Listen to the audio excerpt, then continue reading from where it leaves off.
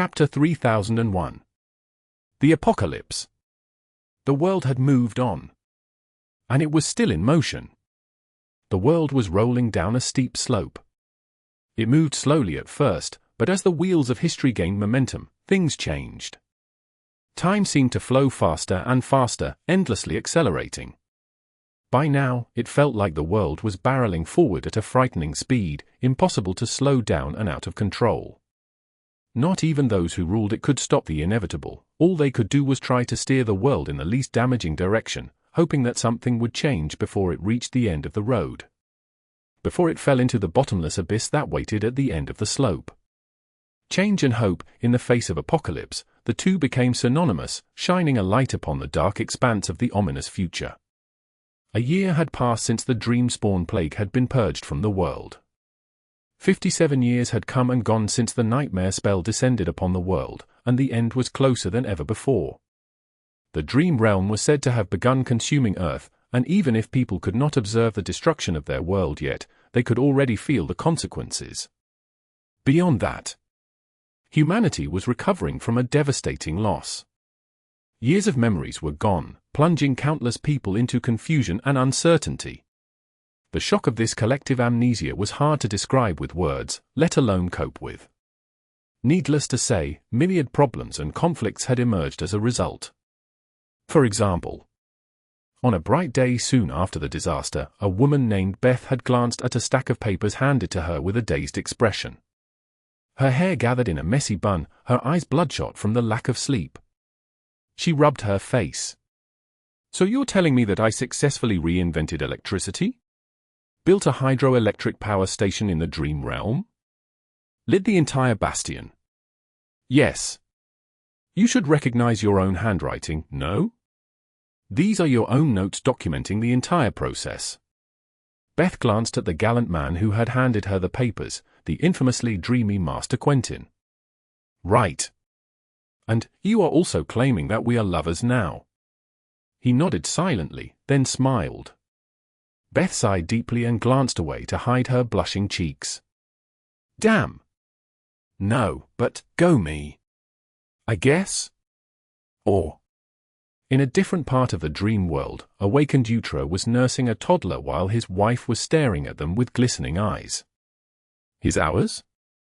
Our son." Utra chuckled. "Naturally. Whose else would he be? Just look at that nose, that's your nose." He shook his head. "Life sure is funny, though. I remember having this exact conversation, only it was you insisting that the cute rascal was mine." Conversations like that had happened all over the world. Of course, not all of them were happy. In fact, most of them weren't. Humanity had endured a lot in the years that were gone now, after all. The conquest of new territories in the dream realm, the war campaign against the Skinwalker, the partial loss of the Eastern Quadrant, the rise of the King of Nothing, the war between him and the human domain. There were countless gates that had opened in the waking world, as well, bringing an ocean of nightmare creatures with them. Many lives had been lost trying to contain the swelling tide of abominations, and people had to mourn these losses all over again. But no matter how deep the wounds of those who had forgotten were, those few who remembered were equally scarred.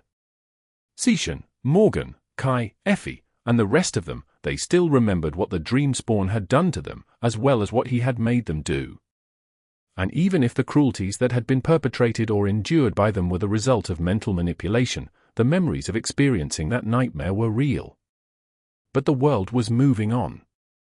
The world was in motion, and the pressure of the present left humanity no time to wallow in the forgotten past. Especially because of what awaited them in the future. The official explanation for the calamity that befell humanity was that a nightmare creature of a high rank had infected the world with a mental hex, and that the memories of mankind had to be cleansed in order to destroy that hex. The sun still rose every morning, and the immortal flame still burned. Changing Star was still ruling humanity from her radiant throne, and if she said that the nightmare creature had been dealt with, that they had to continue living, then that was what they had to do. It was not like people had another choice. An official memorial day was established to honor the forgotten, those whose lives had been swallowed by oblivion.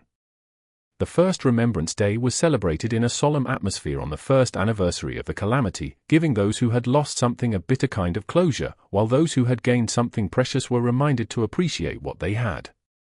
The world had been changed by the disaster, and it was changing still. The changes were staggering. The Dream Realm was in the throes of a global crisis. The war between the human domain and the King of Nothing, which had apparently taken place during the Forgotten Years, had rewritten the geography of both the East and the West. In the East, the devastation of the Black Mountains and the resulting floods had disturbed the nightmare creatures populating the surrounding regions.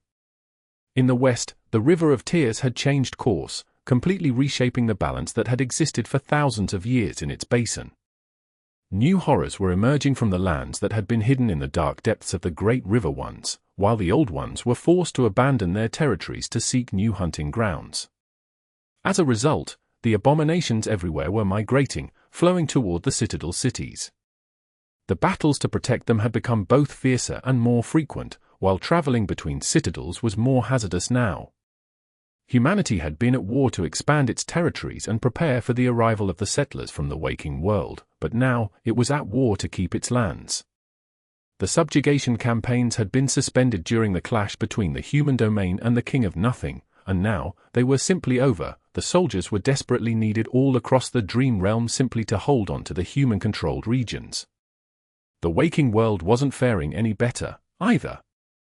In fact, it felt like it was swiftly approaching the moment of complete collapse. All across the three remaining quadrants, the frequency and the category of the emerging gates were increasing. Hordes of nightmare creatures poured into the desolate wastelands of Earth and congregated toward its megacities, threatening to overwhelm their defenders.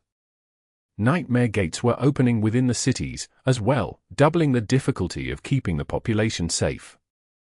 But perhaps even worse than the tide of abominations was the damage those gates were dealing to the technological infrastructure of humanity.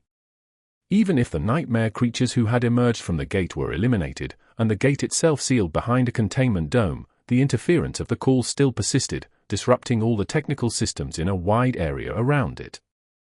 And with the number of active gates constantly increasing, the areas of disruption constantly grew, overlapping with each other and taking entire swathes of city infrastructure out of commission. Humanity was resisting that harmful process, of course. The gates negatively affecting the most vital hubs were prioritized when sending Awaken to challenge nightmares, and breakthroughs achieved by the scientists working on adapting human technology to the Dream Realm were swiftly reverse-engineered to improve the situation on Earth, as well. But it was not enough. The progress was woefully insufficient to contend against the spreading nightmare, and so, the waking world was slowly sliding into a state of emergency. The billions of people still populating it were anxious and suffering under immense pressure, of course. Nobody knew if there would be a place for them in the Dream Realm, since sustaining such an enormous population there was beyond the capability of the human domain at the moment. A tense mood suffused the struggling cities of Earth. But there were positive changes that had happened during and since the Forgotten Years, as well. There were more awakened, ascended, and saints among humans now than ever before, and more still were emerging every month, as if all of humanity was rallied by the approaching end.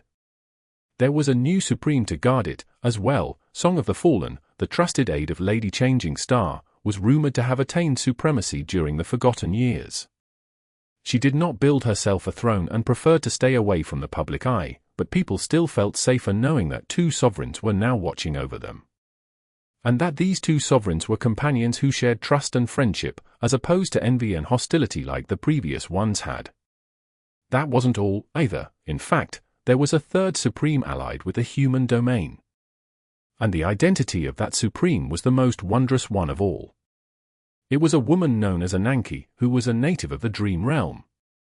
She wasn't alone, either, ruling over a small nation of people who descended from the survivors of ancient calamities. These strangers, who called themselves the River People, had established an alliance with Changing Star and joined humanity in the task of preparing for the apocalypse. While their number was not significant enough to move the scales of history, the foreign knowledge and skills they had brought were a priceless boon. With their help, the initiative to build floating cities in the Storm Sea, which had stagnated for a while, was finally moving along, and progressing at incredible speed, at that. that alone relieved a great amount of pressure on humanity, which was desperate to bring as many settlers to the Dream Realm as possible. It was not an exaggeration to say that the population capacity of human territories in the dire New World was going to increase by a third in the span of a few short years because of the transformation happening to the citadels of the Storm Sea. All thanks to Ananke of Weave and the River people. But even more importantly than that, the world had been shaken to the core when the rulers of the human domain bestowed the knowledge of natural awakening on their people. It was too incredible to believe, and yet, it was true. The River people were a living testament that the natural awakening was possible, and as it turned out, Changing Star and Song of the Fallen had been developing a set of techniques to allow all people to attempt becoming awakened for a long while. Now, these techniques had finally been perfected and made public, freely available to everyone who wanted to gain power, as opposed to being fervently guarded by those who already possessed it. The natural awakening was less assured than conquering a nightmare, but it was much safer, as well. And even if it was a slow and uncertain process, it gave everyone, not only those chosen by the nightmare spell, a chance to become stronger. All people now had a chance to awaken without risking their lives in the first nightmare, and even if they ultimately failed, the process itself was beneficial to their bodies and souls. Awakened could attempt to become masters without sacrificing countless lives to the second nightmare, as well. This news shook the very foundation of everything humans thought they knew. It gave people a sense that they, too, could survive the apocalypse. But those who already possessed great power knew that everything they had done was not enough to stop the world from falling into the abyss, because all their accomplishments and all their strength were insignificant in the face of the approaching calamity. So, they felt far more urgency to grow stronger than those who possessed no strength at all. Nothing ever changes. Sunny sighed. He had desperately chased strength as a young man, but now that he was older and already a demigod, he was still desperately trying to become stronger. Life was far more pleasant now, at least. Chapter 3002. The Incredible Adventures and Astonishing Deeds of Heroic Dreamer Sunless, the Cold Duke of the North, Volume 11, Abridged, Novel Fire. Life is far more pleasant now, at least. Sunny sighed again. There was a long moment of silence, and then a voice that lacked amusement responded from the darkness. That's great. I am happy for you, I really am, but can you get out of my room? Sunny grimaced and glanced around with a dubious expression. It's not like he wanted to be here, either. I mean, I can. But I won't. I'm afraid of Aiko, you see, so even if hiding in this pigsty pains me, I must insist that I stay. He was, naturally, in the depths of the dark castle, suffering the sorry sight of Revel's messy room. Sunny was graciously tolerating the ignoble state of her personal quarters, and yet, his ungrateful minion, that is to say, the venerable transcendent elder of his clan, did not appreciate his selfless sacrifice one bit. Instead, she had the audacity to be unhappy about it. Sunny was sitting on a chair he had manifested out of shadows, wisely choosing not to trust the surfaces around him. Revel, meanwhile, was glaring at him in displeasure from a lavish bed, where she had been lazing about prior to his arrival. The proud and demonic image of the fearsome Lightslayer was gone, replaced by a ragged black sweatshirt and a messy bun. The marvelous mimic was back in the Dark City, and the Shadow Clan was busier than ever, not only because most of its members had kept their memories of the plague, which made them indispensable in dealing with its consequences, but also because the Forgotten Shore was at war. The eerie barrows in the north had opened, and a seemingly endless tide of the barrow wraiths was flowing south, threatening to consume his lightless realm. The ancient revenants were both immensely powerful and peculiarly elusive, so the Shadow Legion had been engaged in a ferocious defensive campaign in the last year. The clash between the Primeval abominations and the Shadows was especially troubling because of the terrifying powers that the shamans of the undead tribes wielded. And then there were the terrifying chieftains, as well, and the unseen being who ruled them all, too. Among the powers wielded by the Barrow Wraiths was the eerie ability to steal the souls of their fallen warriors back, preventing the Shadow Legion from swelling with a torrent of new shades during the campaign. In short, the Dark Lord of the Forgotten Shore was quite busy. My top lieutenant is supposed to be busier, though? Why is she even loitering here instead of doing something productive? The gal! If anything, I should be the one telling her to get out of the room. Sunny scoffed and gave Revel a look of reproach. She let out a heavy sigh, hugged a pillow, and leaned back. What is even going on between you and Aiko? She has been looking at you funny as of late. Sunny coughed. Well, how do I put it? She might have remembered that I cost her a job, then hired her to be my assistant, then disappeared for a few years, leaving her to salvage a crumbling business in the absence of the main supplier, then appeared out of nowhere, bought the business back from her, made her my assistant again, forced her to work as a waitress for about a year, well, and so on. Revel grimaced, as if experiencing a headache. Slow down. I didn't catch half of that. So you and Aiko go way back. Sunny nodded. Oh, yes. In fact, it was I who caught and blackmailed her into. Found and convinced her to join Nefer's faction in the Bright Castle. Revel tilted her head a little. The Bright Castle? Since when were you? Wait, no. Actually, never. But it was already too late. Sunny grinned. Do you want the long version or the short version? Revel groaned quietly. I'm guessing that I am not getting you to leave before hearing at least one of those. Sunny smiled. Wow, you are so insightful. I really have the best eye for talent, don't I? She gave him a dark look. What the hell? I'm bored. Let's hear the long version. Sunny's smile widened. Listen well, then. A long time ago, a boy was born in the outskirts of NQSC. The moment he was born, a vast shadow obscured the sun, and darkness swallowed the world, heralding. Revel waved a hand in the air. Not that long. Get to the point, please.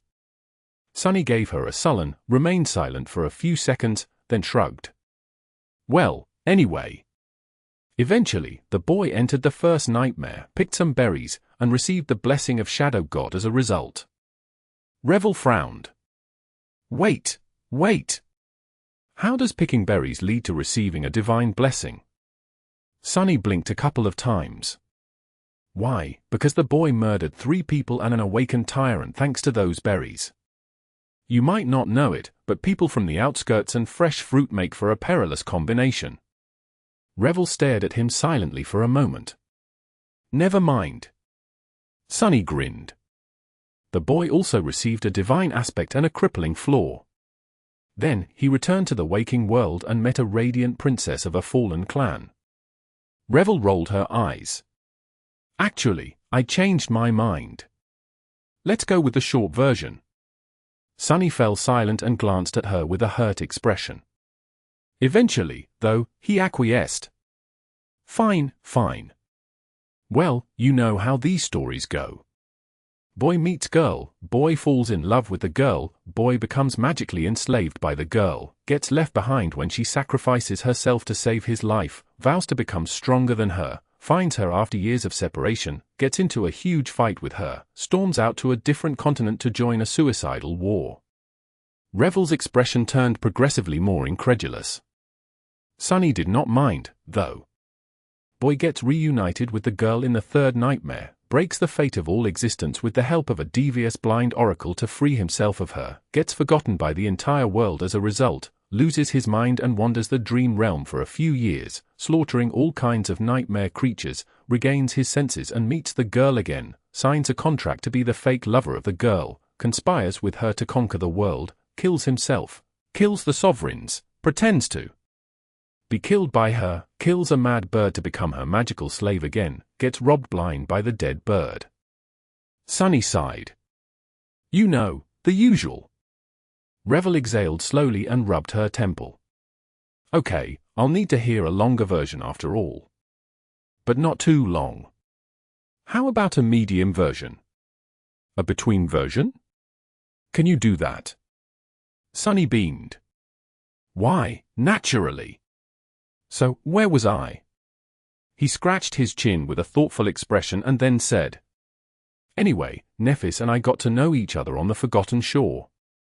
At first, she thought that I was an assassin sent by the great clans to kill her, while I thought that she was a mad demagogue planning a mass slaughter. Revel nodded. Oh? Enemies to lovers. Great stuff. Sunny glanced at her in confusion before continuing. But despite that, the two of us quite liked each other. It was just that Cassie had received a prophetic vision showing that the two of us were destined to fight each other to the death.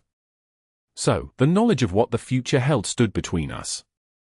Revel was staring at him intently now. No, star-crossed lovers. Even better. Sunny frowned. So, anyway, as I was saying, Nephis was playing the role of an enlightened savior, and everyone was dancing to her tune. Except for me. I was the only one who told it to her like it was, and as a result. But Revel interrupted him. Wait, wait.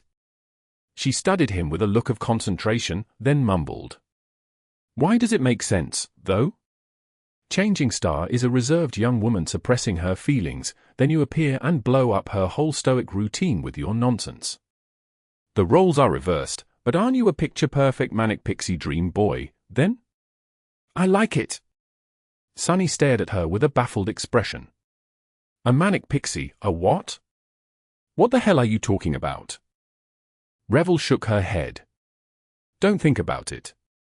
You can continue. Then, she raised an eyebrow. Wait, but what about Hanley Caster?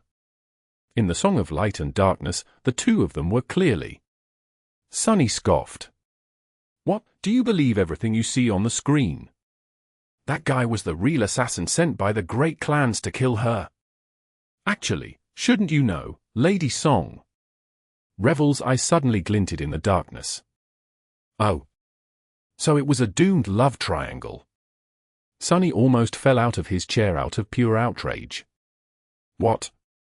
No. There weren't any triangles, okay. None. Revel gave him a doubtful look. Sure. Sunny gritted his teeth. I told you there weren't, didn't I? She glanced at him with a deadpan expression. And I told you sure, didn't I? He glared at her for a short while, then scoffed and glanced away. Well, anyway. The Forgotten Shore was a bit tough on us, sleepers. By the end of it all, I had killed around 400 awakened abominations, and a few fallen ones, as well. And a great devil. All of that despite being a mere dormant beast. Also lived in the Dark City alone for a while, alone with my friends, I mean. A shadow, a talking rock, and a mute statue. Ah, those were great times. I only kept my sanity because of them. Revel's expression turned peculiar, for some reason. Ignoring that, Sunny continued his story, eventually reaching the siege of the Crimson Spire and the fateful duel at its pinnacle. But actually, Nephis pretended to lose, all of it was a ploy to get me to leave.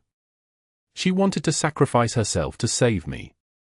He heard a peculiar sound and glanced at Revel with wide eyes. Hey! Did you just squeal? She glanced at him chillingly and said in a somber tone. I did not. Sunny hesitated. But I clearly heard. You were mistaken. Are you sure? I am a supreme, after all, so my hearing is pretty great.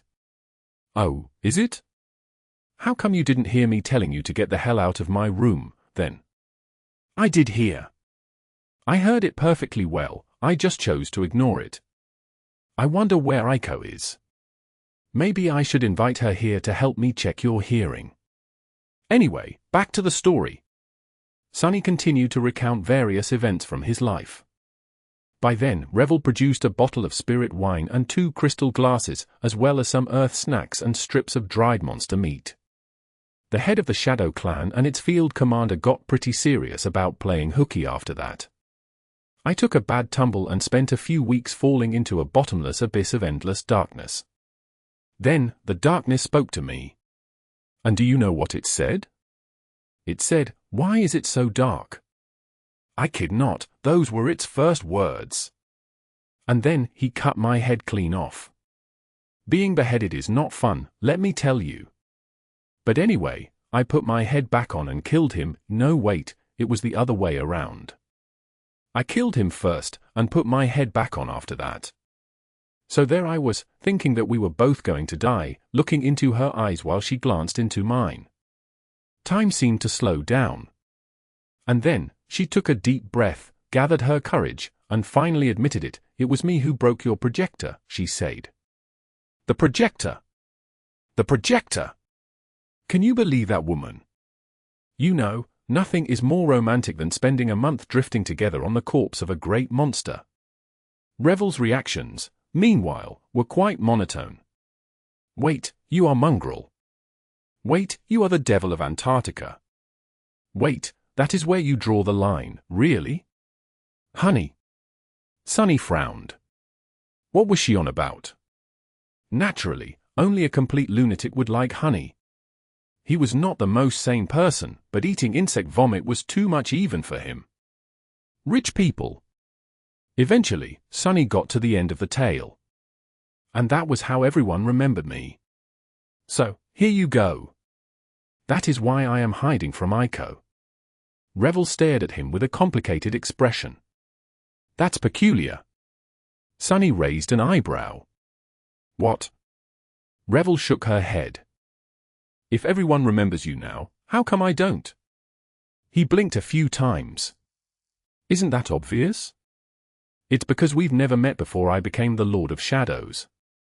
He paused for a moment and then offered helpfully. Because you are an antisocial shut-in who never goes out. Revel glared at him. Is it? Or is it because you were too unremarkable and insignificant to meet me? Sunny scoffed. I met Seishan, didn't I? And Morgan. And Mordred, too. Nigh from the House of Night. Actually, I met Beastmaster as well. She called me little brother, so, it's just you. Way to go, recluse. Revel nodded. I see. I see, then Song of the Fallen must have made a mess out of your head, at some point. Do you expect me to believe all that nonsense? Sunny opened his mouth to retort, but at that moment, someone knocked on the door. He froze, his porcelain face turning even paler than usual. Oh, no. A pleasant voice resounded from outside. Hey, boss. Are you there? Don't answer. I already know that you are. His eyes widened. His voice shook as he whispered. She found me. Chapter 3003. The Returned. Sunny felt a chill running down his spine when he imagined Aiko barging into Revel's chambers and finding him there. Luckily, that did not happen. Because Revel unceremoniously pushed him out into the corridor, slamming the door behind him with a resounding bang. So, he was caught in the corridor instead. Damnation! Sunny regained his balance and slowly looked up. Aiko was there, floating about a meter above the floor. Looking down at him and smiling sweetly. Hey, boss. Sunny sighed. It was really unfair, considering Aiko's petite stature, he wasn't supposed to have to crane his neck to look at her. And yet, she had developed a bad habit of looming over him as of late, which made him miss the good old days of inhabiting the body of a 3-meter-tall shadow spawn in the second nightmare. Oh, yeah, hey, boss. A low voice resounded from behind Aiko, making Sunny sigh once more and look even higher. The reason why the resident shadow fairy was floating high above the floor these days was standing behind her, staring at Sunny with a guarded expression. It was a giant of a man, no, a mountain of a man, whose prodigious height could only be compared to his imposing width. It was Stev, the sleeper who had been in charge of the memory arsenal of the Bright Castle once, serving Gunlorg. The same Stev who had been killed during the siege of the Crimson Spire. Seeing him out and about, unmistakably alive, was just as weird for Sunny as seeing Sunny rule the Forgotten Shore must have been for Stev. Is he really alive, though? And was Stev really? Stev? Cass's supreme ability was truly mysterious, bordering on ineffable, even emanating a subtle scent of divinity. Summoning things she remembered into reality could only be described as miraculous. And those things weren't simply manifestations of mental images stored in her memory. They weren't illusions or cheap phantoms, once summoned, they were real. Take the giant man in front of Sunny, for example. He was not merely a facsimile acting out the role of a person who had been Stev, no different from an echo. Instead, he had a sense of self, carried the memories of the true Stev, and had as much free will as any other human. He also possessed a soul, a true shadow, could command his aspect, and was recognized by the spell as one of its carriers. If there was one difference between ordinary living beings and those manifested by Cassie, it was that the latter simply vanished after being destroyed, leaving no trace of themselves in the world, not even their shades. Apart from that, though, they were ostensibly real. Which did not mean that they were the original. But if they were a flawless copy of the original, then was there really a difference? Hell if I know. Sunny did not know if that mattered, either. What mattered was that all the sleepers Cassie had met in the Dark City, more than 1,000 of them, were alive once again. Granted, they weren't sleepers anymore. Soon after Cassie summoned them back to the world of the living from beyond the grave, they all tethered themselves to various citadels in the dream realm and became awakened. In fact, a few were already masters, having conquered the second nightmare soon after returning from beyond. With that, Cassie had mostly exhausted the limits of her supreme ability. She could not manifest any more supreme beings, since that spot was already taken by herself. The dreamers of the Dark City accounted for all the dormant and awakened memories she could summon, constantly drawing on her essence at the same rate as it was replenished. She could still call upon a small number of transcendent items or beings, and as for ascended, according to Cassie, she could indefinitely sustain the manifestation of 49 masters. Only a handful of people she had summoned ascended so far, so there was still plenty of room for others to grow. 7 of them could even become saints without overwhelming her aspect. And by the time more of the former dreamers of the Dark City were ready to challenge the second or third nightmares, her domain would have grown stronger, granting her more spirit essence and therefore greater capacity to manifest living beings of all ranks. That was the plan, at least. Sunny stared at Stev darkly, prompting the giant man to shift in discomfort. What? Why are you looking at me like this, boss? Sunny remained silent for a short while, then shook his head. It's because my feelings are hurt. He threw his hands into the air. All the trouble I went to. Collecting every single bone, building a gorgeous grave for you guys. I even wrote such a beautiful, poignant epitaph. How do you think I feel now that you are walking around, brazenly alive? All my efforts were wasted. Stev coughed awkwardly. Well, thank you. For your efforts. He paused for a moment before adding politely.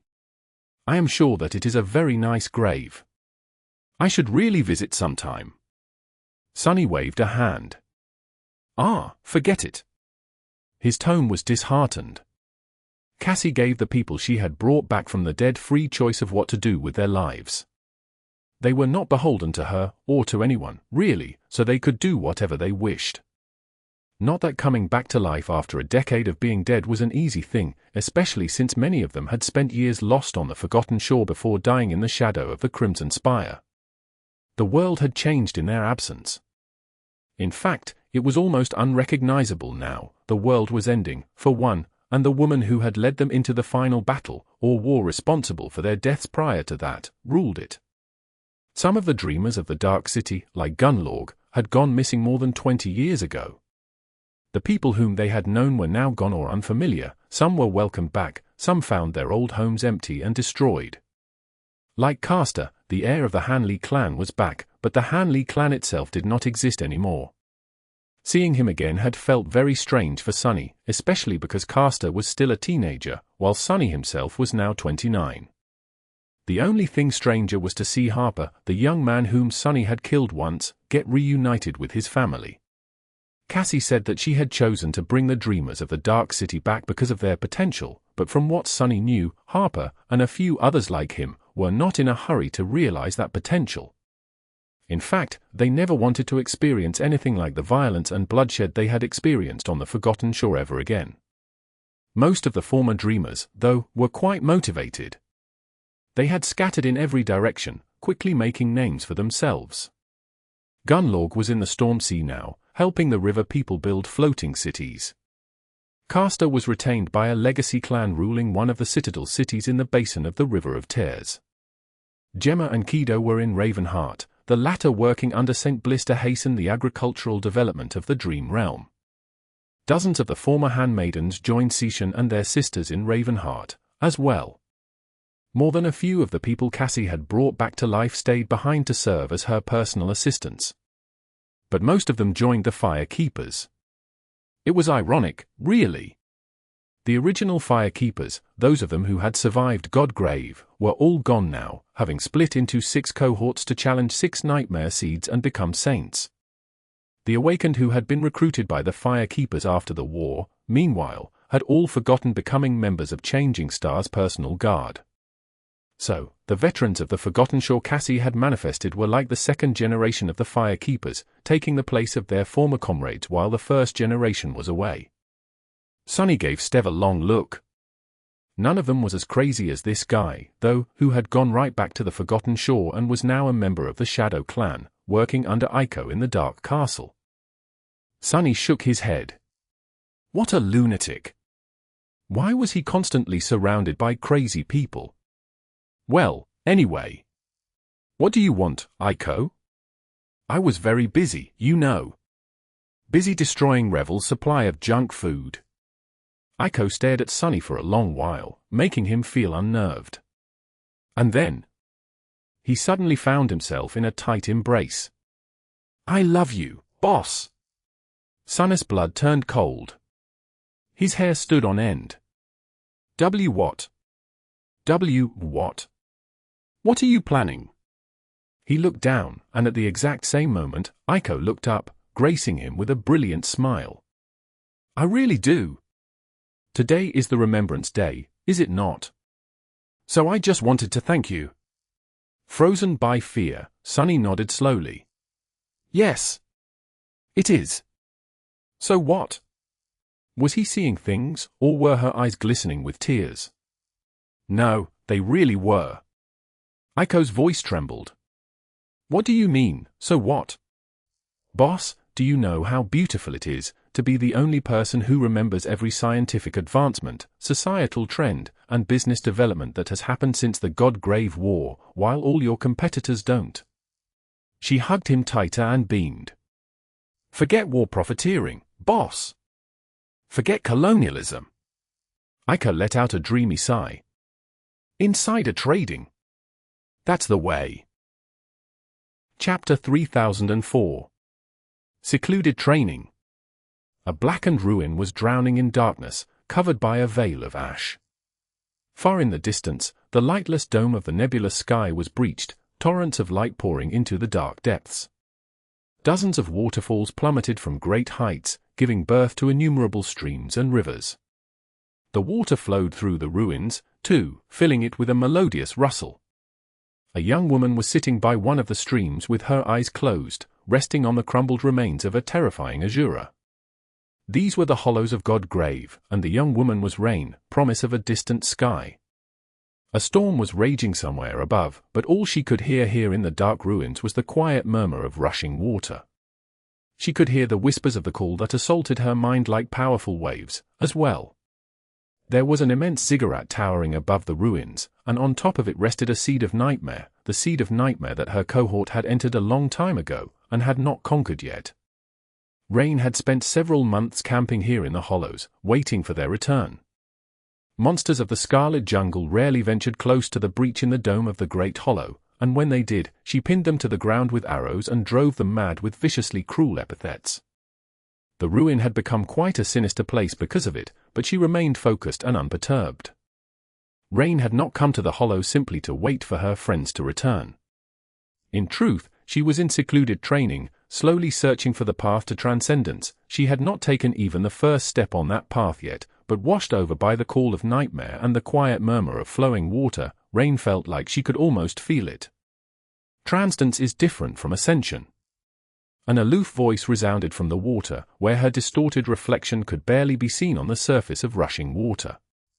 To become ascended, one has to gradually rebuild their soul core by letting ascended essence wash over it. However, transcendence is fundamentally different from both awakening and ascension. To become transcendent is to infuse yourself into the world, to expand the limits of your soul, allowing the world to encompass it as it encompasses the world. The voice was barely audible in the murmur of the flowing water, as if the stream itself was talking to rain. However, the world is vast, and we mortals are small and feeble. Our souls cannot encompass the world, but they can encompass an element of the world with which they share an innate connection. The source element. Therefore, the process of attaining transcendence differs from the process of ascension. You cannot simply build a transcendent soul core in the image of an ascended one. Rain sighed and opened her eyes, looking at her reflection on the surface of the stream. She was alone on the dark shore, and yet, the figure of a tall man reflected in the water, standing behind her. The man continued. An ascended soul core is a monolith. The structure of a transcendent core has to be different. It has to be porous, so that the essence of the world, the spirit essence, could flow through it, changing it from within. Hence, there are 3 steps to natural transcendence. First, one has to achieve a state of unity with the world and find their source element. Second, one has to guide the source essence to and through their soul core. Finally, the source essence itself will transform your soul core into that of a transcendent, becoming a catalyst for the transformation of your entire being. He paused for a moment, then shook his head. I expected that you would be able to transcend quite easily. After all, you already share a profound connection with the world. There is that snake of yours, as well. But it seems that I was wrong. It is, in fact, the opposite. Your aspect is a hindrance instead. You simply do not seem to possess a source element, rather, your source element is too broad. So, it might be that your soul truly has to encompass the whole world to become transcendent. Rain smiled darkly.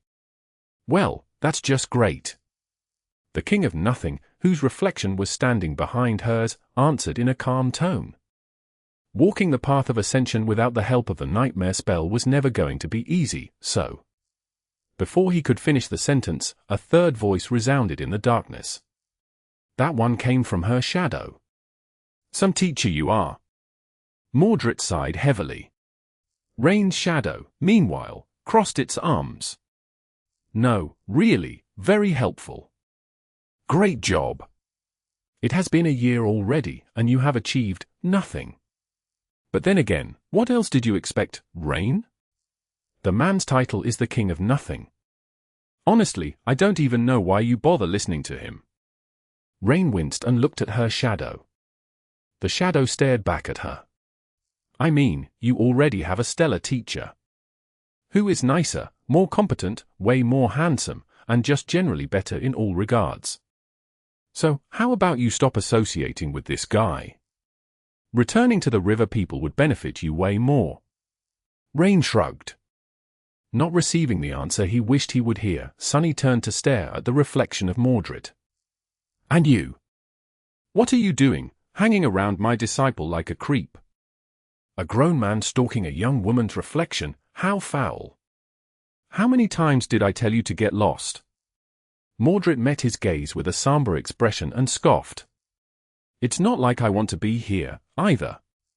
But a promise is a promise. I promise to share my understanding of natural transcendence with your sister, so that is what I must do. The King of Nothing had disappeared into the mists of the Hollow Mountains after the Dreamspawn's defeat. He seemed reluctant to be around people, living in a self-imposed exile there. From what Sunny knew, there were only 3 exceptions to the rule. Mordred kept in contact with Morgan, awkwardly trying to build a relationship with the woman who was his sister, but also not the sister he had known and cherished. He also communicated with Cassie, mostly regarding the issues that had to be discussed or negotiated with Nephis and Sunny. And lastly, he talked to Rain, whom he had promised to help once. Even though the old Mordred was dead, Sunny did not like the new Mordred one bit. A promise? Huh?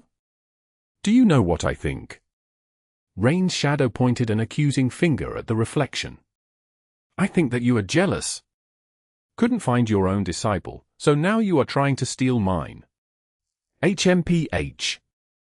In your dreams. Mordred opened his mouth to answer, but at that moment, Rain raised her hand, calling them to silence. She remained still for a few moments, as if listening to something, and then turned her head with a sudden smile. Rain's eyes glinted. The call is gone. Far in the distance, the seed of nightmare was collapsing on itself, disintegrating in a flash of brilliant light. Chapter 3005. Since you've been gone. Rain ascended the ancient ziggurat as the seed of nightmare atop it died. Just before she reached the vast platform, a blinding flash tore apart the darkness of the hollows, momentarily painting the world in radiant hues of gold.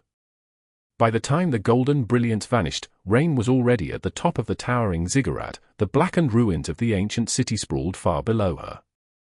She inhaled deeply, fixed the puppeteer's shroud, tucked a stray strand of hair behind her ear, and headed toward the center of the platform.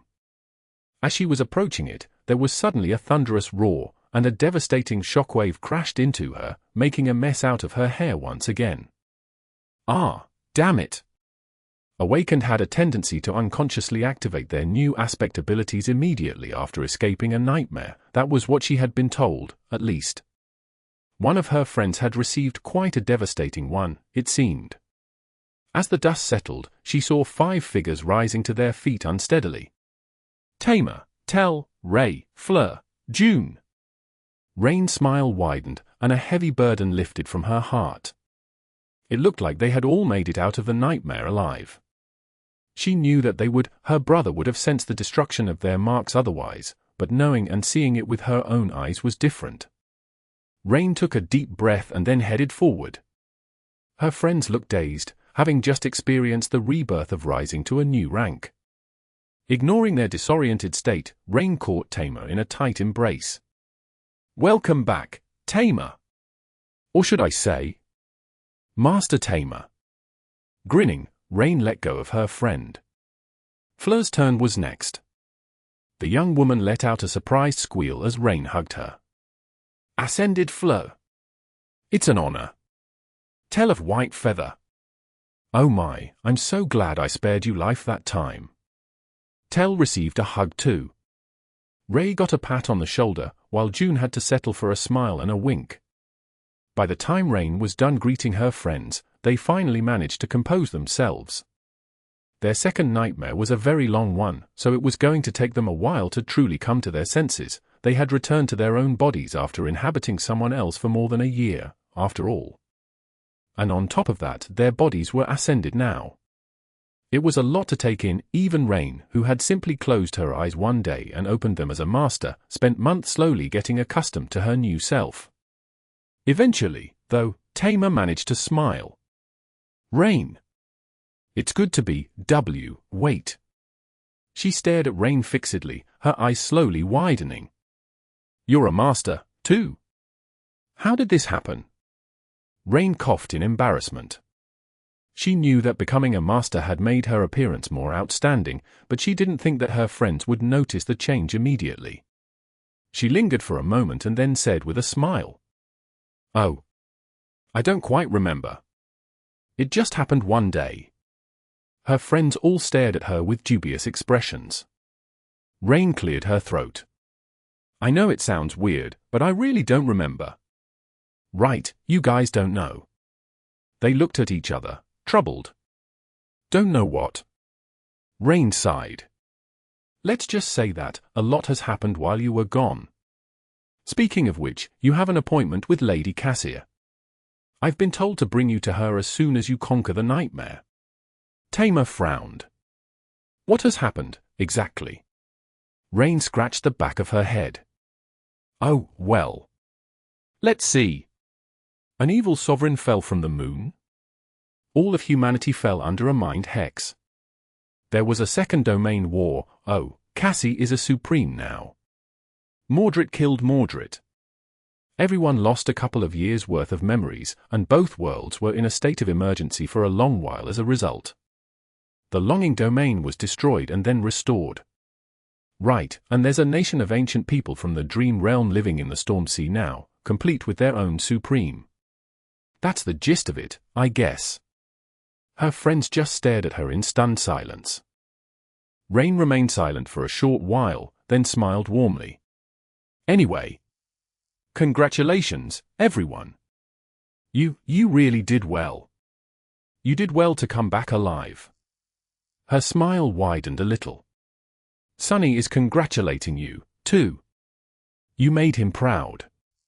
As if to confirm her words, her shadow clapped silently, then made fists and shook them in the air.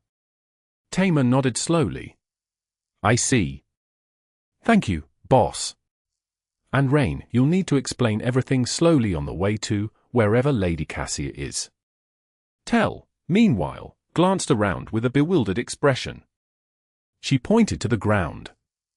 Hey! Rain's shadow just moved on its own. Did nobody else notice? Tamer looked at her in confusion, then frowned. Oh, right. You don't know. Tell seemed exasperated. Know what? Tamer hesitated. Oh, well. Let's see. Asterisk. Soon, the six of them descended the ziggurat and dove into the ruins, heading to where Rain had made her camp. In the process, they walked past scores of nightmare creatures who were pinned to the ground or to the walls of crumbling buildings with dozens of arrows, all writhing in horrible pain, but unable to die. Tamer spared one of them a disturbed look. What the hell, Rain? Rain shrugged nonchalantly. What? I spent a few months here, waiting. You can finish them off if you'd like. That was what Tamer did, and by the time they reached the camp, each member of the cohort was carrying a few soul shards. Rain was prepared, of course. Summoning the bag of withholding, she swiftly produced a veritable feast. Cassie had to check the minds of everyone who had been in a nightmare when the memories of humanity were erased, but that could wait. First, they had to celebrate the return of the cohort, and their new status as masters, as well. And after that? Rain would have to lead the cohort to the Vanishing Lake, return to NQSC with them, then travel to Bastion from there. She had no doubt that they would be able to catch up as they went. It seemed that her secluded training was over. Chapter 3006. Boons of a Nightmare. It did not take them long to travel to Vanishing Lake. Tamer summoned her echo, the grotesque wolf, while Tell summoned the griffin she had inherited from her mother. June had a mount, as well. It was a sleek echo that would have doubtlessly turned heads on the streets of Bastion if he ever wanted to draw attention to himself. Rain rode the wolf echo with Tamer. She had already brought her friends up to speed with the current events, so it was time to satiate her own curiosity. Your nightmare lasted for a long while. What, exactly, happened there? Tamer did not answer immediately. Eventually, she sighed. It took place here, in Mictlan, in Godgrave, I mean. Only not the Godgrave we know, in Godgrave that existed once, a long time ago, before the sky above it was covered by a veil of clouds. She remained silent for a moment, then added in a somber tone. It was still hell, though. The Scarlet Jungle was not as powerful as it is today, since it could never create a foothold on the surface of the Sun Killer without the cloud veil. Oh, the Sun Killer is what people of Mictlan called this giant skeleton, while Mictlan was their word for the Hollows. The jungle was still teeming with abominations, was still ever-growing and relentless, was still an endless source of corruption. Tamer exhaled slowly.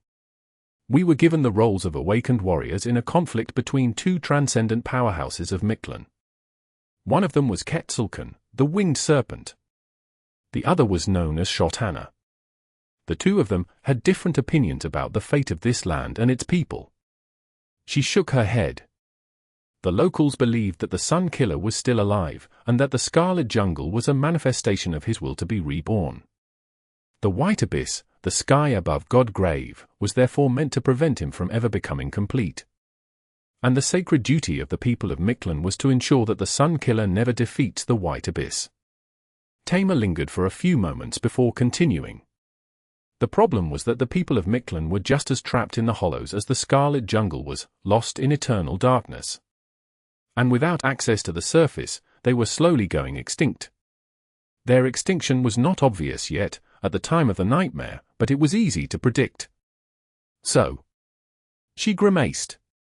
So, Shotana wanted to do something about it, even if it meant turning their backs on the sacred duty of guarding the Sun Killer.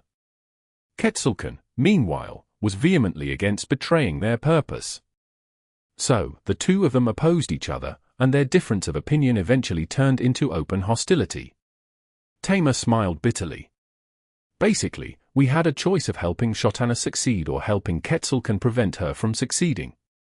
Rain hesitated for a while, then asked, "So, what did you choose?" Tamer looked ahead.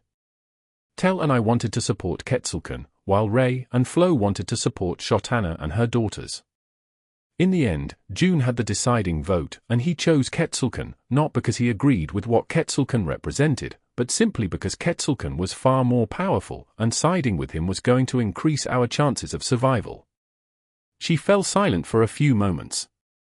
So, we infiltrated Shotana's factions, revealed her plans, and helped Quetzalcoatl kill her before she could create the Cloud Veil. Her and her people, I mean. Dooming the civilization of Mictlan to disappear far sooner than it would have disappeared otherwise. Tamer shook her head. I am glad to have survived, but that nightmare, it really left a bad taste in my mouth. I still don't know if we made the correct choice, and I think I never will. Rain put a hand on her shoulder. Surviving was the correct choice. So, I am glad June was there to make it. By the time they reached Vanishing Lake, Rain managed to satiate her curiosity and learn what their ascended abilities were, as well. The shockwave that almost blasted her off the ziggurat had been produced by Tamer. Her ascended ability was quite a versatile one, but one that demanded a long period of training to master. It allowed her to transform momentum into kinetic energy, as well as channel that force in a variety of ways. In short, the faster Tamer was moving, the more devastation she could cause. She could create a widespread explosion of kinetic force around herself, or shape the blast into a narrow cone in front of her, for example. Interestingly enough, her momentum was consumed by the transition, bringing her to a stop. That ostensibly freed her from the shackles of inertia, which opened a whole spectrum of tactical possibilities in combat. The more insidious side of her ascended ability, though, was that the momentum Tamer could drain and transform was not limited to her own. She could augment her swordsmanship by turning the momentum of her sword into pure concussive force, for example, or she could drain the momentum of the swords and arrows aimed at her. Or even of her enemies, if they were close enough. Tel's ascended ability was equally as potent. The dormant ability of the young lady of the White Feather Clan allowed her to create electric currents within her body, which augmented her physical prowess and made her far faster and stronger than most awakened of equal rank. Her awakened ability, meanwhile, allowed her to channel these currents outward, either augmenting her weapons or simply firing them off like bolts of lightning. Her ascended ability, though, it allowed her to manipulate magnetic force instead. Needless to say, the applications of that power were endless. From hastening her sword to manipulating the movement of the enemy's blade, she could do it all, as long as the weapons were magnetic, of course. She could even fly by using her ascended ability on her own armor. And those were merely combat uses, there were countless things Tel could do outside of combat, as well. She could spend years trying to discover them all and still only scratch the surface. Ray's ascended ability, meanwhile, was just weird. His dormant ability made him hard to notice, while his awakened ability simply made him invisible and imperceptible. Her ascended ability, however, allowed him to apply these qualities to other objects and beings. For example, Ray could apply his dormant ability to a building and make it so that no one would notice it even if they walked past it 1,000 times. Alternatively, he could make the whole cohort invisible, although that would drain his essence much faster. In fact, the expenditure of essence depended not only on what he was trying to conceal, but also on who he was trying to conceal it from. Nevertheless, it was an ability with an incredible level of utility. And lastly, there was Fleur, the healer of the cohort. Her dormant ability allowed her to alleviate fatigue, while her awakened ability allowed her to stem bleeding and hasten the process of natural recovery. Her ascended ability, meanwhile, granted her the power to augment the bodies of her allies, making them stronger and far more resilient than they would usually be. Naturally, most members of the cohort were also members of the Shadow Clan, which meant that their marks had risen to a new rank, as well, so the boons granted to them by the Mark of Shadow grew more potent, as well. Fleur was the last because June simply refused to share with anyone what his new power was. He insisted that it was because true professionals did not reveal their cards, but there were too many fishy things about that explanation. If anything, it seemed as if he was embarrassed to tell them what his ascended ability could do. Old people are weird. Rain scratched her nose. I wonder how I stack up against them. None of them could talk with ancient towers, that was for sure. And none of these abilities could beat the versatility and utility of Rain's epithets, either. Overall, she was just glad that her friends were back from the nightmare in one piece. Soon, the vanishing lake appeared in front of them. Having spent months living in a tent, Rain could not wait to get back to civilization. Chapter 3007. New Meaning. The vanishing lake was overflowing with turbulent water, so Rain and her companions had to wait for the ferry to arrive on its shore. They dismissed their echoes and rested on the ground, knowing that it could take a while. Rain looked at her reflections briefly, but there was nothing there. The King of Nothing had left her alone now that their lesson was over. Tamer, Ray, and Fleur were looking at the lake as well, their faces betraying a hint of distant wonder. They were still coming to terms with becoming ascended, so Rain remained silent, giving them time to grow accustomed to their new reality. June might have been excited as well, but he maintained his usual nonchalant demeanor. Tell, meanwhile. Now that the excitement of their return had died down, she was slowly starting to look distressed. Eventually, she grabbed her head and looked down. Oh. I should probably let my mother know that I am back, shouldn't I? The young heiress of the Whitefeather clan did not seem to be happy about becoming a master. If anything, she looked strangely terrified. A quiet groan escaped from her lips. Rain looked at Tell and shrugged. You know what to do, don't you? She smiled faintly. Just hide behind your father. He'll probably absorb the worst of the impact. Tell sighed heavily, prompting Rain to add in a consoling tone. For what it's worth, your parents probably won't have time to be angry with you. She paused for a moment, then said gingerly. The whole world is falling apart, and every nightmare creature north of the Black Mountains is on the move. So, I doubt that you'll be punished too severely. You're a master now, after all, and a powerful one at that. Nobody can afford to sideline a master these days, even for the sake of parental discipline. Tell raised an eyebrow. The world is falling apart? Do you mean more than it was falling apart when we left? Rain nodded. Yes, in more senses than one, really. The nightmare creatures are migrating because of the King of Nothing and the, actually, never mind. Point is, someone flattened a good portion of the Black Mountains and forced the River of Tears to change course. So all Citadel cities are under immense pressure right now, including the Sanctuary. She spent some time explaining the difficult situation the human settlements all across the Dream Realm faced. The human settlements in the waking world were not faring any better. In fact, one could say that they were faring even worse.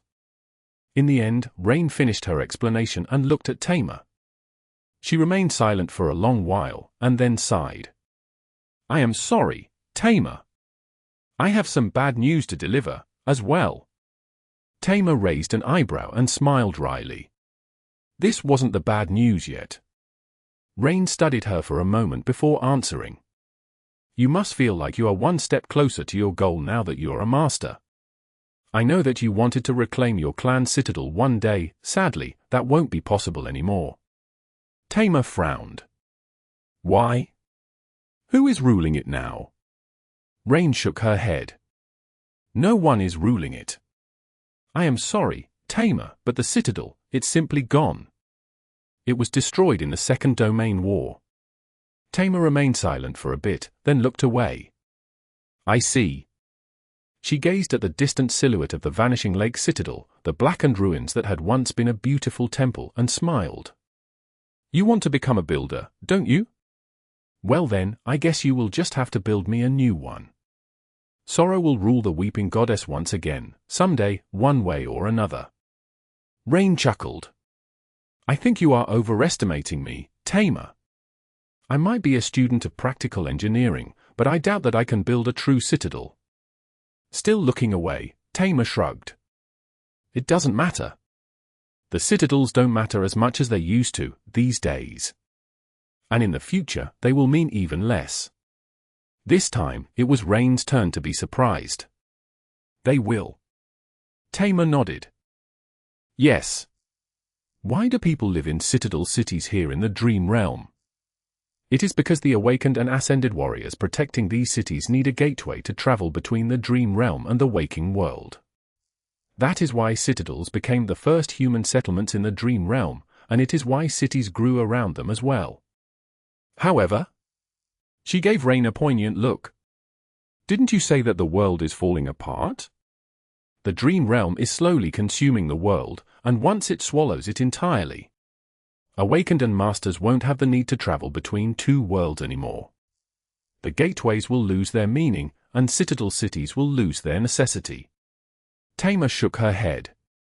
Each citadel offers a unique boon, true, but there are plenty of things just as important as ancient sorcery. How easily accessible a stronghold is, how long it takes to travel to the settlement from the next one over, and so on. These things will matter more than the components of most citadels. She looked at Rain and smiled.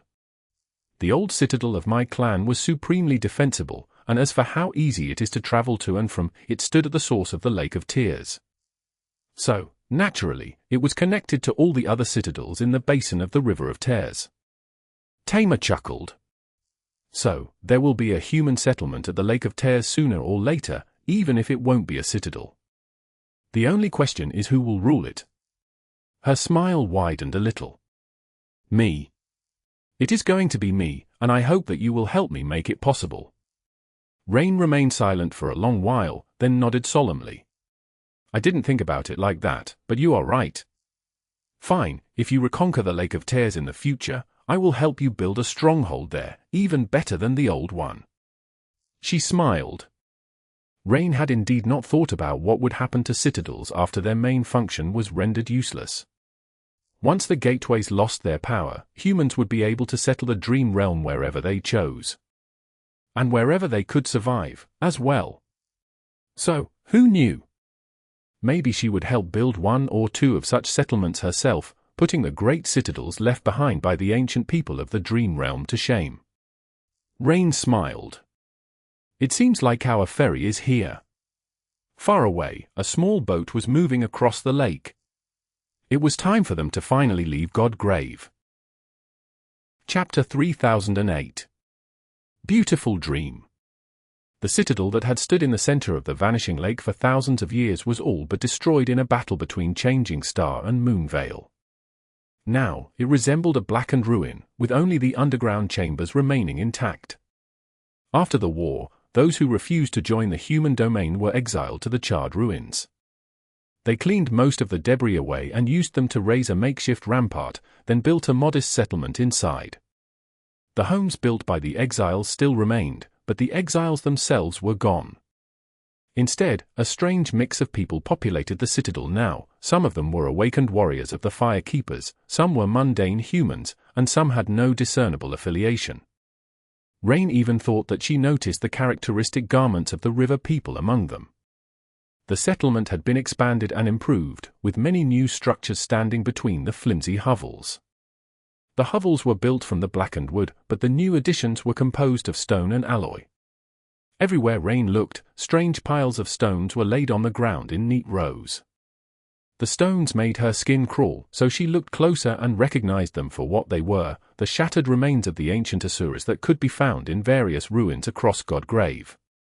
Some were hoisted on thick chains, hanging above ground like broken giants. Tamer studied her with a subtle frown. What is all this? And where are the exiles? Rain hesitated for a moment before answering. Most of the exiles are dead, and those who survived the war are not exiles anymore. As for what these guys are doing, I am not sure. None of this stuff was here when I visited a few months ago. But it wasn't difficult to surmise that whatever was happening in the Vanishing Lake had something to do with the encroaching apocalypse, simply because almost everything was. Now more than ever, it felt like humanity was at war. It was fighting for survival on countless fronts, and all things people did were meant to sustain and develop the war machine in one way or another. Let me find the person in charge of the gateway. I'll get you guys back to the waking world in no time. Right, think about where you want to establish your tethers while I am gone. You are ascended now. After all, you will never have to see the inside of a sleeping pod ever again. Rain went to talk to the nearest fire keepers. Officially, the members of the Shadow Clan were all special government envoys, so they could travel anywhere they wanted without drawing attention. This time, too, it did not take long for them to gain access to the gateway.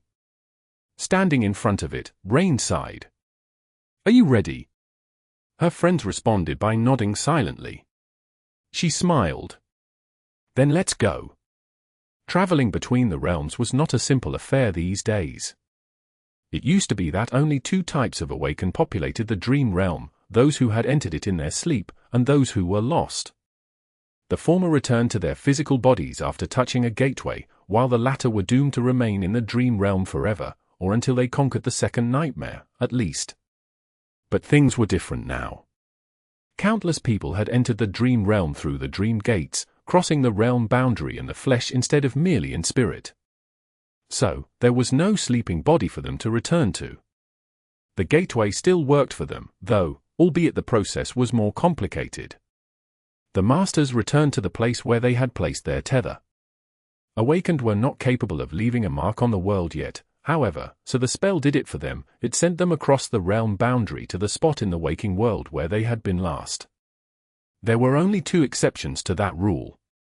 The first exception were the lost, who did not possess a true body, and therefore could not return to the waking world. The second exception was mostly a theoretical one. It was the people who had never been to the waking world at all. Before, there had been only two humans like that. One of them was Saint Ling, Effie's child. She carried him across the realm boundary herself, allowing him to leave an imprint on Earth. The other one was the dream spawn, who had been born in the dream realm. No one knew how he crossed the realm boundary for the first time, only that clan Vela assisted him in that undertaking. Now, however, there were myriad humans who had never been to the waking world. They were the river people. Rain was not sure if anyone attempted to throw one of them at a gateway and see what would happen, but believed that there wasn't. In any case, she and her companions could use the gateway of the Vanishing Lake to return to Earth. All of them had entered the dream realm in the flesh, which was why the spell sent them to the vicinity of the seed they destroyed instead of returning them to their sleeping bodies before fusing their dream realm manifestation and the original physical shell together. But they had come from the waking world, which meant that they could return home without the help of a saint, or a friendly supreme, if they wished to. In fact, the friendly supreme in question was in a more troublesome position. Sunny usually accompanied Rain by hiding in her shadow, and he was about to cross the realm boundary with her. However, unlike her and the members of her cohort, he wasn't welcome on Earth. The waking world rejected his presence and strained to push him out, so he could only ever visit briefly. So, Rain had not been spending a lot of time in the waking world. She was only planning to use it as a waypoint between Godgrave and Bastion today, though, so it was not a big problem. It feels odd. Tamer's voice was uncharacteristically subdued. Rain looked at her and raised an eyebrow. What? Her friend lingered for a moment. Just returning to Earth. We spent so long in the nightmare that, at some point, it was our lives in the real world that felt like a dream. Tamer glanced down at her hands and slowly made them into fists. NQSC with its enormous alloy towers, maglev trains, and PTVs suddenly seems like an odd fairy tale. Rain studied her for a bit, then shrugged with a smile. Yeah, I know what you mean. I have never challenged a nightmare, but after spending most of my adult years in the dream realm, my previous life in the waking world feels like a dream. Looking into the distance, Rain let out a wistful sigh. A beautiful dream, one that will be dispelled soon, disappearing without a trace. She turned to the gateway. It is strange to think that the waking world will only remain in our memories one day soon, isn't it? But not yet. Soon, the six of them crossed the realm boundary and returned to Earth. Chapter 3009. Dreamscape 2.0. The waking world met Sunny with the usual inhospitable pressure. In fact, it was stronger than usual because, due to Rain unexpectedly returning to NQSC, there were two of his incarnations there at the moment. One was about to leave soon. The dream gate connecting NQSC to Bastion was about to close according to schedule, so his sister and her friends had to use their cover identities as government agents and hurry through. The second incarnation, however, was going to linger for a while longer. At the moment, he was quietly walking down the street, sticking to the shadows. NQSC was changing with unnerving speed. It was different every time Sunny visited, and the shift that had happened after the Dreamspawn's crisis was especially dire. The city had never felt that tense, fragile, and warlike. But not today. Today was Remembrance Day, and people were actually in a festive mood. After all, they got to rest from the demanding burdens of their jobs and spend time with their close ones. The atmosphere was somewhat bittersweet because of the solemn nature of the holiday, and numerous passers-by had wistful expressions on their faces, but mostly, people were excited. That was because Lady Changing Star was set to deliver a speech in a few hours. Her fame was as staggering as ever, and since most subjects of the longing domain did not get to see their goddess often, her public appearances were always highly anticipated events. The people in the waking world were going to watch the speech on the public screens in the squares or in the privacy of their homes. The people in the dream realm, meanwhile, were split between two groups. Those who lived in Bastion or Ravenheart could try to see Changing Star with their own two eyes, while the rest of them were going to see her in their dreams. Quite literally. Instant communication had always been a problem for the inhabitants of the dream realm, and it only grew more pressing as more and more settlers arrived. The citadel cities were separated by the vast and perilous expanse of wilderness, but they often needed to exchange information in real time. For the longest time, the most convenient form of communicating information across vast distances was to use the waking world as an intermediary. An awakened in the westernmost citadel city of the Tear River Basin and an awakened in the easternmost citadel of the former Sword Domain could be living in the same apartment in NQSC, so they freely exchange information as soon as they climbed out of their sleeping pods. In fact, the government had long established special communication dormitories, which housed one resident from each of humanity's citadel cities. Legacy clans had their own chains of awakened in place, as well. But even that method involved too many steps and was too slow for the reality of the encroaching apocalypse, not to mention its inherent limitations. So, a new method of communication has been developed to hasten the process. That method was created by Saint Thane, the Dream Merchant. Thane had suffered greatly during the Dreamspawn crisis, but life went on, so he had to move on with his life as well. The version of Dreamscape for the Dream Realm he had been working on for a long while was finally complete and deployed, allowing for people living in distant citadel cities, mundane or awakened, to communicate in their dreams. All they had to do was fall asleep in a special runic circle. There were special dormitories built in each citadel city, each fitted with scores of private quarters where the runic circle had already been drawn. Alternatively, affluent individuals could commission a sorcerer to create the enchantment in their own residencies. Sorcerers were still a rare breed, but there were more and more of them with each years. That was because the knowledge of runic sorcery, which had been fervently guarded by the great clans before, was now being freely taught to anyone who wanted to learn. Special courses were established at the Awakened Academy, and there were runic schools opening up in various citadels as well. So, the speech Nephis was about to give would be shown both on myriad screens in the waking world and in the dreamscape, making it available for everyone who wanted to hear it. Of course, Sunny was going to hear it with his own two ears. In fact, he was going to be on the stage with Nephis when she delivered the speech, even if no one would know that he was there, hidden in the shadows. Well, at least one of his incarnations would. This incarnation, meanwhile, approached the door of an unassuming restaurant and walked inside. The waiter guided him to a private booth, where 3 people were waiting for him. Seeing him, they rose and straightened their postures. Sunny smiled faintly. At ease. The people he was meeting today, on Remembrance Day, were Quentin, Kim, and Luster, the last living soldiers of the First Irregular Company. You made it, Captain. Kim smiled and saluted him. It was strange to hear her address him that way again. Sunny was already used to being called boss by the agents of the Shadow Clan, so a bittersweet emotion momentarily rose in his chest. She remained silent for a moment, then scoffed. How many times do I have to say it? It's major, damn it. I was promoted ages ago. Chuckling, they sat down. There was a bottle with strong liquor on the table, the expensive stuff brewed especially for the awakened.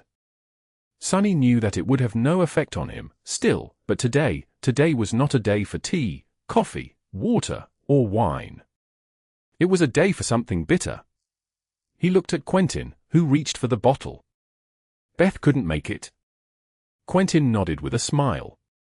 You know how she is, Captain. The festivities are expected to put an unprecedented strain on the electrical grid, so Beth is stuck in her office. He poured the liquor into the glasses. Before the irregulars could raise a toast, however, Sunny stopped them. Not yet. We are waiting for one more. A few minutes later, the door opened again, and the temperature in the room seemed to drop by a few degrees. The members of his cohort jumped to their feet again, far faster than they had when he arrived. Colonel! Lady Jet! Wow! Jet glanced at them, her icy blue eyes emanating a palpable chill. Then, she smiled wryly. I hope I am not too late. The five of them settled behind the table and raised their glasses. Sunny inhaled deeply and remained silent for a few seconds. In the end, he said, to the first irregular company. Bottoms up. Chapter 30:10. Remembrance Day. And then Bell, that bastard, looks me right in the eye and says, you look like someone who will die first, let's be friends. Can you believe him? The sounds of laughter filled the private booth as Luster waved his empty glass in the air. Because having me around meant that he would not be the first, you see. What kind of messed up logic is that? He put his glass down and huffed a few times. Luster was pretty fired up, but his excitement slowly drained away. He stared at the table for a short while, and then said in a much more withdrawn tone. Hell.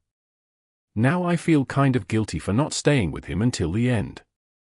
Maybe if I did, he would have really stayed alive. Sunny, Jet, Kim, Luster, and Quentin, they were all that remained of the first irregular company.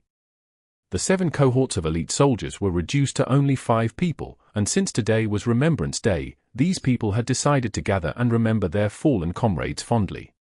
Or angrily, in Luster's case. Kim pushed him lightly. No one could have survived that. Only the captain. Jet, who was leaning back in her chair, smiled lazily. Hey, I was there as well. She shook her head. But you're right. No one could have survived the winter beast. Jet leaned forward, intending to pour herself another glass. Before she could, however, Quentin hurriedly grabbed the bottle with both hands and did it for her. She gave him a pleasant smile, then raised the glass and gulped the fiery liquid down. Ah. Jet winced. I went back to Antarctica after becoming a saint, you know? I wanted to hunt that cursed thing down. But, no luck. The winter beast was nowhere to be found, someone had already killed it. She glanced at Sunny and smiled. I couldn't figure out who it was for the longest time, until my memories of this guy were restored. A corner of Sunny's mouth lifted briefly. He glanced away. Indeed. That was the first thing I did, sail across the ocean and hunt down the winter beast. Luster stared at him with wide eyes. But how did you kill that thing, Captain? Sunny gave him a deadpan look and shrugged. I bit it to death. There were a few seconds of silence, and then Luster let out an emotional sigh. Ah, it's so good to have you back, Captain. I mean, boss. I mean, Captain Boss. Boss Captain. Sunny gave him a dubious glance and turned to Kim. I think he's had enough. Luster shook his head. No, you don't understand, I was like a lost chick without you, Captain. Even if I couldn't remember, I still felt it. The absence. And then some shady bastard came along and offered me to work for him. Oh, but he could never. Ever? Replace the captain, that insane bastard. Kim cleared her throat. Yes. I think that he's had enough. She remained silent for a few seconds, and then added. But he is right. It is good to have you back, Captain. Quentin smiled. I'll drink to that. Jet pushed her glass in his direction silently. Indeed. You probably don't know, but I knew him the longest. In fact, I was the government awakened assigned to monitor him during the first nightmare. And do you guys want to know what was the first thing he said after coming to his senses? Sunny shifted on his chair. That, I don't think they need to hear that particular story. Kim raised an eyebrow. Why? What did you say, Captain? Jet laughed. Your breasts. Those were his first words. Kim's eyes widened. At the same time, her hand rose to prevent Luster's head from turning in Jet's direction. Not paying it any attention, Luster cried. That's my captain. I knew we were kindred spirits. Sunny sighed and covered his face with a palm. Jet, meanwhile, grinned. And guess what he said next? Sunny let out a groan. I think this was a bad idea. Sadly, their time together came to an end soon. All of them were incredibly busy, especially on a day like today, when the Shadow Clan was on the move in the shadows of humanity to make sure that the celebration did not end in disaster. Quentin left first, and Kim and Luster soon followed. The latter was a bit drunk, but his awakened physique was already sobering him up. In an hour or two, he would be back to his usual self. Only Sunny and Jet were left in the booth, sitting across from each other at the table. Jet stretched and let out a satisfied sigh. This was nice. Honestly, I don't think I had sat down once in the past year. There was simply too much to do. So, this get-together was my first break since the dream spawn. Sunny nodded with a dim expression. Yeah. I have 7 bodies, and even I feel a bit spent. Jet studied him for a short while, a relaxed smile playing on the lips, and then asked, How much longer can you stay? She knew that remaining in the waking world was not easy for Sunny, so the question had more than one meaning. He shrugged. A while longer. Why? Jet considered something for a bit, then emptied her glass and stood up. Come with me, then. I have a small surprise for you. Sunny raised an eyebrow, but followed her without asking any questions. They settled the bill, exited the restaurant, and walked toward Jet's PTV. Soon enough, the PTV was gliding along the streets of NQSC, traveling from one district to another. Soon enough, the surroundings began to look familiar to Sunny. Wait. Isn't this the way? Jet took a turn, past the tram tracks, and entered a secluded residential district, one where green lawns seemed to cascade down a series of terraces. It was the terrace district where Sunny had lived once, next to Rain and her adoptive family. A minute later, the PTV stopped in front of a familiar house. Jet climbed outside, and Sunny followed. Jet? What are we doing here? He studied the house for a while, then turned to him and smiled. Here. Jet reached into the pocket of her uniform jacket and produced a set of keys. They glistened in the sunlight and then landed in Sunny's hand, who stared at them in confusion. She let out a satisfied sigh. You are officially dead, so you can't really own a domicile. But it wasn't too difficult to pull some strings, assign you a fake identity, and register the house as yours. Jet smiled. Happy Remembrance Day, I guess. This is your house once again, Sunny. He gripped the keys in his hand. Chapter 30:11. Times are A-Changin. Sunny looked at the familiar door, feeling emotion swell in his chest. It was funny, really. This modest house in a middle-range district of NQSC was not at all important, all things considered. Sunny ruled an entire region of the Dream Realm now, there was a whole city under his control, with countless homes that were far more grand and desirable than this one. He also had the Nameless Temple and the Marvelous Mimic, who could take any form. Not to mention that Sunny was wealthy enough to buy this entire district, not just one house. And still, he remembered becoming the owner of this home, with its grey walls and a cozy porch. How it made him feel, how exhilarated he had been, having become a homeowner after a lifetime of living on the streets. He remembered all the things that had happened in that home, as well. Goodness! It felt like a lifetime ago. It certainly was, in more senses than one, 1,000 lifetimes, even. Sunny inhaled deeply and looked away from the door. It's quiet here. The terrace district was different from how he remembered it. There were far fewer people on the streets, and everything was quiet. Most of the homes seemed vacant, as if their owners had moved somewhere a long time ago. The green lawns he enjoyed looking at so much were still tended to, but if one looked closely, the signs of neglect were impossible to miss. Jet answered in a neutral tone. Well, things change. This district was quite popular once, but a few years ago, there was a nightmare gate emergency nearby.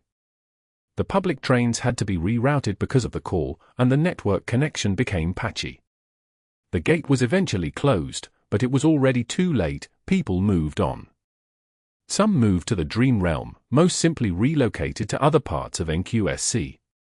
She paused for a moment, then shrugged with a smile. Lucky for us, really.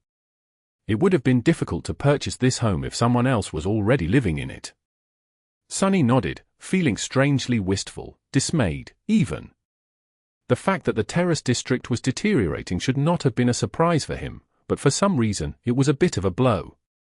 He had never stopped to think about it, but this idyllic place always felt eternal in his mind. However, nothing was truly eternal in this world. Only the great void was. Jet's smile turned a little wistful, as well. Actually, it's a big problem. Sunny raised an eyebrow. What is? She gestured vaguely in the direction of the homes surrounding them. Real estate. People know that they will have to leave for the Dream Realm eventually, and even if most of them won't be able to become settlers anytime soon, that knowledge is already influencing their decisions. Those who do leave for the Dream Realm need to sell their assets first, but nobody is buying. Why would they, knowing that they would not get to own their purchases in the long run? So, the whole market has more or less collapsed. It's a mess.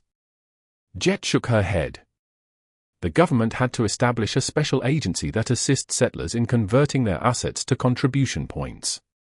These points can then be exchanged for stuff in the Dream Realm. Basically, we are buying all the things people cannot sell at a huge loss, en masse.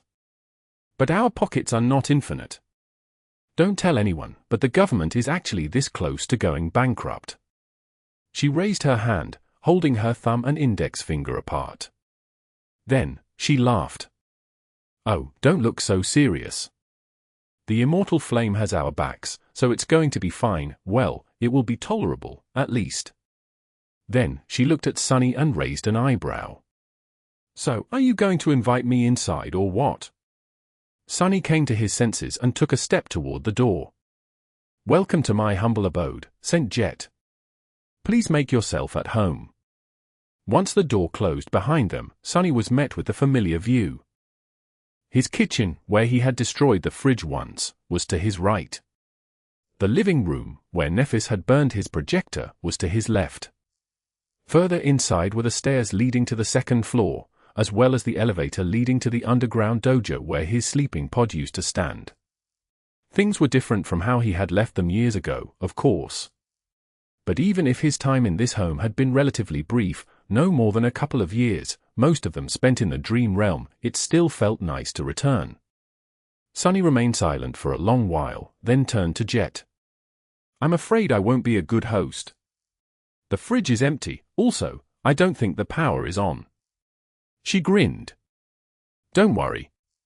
I came prepared. The two of them settled at the table in the living room, where Jet produced a few items from a storage memory. Sunny stared at them for a few seconds, a dubious expression on his face. Are those rat packs? They were, the infamous basic ration bag, the most common food people in the outskirts could procure.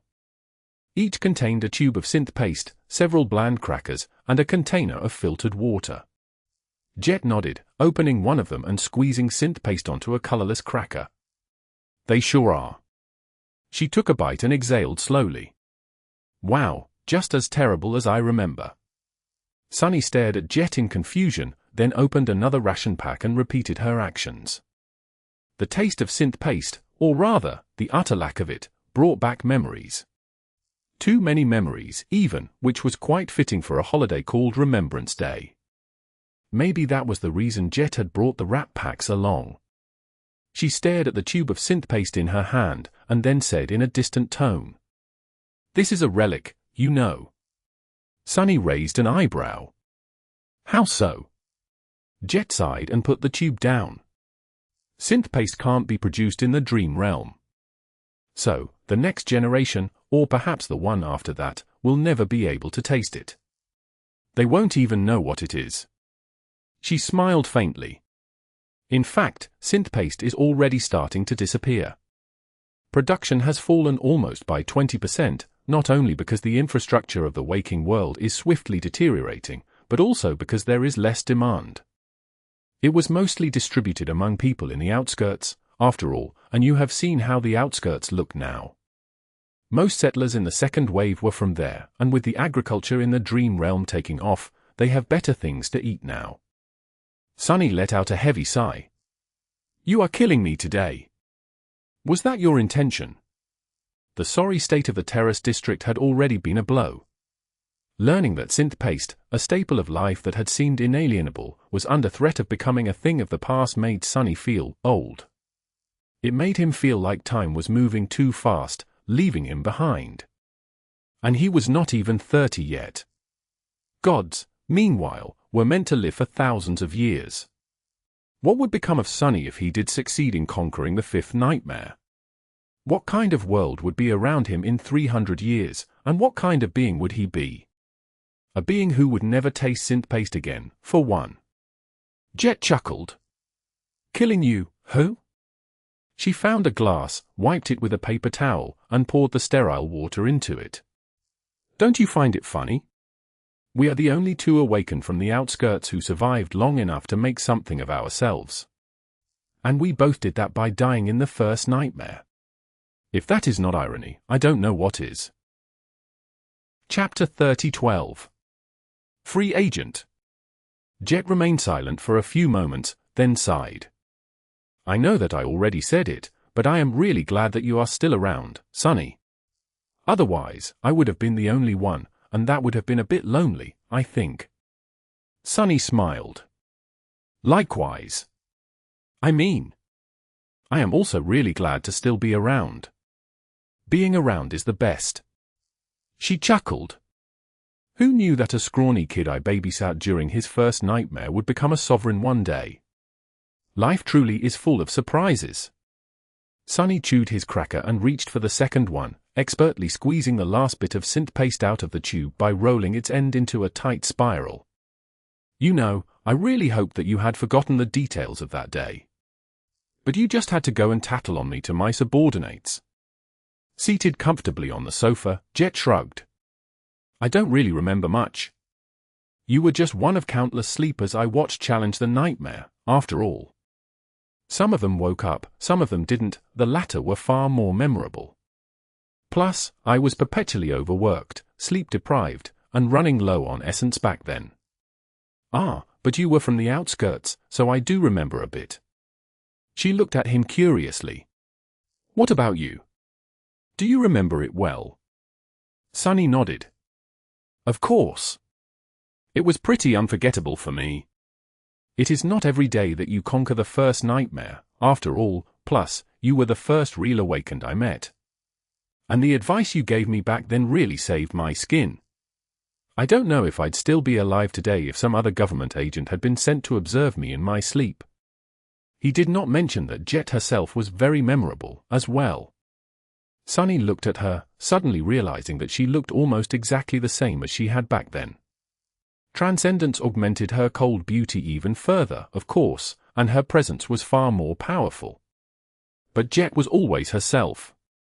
She even wore the same dark blue uniform, complete with black leather boots and silver epaulets. The only difference was that there were 4 stars on her shoulder insignia instead of 3 now. Jet looked down and remained silent for a moment. A government agent, yeah? With that, she raised a hand and detached the insignia from her sleeve, then dropped it into the glass of water. Sunny watched her do that in confusion. What was that for? Jet did not answer for a bit, then sighed and leaned back on the sofa. She gave him a composed look. I am retiring, Sunny. He froze. Jet smiled faintly. In fact, I already did. I resigned from my post this morning, about an hour before we met. So, I guess I am unemployed now. Since Sunny still couldn't form a reaction, she looked away and grimaced. It feels strange. I spent most of my life as a cog in the government machine, 20 years of service or so, more than I spent as a non-citizen in the outskirts. So, I don't even know who I am without this insignia. Sunny finally regained his ability to speak. You resigned? What? Why? Jet looked down, pushing the glass with the insignia from side to side. She remained silent for a while, then shrugged. It didn't feel the same without the old man. But mostly. She looked at Sunny and smiled. You know why. Her expression slowly turned serious. The 4th nightmare awaits, and nobody knows how long it will last, let alone if I will return from it. So, I've been training people to replace me in the last year.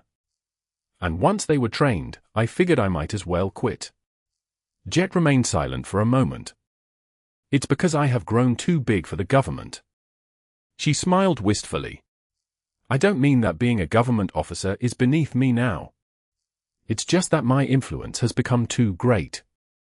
It has become too overpowering, to the point that my name and the government are slowly becoming synonymous. Jet's expression darkened, and she shook her head. And something like that must never happen. The authority of a single individual must never swallow the government, otherwise, it would become no different from a great clan. And there's already plenty of those around. A frown slowly appeared on Sunny's face. But can the government even exist without you?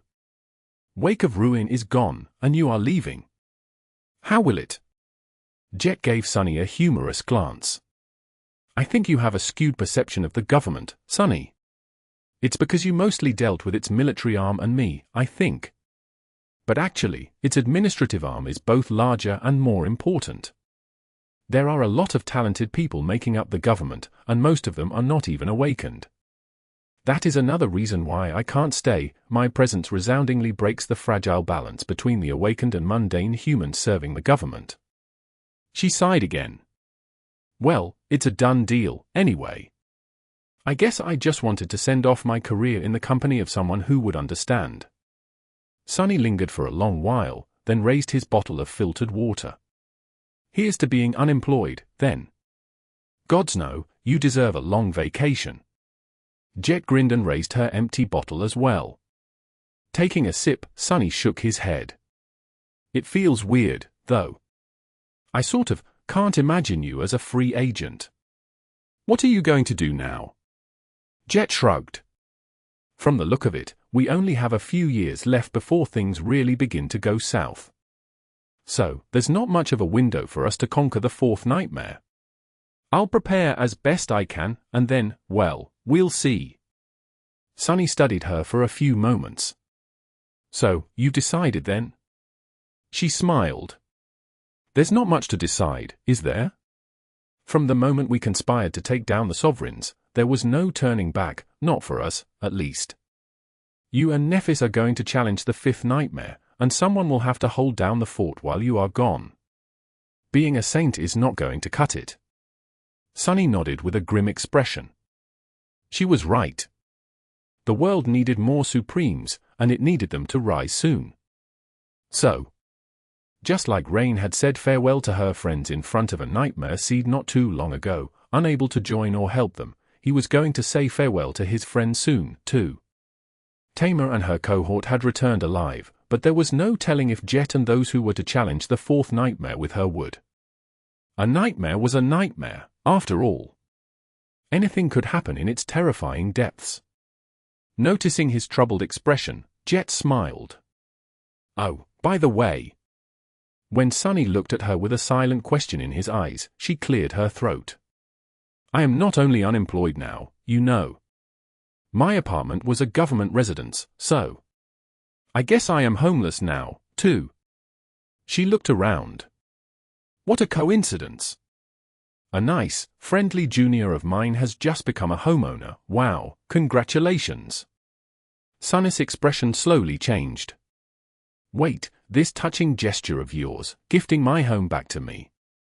You didn't arrange all that just to have somewhere to crash, did you?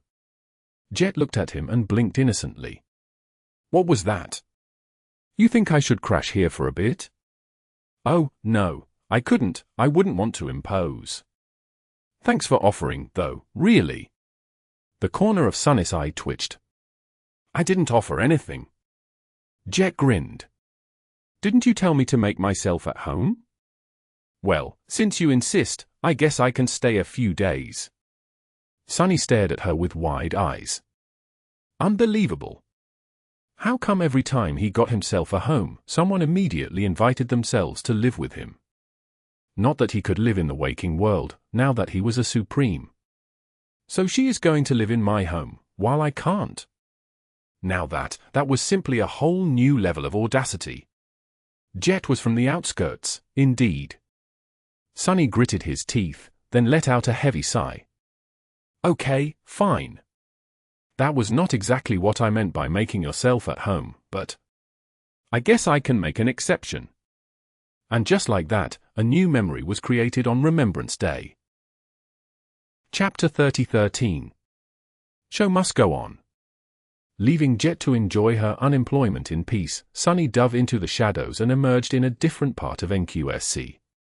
The strain of remaining in the waking world was growing more and more difficult to endure, but Sunny had not reached his limit yet. He still had a bit of time, and it just so happened that there was another person he had to meet. Everyone was on a holiday, but Sunny had quite a few items on his agenda instead. It was for a good reason, as well. Most of the people he knew had been impossibly busy for the entire year following the Dreamspawn's defeat, so today was a rare occasion when they could meet and spend some quality time together. The streets around Sunny were uncharacteristically crowded, even accounting for Remembrance Day. There were hundreds of people around him, all heading in the same direction with excited expressions. The mood was celebratory, and he could feel a palpable sense of anticipation permeating the air. Sunny looked around, then headed toward an unassuming alley. As he was passing it, a loud whisper suddenly resounded from behind an artificial tree, calling him over. Sunny! Over here! Sunny approached the source of the voice and saw a tall man wearing a black face mask and a cap, his eyes hidden behind luxurious sunglasses. Needless to say, he looked quite suspicious. The man pulled his mask down for a second, smiled, and then pulled it back. It's me, Kai. Sunny stared at him with a dubious expression for a few seconds. Yeah, genius. I know. I sense your shadow from 100 kilometers away. Kai seemed to smile behind his mask. Why, thank you. It's good to see you, Sunny. The two of them were not exactly separated by distance, considering that one of Sunny's incarnations resided in Ravenheart, but they rarely had a chance to spend time together as friends, as opposed to the Lord of Shadows and the Steward of the West. Today was one such occasion, though, so Kai put his hand on Sunny's shoulder.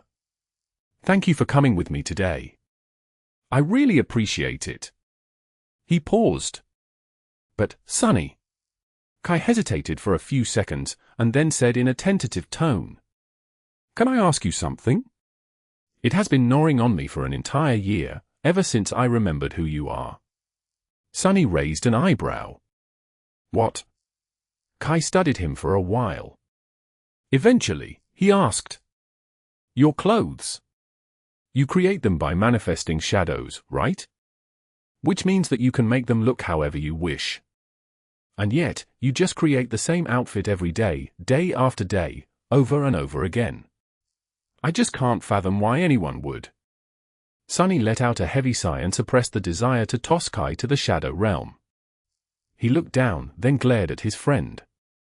What's wrong with my clothes? Kai blinked a couple of times.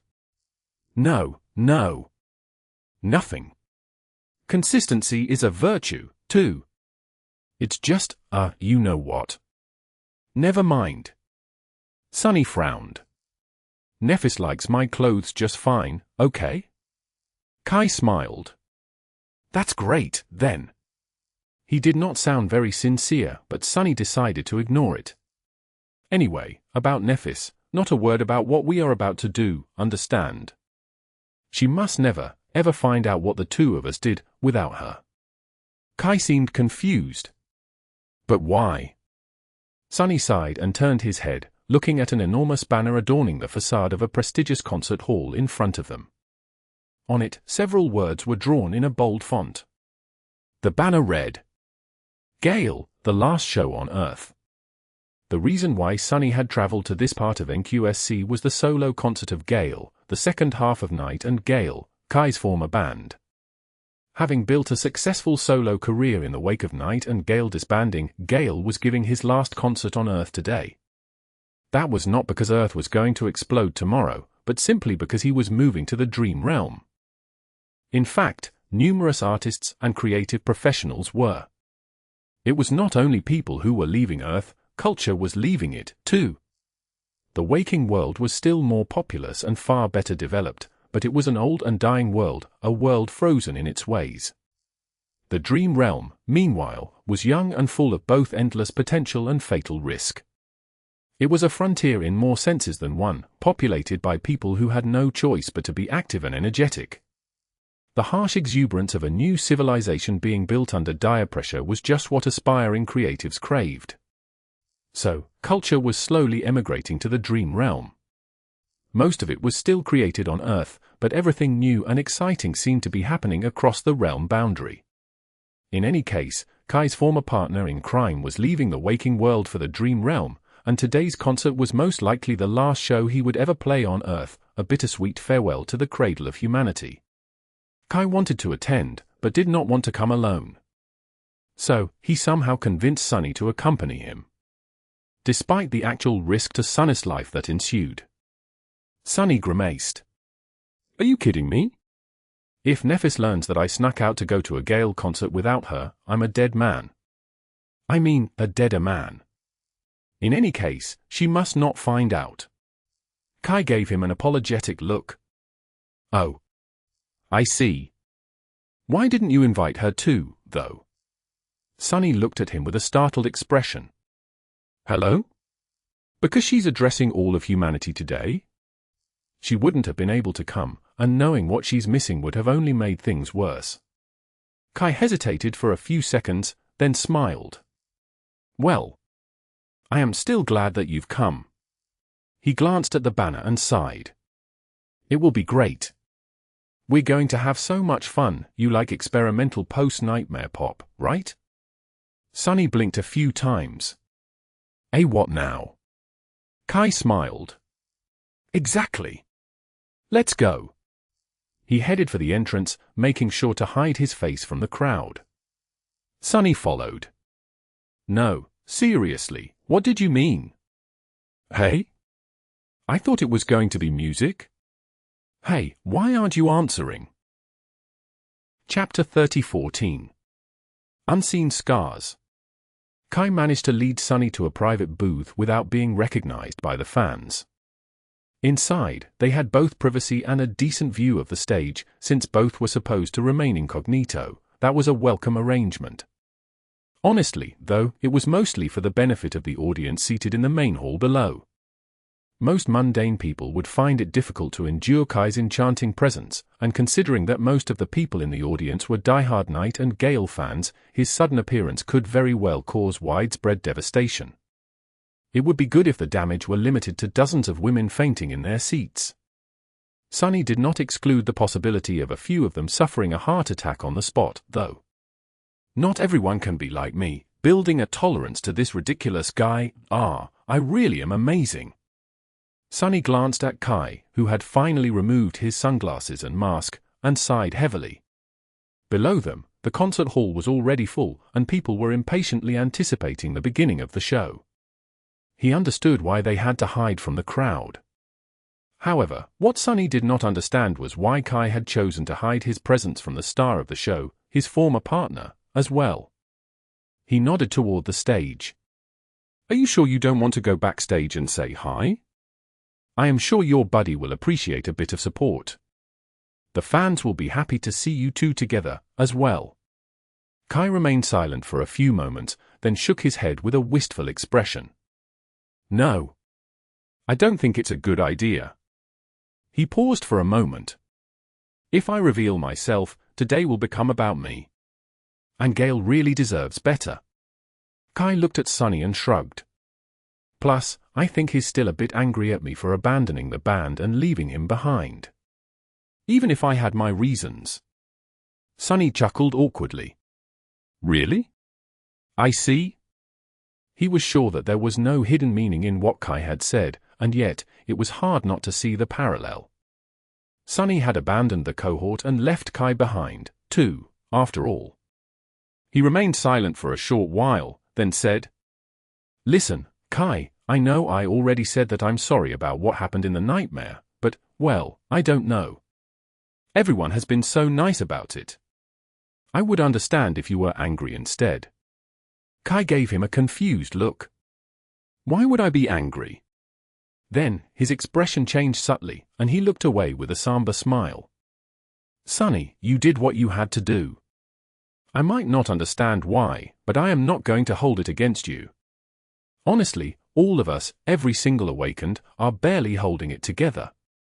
Sometimes, I look around and wonder why more people don't just snap. But many do. Some just crumble, some do gruesome things before collapsing, so, the fact that you chose to pursue your own goal instead of joining us in a tough battle is not even in the category of things I would be angry about." Kai remained silent for a few moments, then sighed. "I still remember the things you told me in Ariel's game, you know?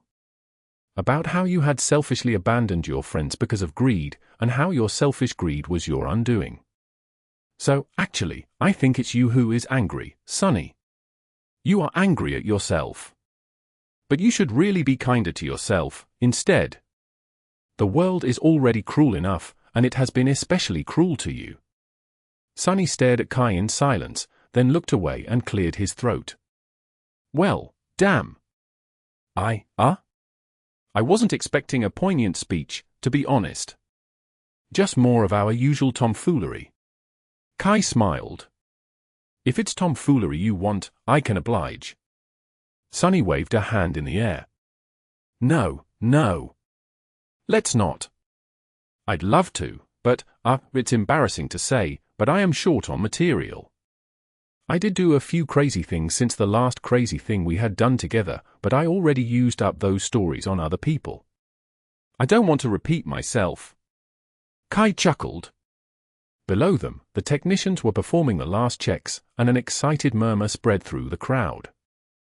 Kai remained silent for a while, then said in a quiet tone, "But, you know, Sunny, I think about what you said a lot, these days. About how you were sorry, but you would also do it all over again. That is how I feel, too." Sunny raised an eyebrow, and noticing it, Kai sighed. "You and Nephis were already gone by then, but it was me who gave the dream spawn the last push he needed to break the longing domain.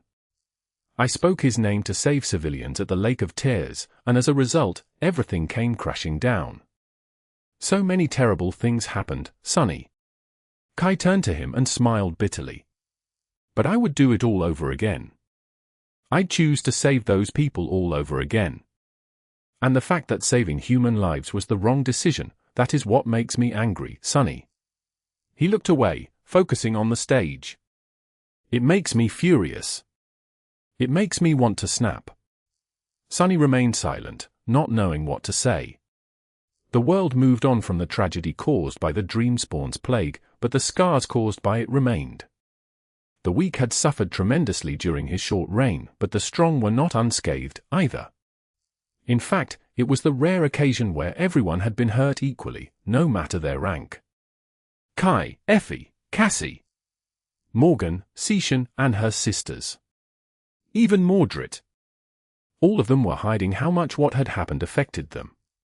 Because that was the only thing they could do, considering what the world demanded from them. Below, a lone figure walked onto the stage and bowed, causing the audience to explode with cheers. The show was about to start. Chapter 30:15. Never Quitting Super Cupid. Sunny felt a little wistful, but as Gale, a tall man who exuded a more withdrawn and sophisticated kind of charisma than Kai's worn charm, began to play the piano, he gradually got distracted from his thoughts. He had not known what to expect from the concert, but the actual sound surprised him. It seemed that Gale had matured since his days as a pop idol, both as a performer and as a composer. His last show on Earth was a way of saying farewell to the world that had nurtured him, and to the man he had been here as well. So, it walked a fine line between sweet nostalgia and melancholy, tugging on the audience's heartstrings. It was also emotional and hopeful. Kai listened to the music with rapt attention. He was glancing at the audience from time to time, as well. After a while, Sunny asked, "Do you miss it? Singing?" Kai smiled softly. "I still sing. I just don't sing to an audience." He looked at Sunny and added, "Sometimes, I fly high into the sky at night and sing to my heart's content.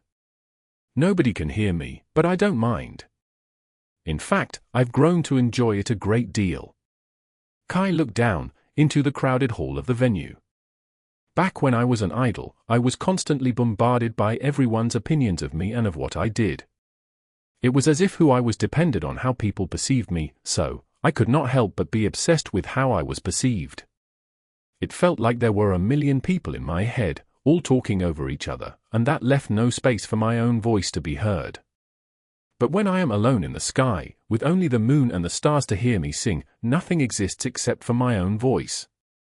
So I am singing to myself, and in those moments, nobody dictates who I am but me."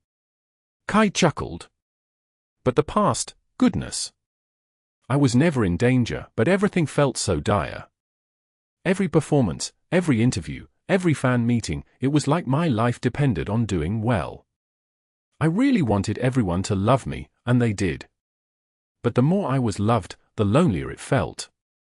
Because I felt that people loved a carefully crafted image of me, not the real thing. So, I always felt like there was an invisible wall between me and everyone else. I always felt alienated." He looked at Sunny and smiled. "That was one of the reasons why I liked you so much when we met in the Dark City, actually. It was so refreshing to meet someone who had no idea who I was and did not care to find out, either. When you found me in that well, I was just a sleeper named Kai. So I felt less lonely in your company than when I was surrounded by crowds of adoring fans." Sunny stared at him for a while, then looked away in embarrassment. Well, that was a really long answer to a very simple question. No would have sufficed, you know. Kai laughed, then covered his mouth, glanced toward the stage, and answered in a lower voice. "I know." Sunny smiled. "Thanks for letting me know, though. I always thought that you liked me because you are a little touched in the head. Nice to know that there were other reasons, as well." They both fell silent after that, enjoying the music. Gale continued singing his new songs, but he performed a few fan favorites from the Night and Gale catalog, as well. Sunny's expression turned progressively more dubious. Among the Night and Gale chart-shattering hits, there were such gems as "My Heart is a Nightmare Gate, because of you. This Love is an Abomination. Ring Ding Gong. Hey, Sleeper Girl." And NQSC.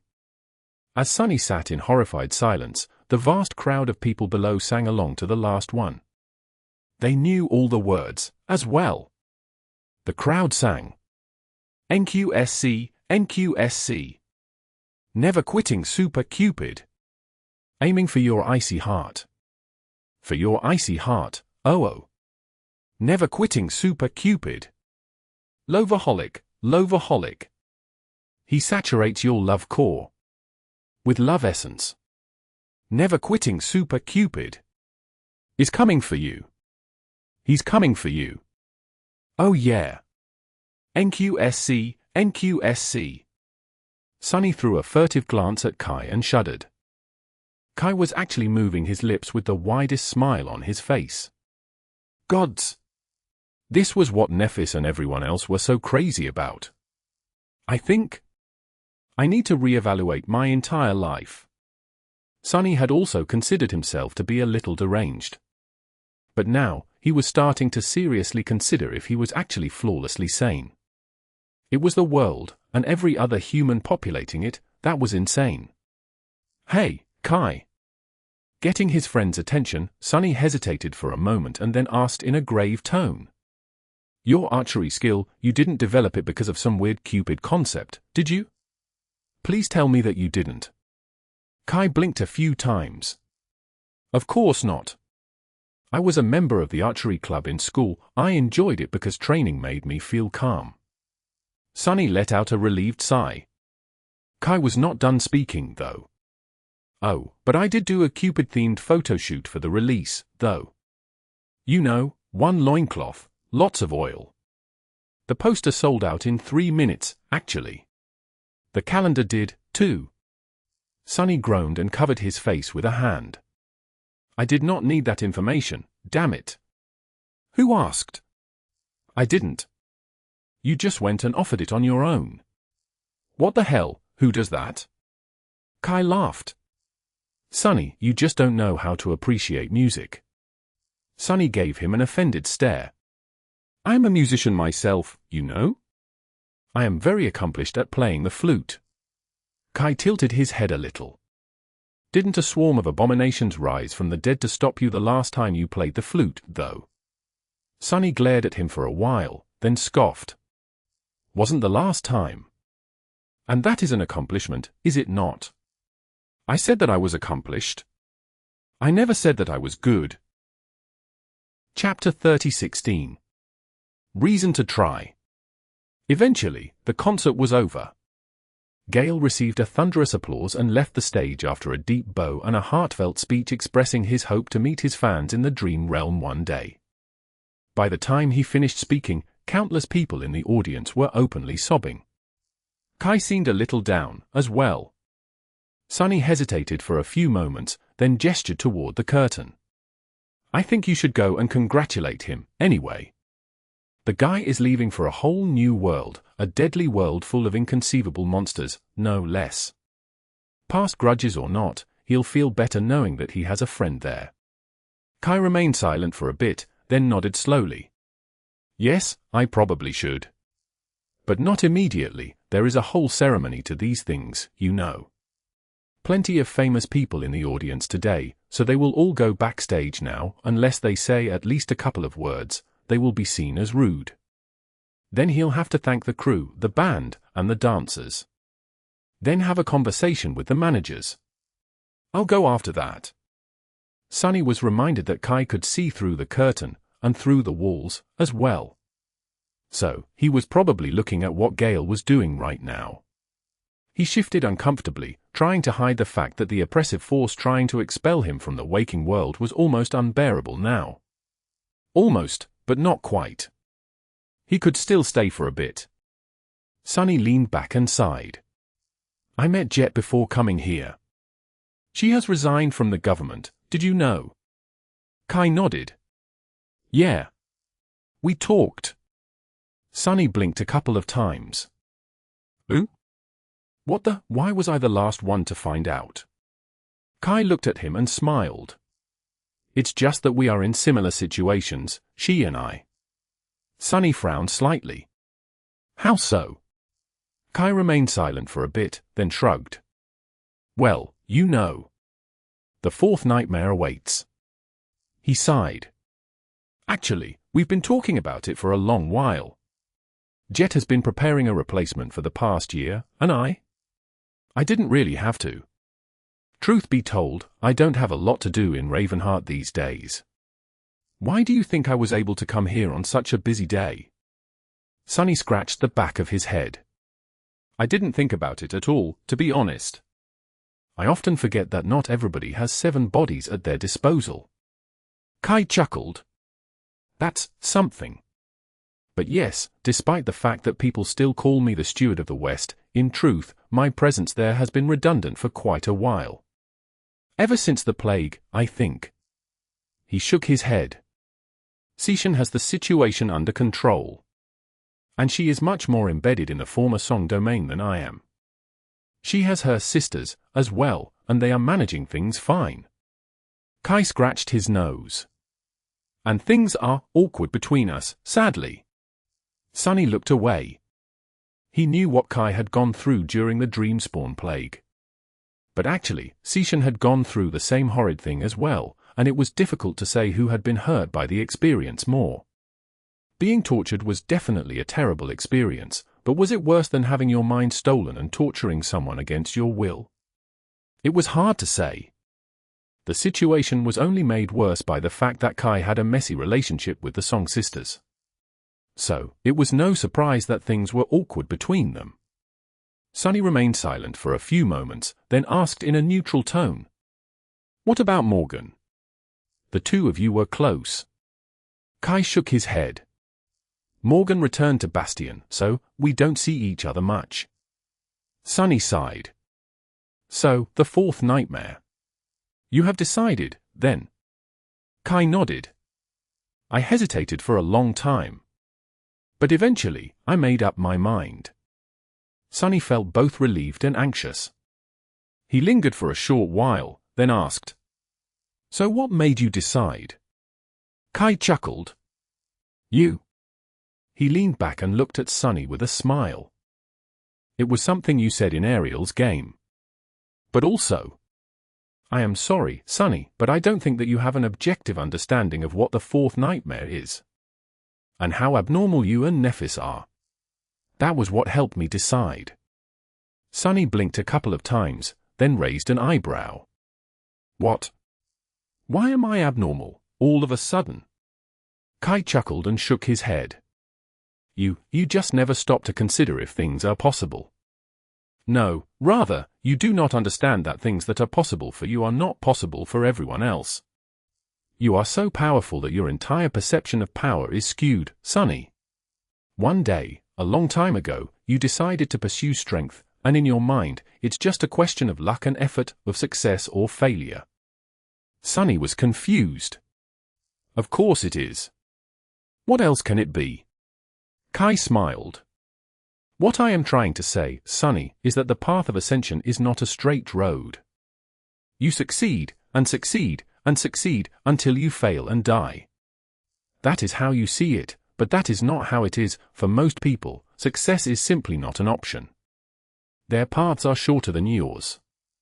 Most awakened will never become masters, and most masters will never become saints. And among the saints, almost no one will ever become supreme. Not for the lack of effort, but simply because it's not in their nature. He looked into the concert hall, where the audience was slowly flowing toward the exits. You once mentioned that even in ancient times, supremes were exceedingly rare, so much so that the emergence of a new supreme completely changed the hierarchy of all mortal realms.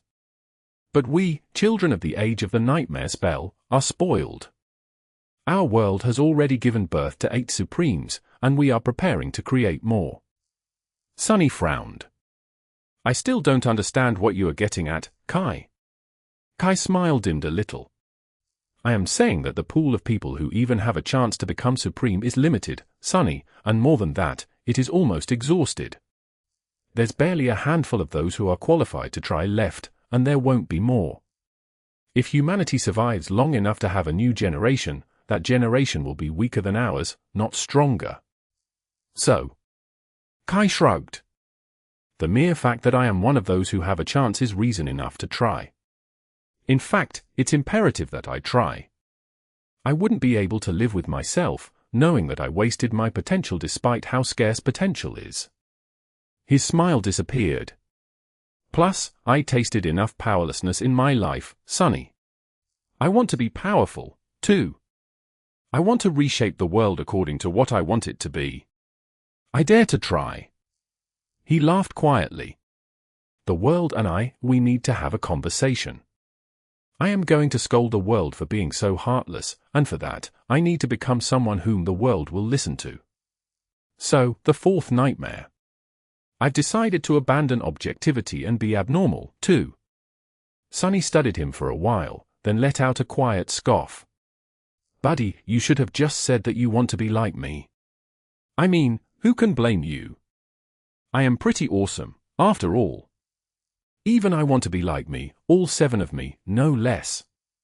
Kai closed his eyes for a moment, shook his head, and then rose from his seat. The scariest thing is that I know that you are telling the truth. You always do. So, I think I am going to go see Gale now. Thank you for coming with me, though. Chapter 30:17. Stronghold of Humanity. Sunny fled the waking world and escaped the unbearable pressure of its draconian laws. At the same time, a different incarnation of him moved from shadow to shadow, slowly scaling the walls of the castle. There were thousands of excited people crowding its many courtyards, and the sun was high in the sky, illuminating the sprawling vista of Bastion. Bastion had always been the most prominent human settlement in the Dream Realm. It had been the first foothold humanity had established in the frightening world of the nightmare spell, connecting the isolated citadels located in its heartland both to each other and to the storm sea. And even if the basin of the River of Tears developed swiftly later on, Bastion never lost its exalted status. After Godgrave, it became the seat of Immortal Flame's power as well. But it was only today that Sunny felt that he was looking at the greatest stronghold of humanity, at its beating heart. The ivory tower drifted among the clouds above the Mirror Lake. Some distance away, on the other side of the castle, the night garden cast a shadow on its battlements. And somewhere far away, the brilliant Dream Gate towered above the lively streets. Today was a special day when the Dream Gate connected Bastion to Ravenheart. People could travel freely between the 2 great citadels, ostensibly turning them into one colossal city. Mundane people, awakened, echoes, enthralled nightmare creatures, all of them flooded the streets, serving as an unmistakable reminder of how powerful humanity had grown. The 4 great citadels seemed to have become one, lending their immense weight to that feeling of strength. Looking at it, one could just believe that humanity could really withstand the apocalypse. Ah, damn it! On top of the main keep of the castle, Effie was standing alone on a secluded rampart, her tall figure contoured beautifully against the brilliant sky. When Sunny arrived, she was engaged in a strange ritual.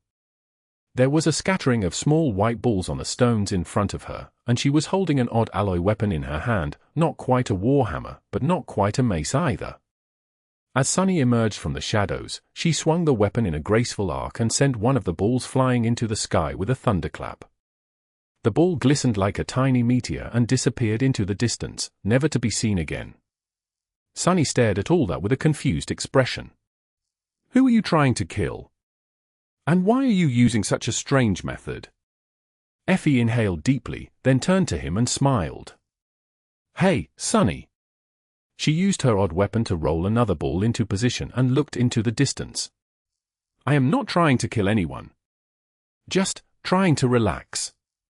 This here is an ancient ceremony from before the dark times, something called golf. I read in a book that people performed it to relax. Sunny raised an eyebrow. Really? So what's the purpose of this ceremony? Effie hesitated. To get the ball into a small hole, I guess? Wait! She opened her mouth, her eyes glinting with mischievous light, but then just sighed. Ah, forget it. There are no golf holes in Bastion, so I am trying to get the balls into the storm sea instead. Sunny looked into the distance. There are hundreds of kilometers between Bastion and the storm sea. Effie grinned. Exactly. With that, she swung her club again, producing another thunderclap. The ball disappeared behind the horizon. Effie watched it fly away, then shrugged. Honestly, I sort of get it. I don't think that the goal even matters. It just feels nice to give something a good whack sometimes. Wait! She opened her mouth again, but then just shook her head again. Wanna try? Sunny considered it for a moment. Could he get the ball into the storm sea? Honestly, it was not impossible. He had bombarded the winter beast with heavy javelins from at least 20 kilometers away as a saint. He wasn't a saint anymore, and the golf balls were way lighter than those javelins had been. So, there was no telling how far they would fly. They would undoubtedly fly over Rivergate, though, which meant that he did not run the risk of killing someone by accident. Sure, why not? Sunny took the golf club from Effie, chose a ball, prepared for a few moments, and whacked it with all his titanic strength. The ball disintegrated with a loud boom, and the club exploded into a cloud of metal shrapnel. Effie laughed. Oh, right, I forgot to say. The fun part is trying to find the right balance between a forceful whack and I think I'll stop here. Anyway, it's a good exercise for learning how to precisely control your strength. In fact, I stumbled onto this whole thing when coming up with ways to train Dumpling, back when he couldn't control his transcendent strength yet. Sunny stared at Effie somberly for a while, then asked in a dark tone. What's wrong with you? Effie blinked a couple of times. What do you mean? He shook his head. That was what, at least for flawless openings for a dirty joke? And you just ignored them completely. Where is the real Effie, and what have you done to her? Effie remained silent for a little while, then looked away. The real Effie just wants to whack some balls in peace. Sunny smiled. Sorry for breaking your club, then. She gave him a long look and chuckled. Are you joking? I did mention that I made this for Little Ling, did I not? I had 400 of them made, and he only destroyed half of them. With that, Effie leaned down and pulled another club from a storage memory. Now, then, let's get the next one into the storm sea, for sure. She sent another ball into the sky and sighed in satisfaction, looking at the sprawling city below them. Hey, Sunny, did you know that Bastion is larger than NQSC now? Effie leaned on the club. NQSC has a way larger population, but it is also built vertically. Most buildings have countless floors both above and below ground. Bastion, however, is mostly horizontal. So, it covers much more ground, an immense amount of ground, really. She pointed southward. And despite our tram system, the bicycles, the eco-rickshaws, and the ferries, traveling from one part of the city to another still takes too much time. Around half of the people living in the south have never been to the northern reaches of Bastion. In fact, they have not even been to every district in the south. And despite the fact that a constant torrent of settlers is leaving Bastion for other citadel cities, the population is still growing, which brings its own swarm of problems. Effie looked down. What I am trying to say is that we are at capacity.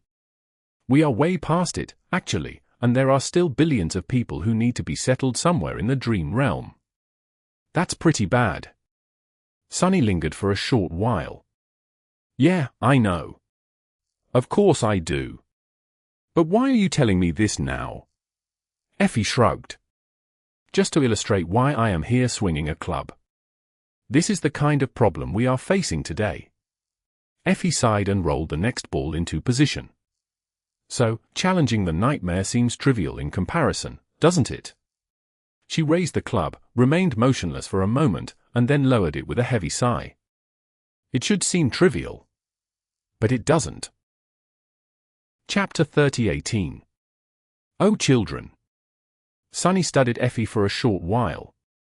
She had long recovered from the harrowing starvation forced upon her by the dream spawn, looking as hale and brimming with vitality as ever.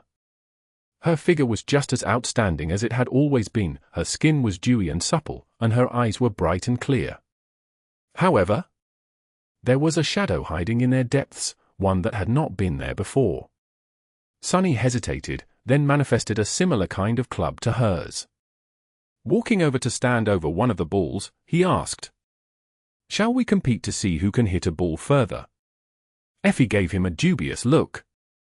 There's no way to see where they fall, though. How are we going to judge the winner? Sunny scratched the back of his head. Even the vast reach of his shadow sense was not enough for that purpose. He could potentially send one of his incarnations or shadows to the shores of the storm sea, but that felt like too much hassle. Whatever. Let's just whack some balls, then. He remembered how Effie had done it and swung the club. This time, it did not shatter. Sadly, the ball still exploded. Sunny sighed. Damn. Effie laughed and swung hers, then watched her ball streak across the sky with satisfaction. Sunny spoke in a neutral tone. Everyone seems inclined to talk about the fourth nightmare today. Jet, Kai, and now you, too. Effie shrugged. Well, today is Remembrance Day. It has been a year since the end of the plague, and the immediate fires caused by it have been put out. Now, for the first time, we have time to look to the future instead of focusing on how to deal with the fallout of the past. So it's only natural that everyone is thinking about the nightmare. Sunny lingered a bit. You seem to be in a bad mood. She shook her head. Not bad. Just, there's a lot to consider, I guess. Effie studied the vista of the Bastion. Do you know that people in Bastion almost never have nightmares? Not in the past year, at least. As a result, we are doing much better than all other cities.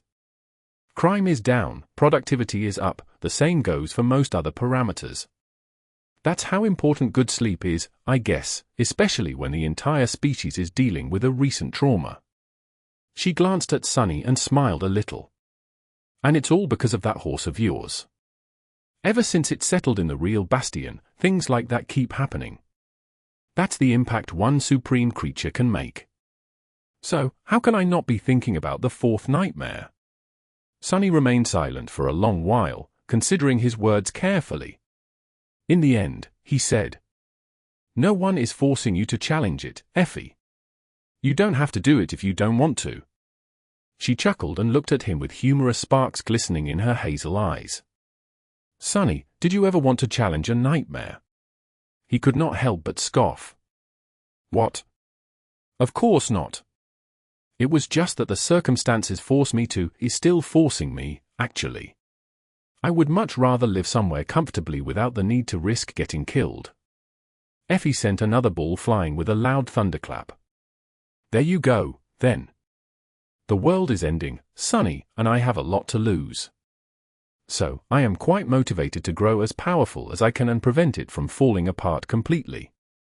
It's deeply ironic, don't you think? As Sunny shrugged, unsure what to say, Effie sighed. She stared at the scattered balls for a while, then spoke in a quiet tone. Sunny, you were 7 when your mother died, weren't you? He was surprised by the question. After looking at her silently for a while, Sunny nodded. Yes. Why are you asking? Effie grimaced and rolled another ball closer to herself. Ling is 7. Actually, he's turning 8 soon. So, that's why.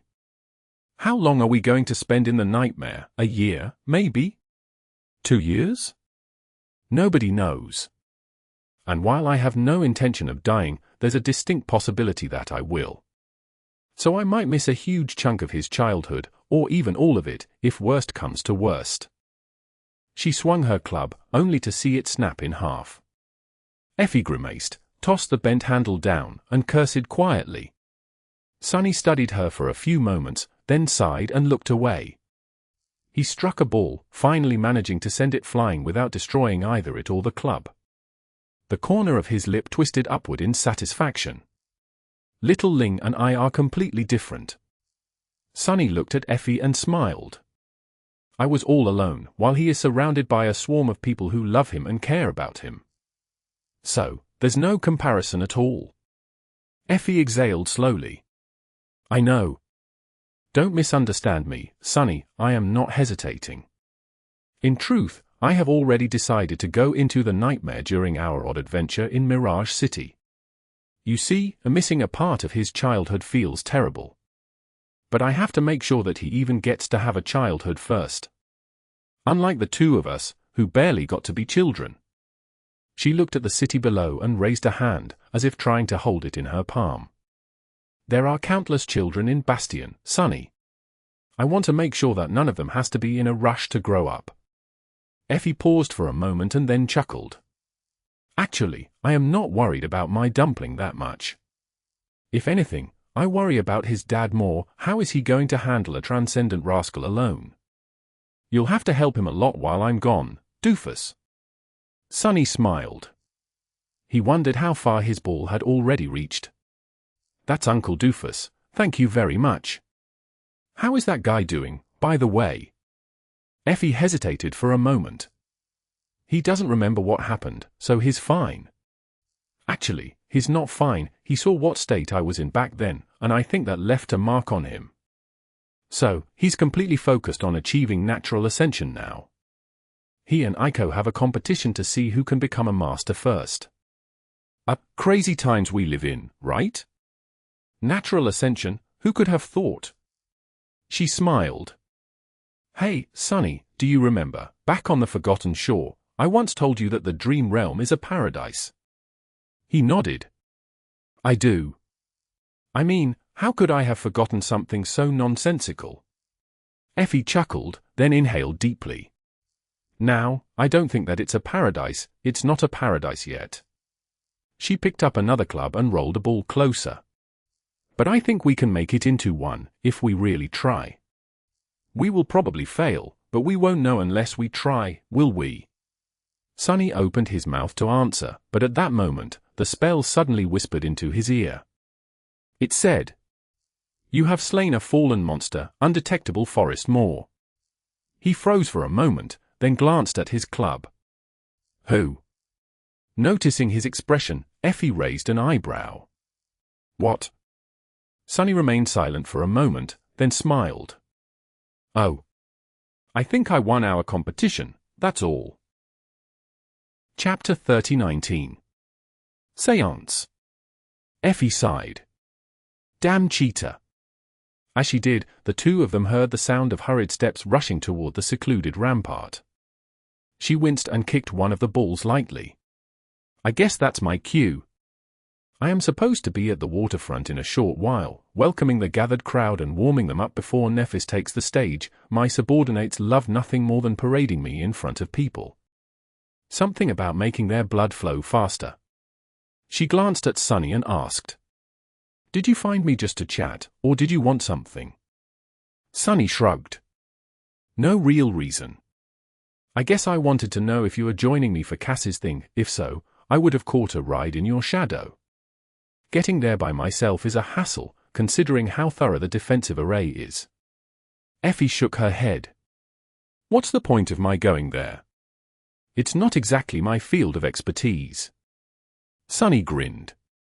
Fast-flowing blood is a bit of a universal advantage, though. He grimaced and then took a step into the shadows. Well, see you later then. Oh, this ceremony. Golf? I liked it. Hit me up if you ever want a rematch. Just a moment before Effie's attendant appeared on the rampart, Sunny dissolved into the shadows. He traveled through their dark embrace and appeared in the grove of ancient trees that rustled quietly in celestial winds. The Ivory Island had been turned into a sorceress fortress in the past year, its components intertwined with a layered defensive array to prevent anyone from entering the Tower of Hope uninvited, or leaving it without the permission of its master. So, Sunny could not use Shadow Step freely here anymore.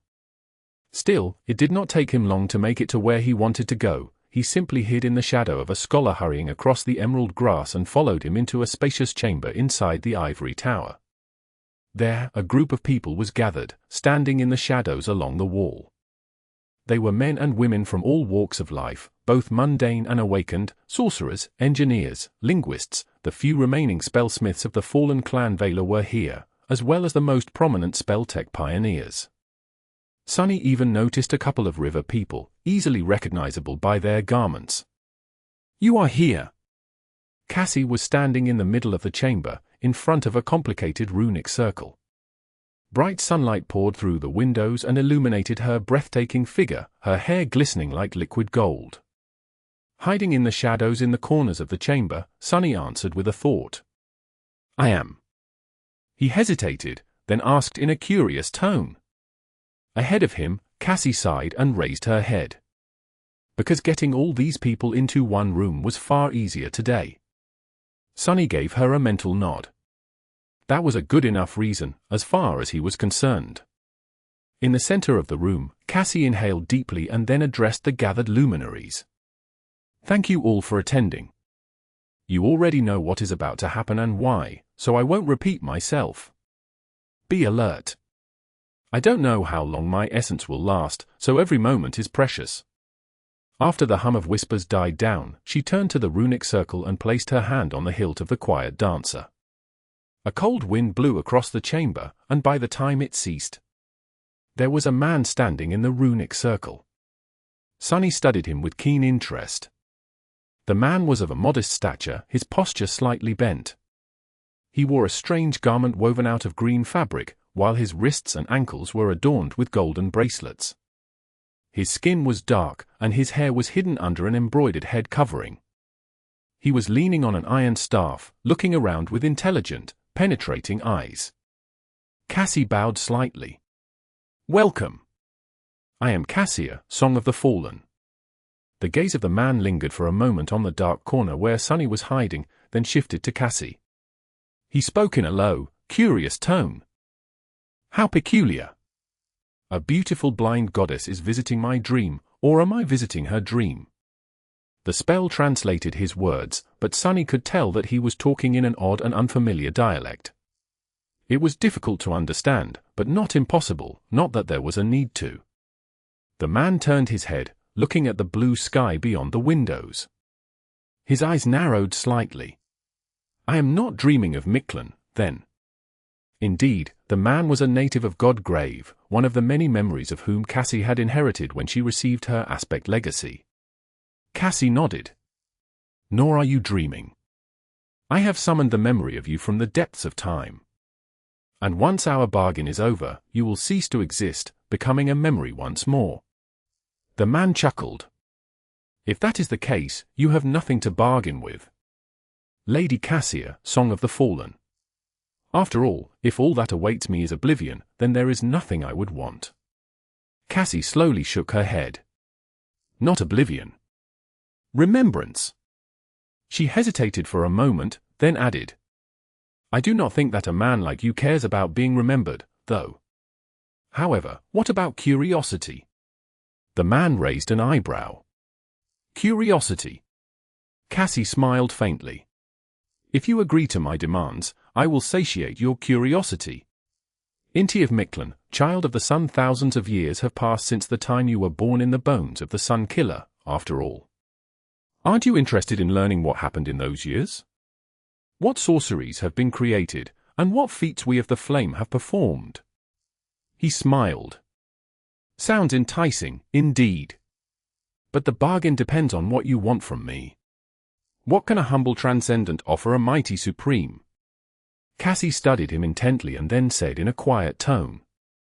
You were the sorcerer who created the Asuras, the enchanted suits of armor that the awakened of Mictlan wore to battle beings far more powerful than them. That is what my people require, as well. She inhaled deeply. I want you to teach me how to build Asuras. Chapter 30-20. Legendary Guests. Cassie's supreme ability was as powerful as it was versatile. It was not, perhaps, as powerful as the ability to make all warriors of humanity many times more difficult to kill, creating a vast quasi-immortal army, or an ability to raise an ever-expanding legion of undying shadows. But it could enhance the power of humanity in other, more subtle ways. It could grant humanity knowledge. And knowledge was the origin of power, after all. Over the past year, Cassie had used her aspect to manifest a number of prominent saints of the ancient past into reality.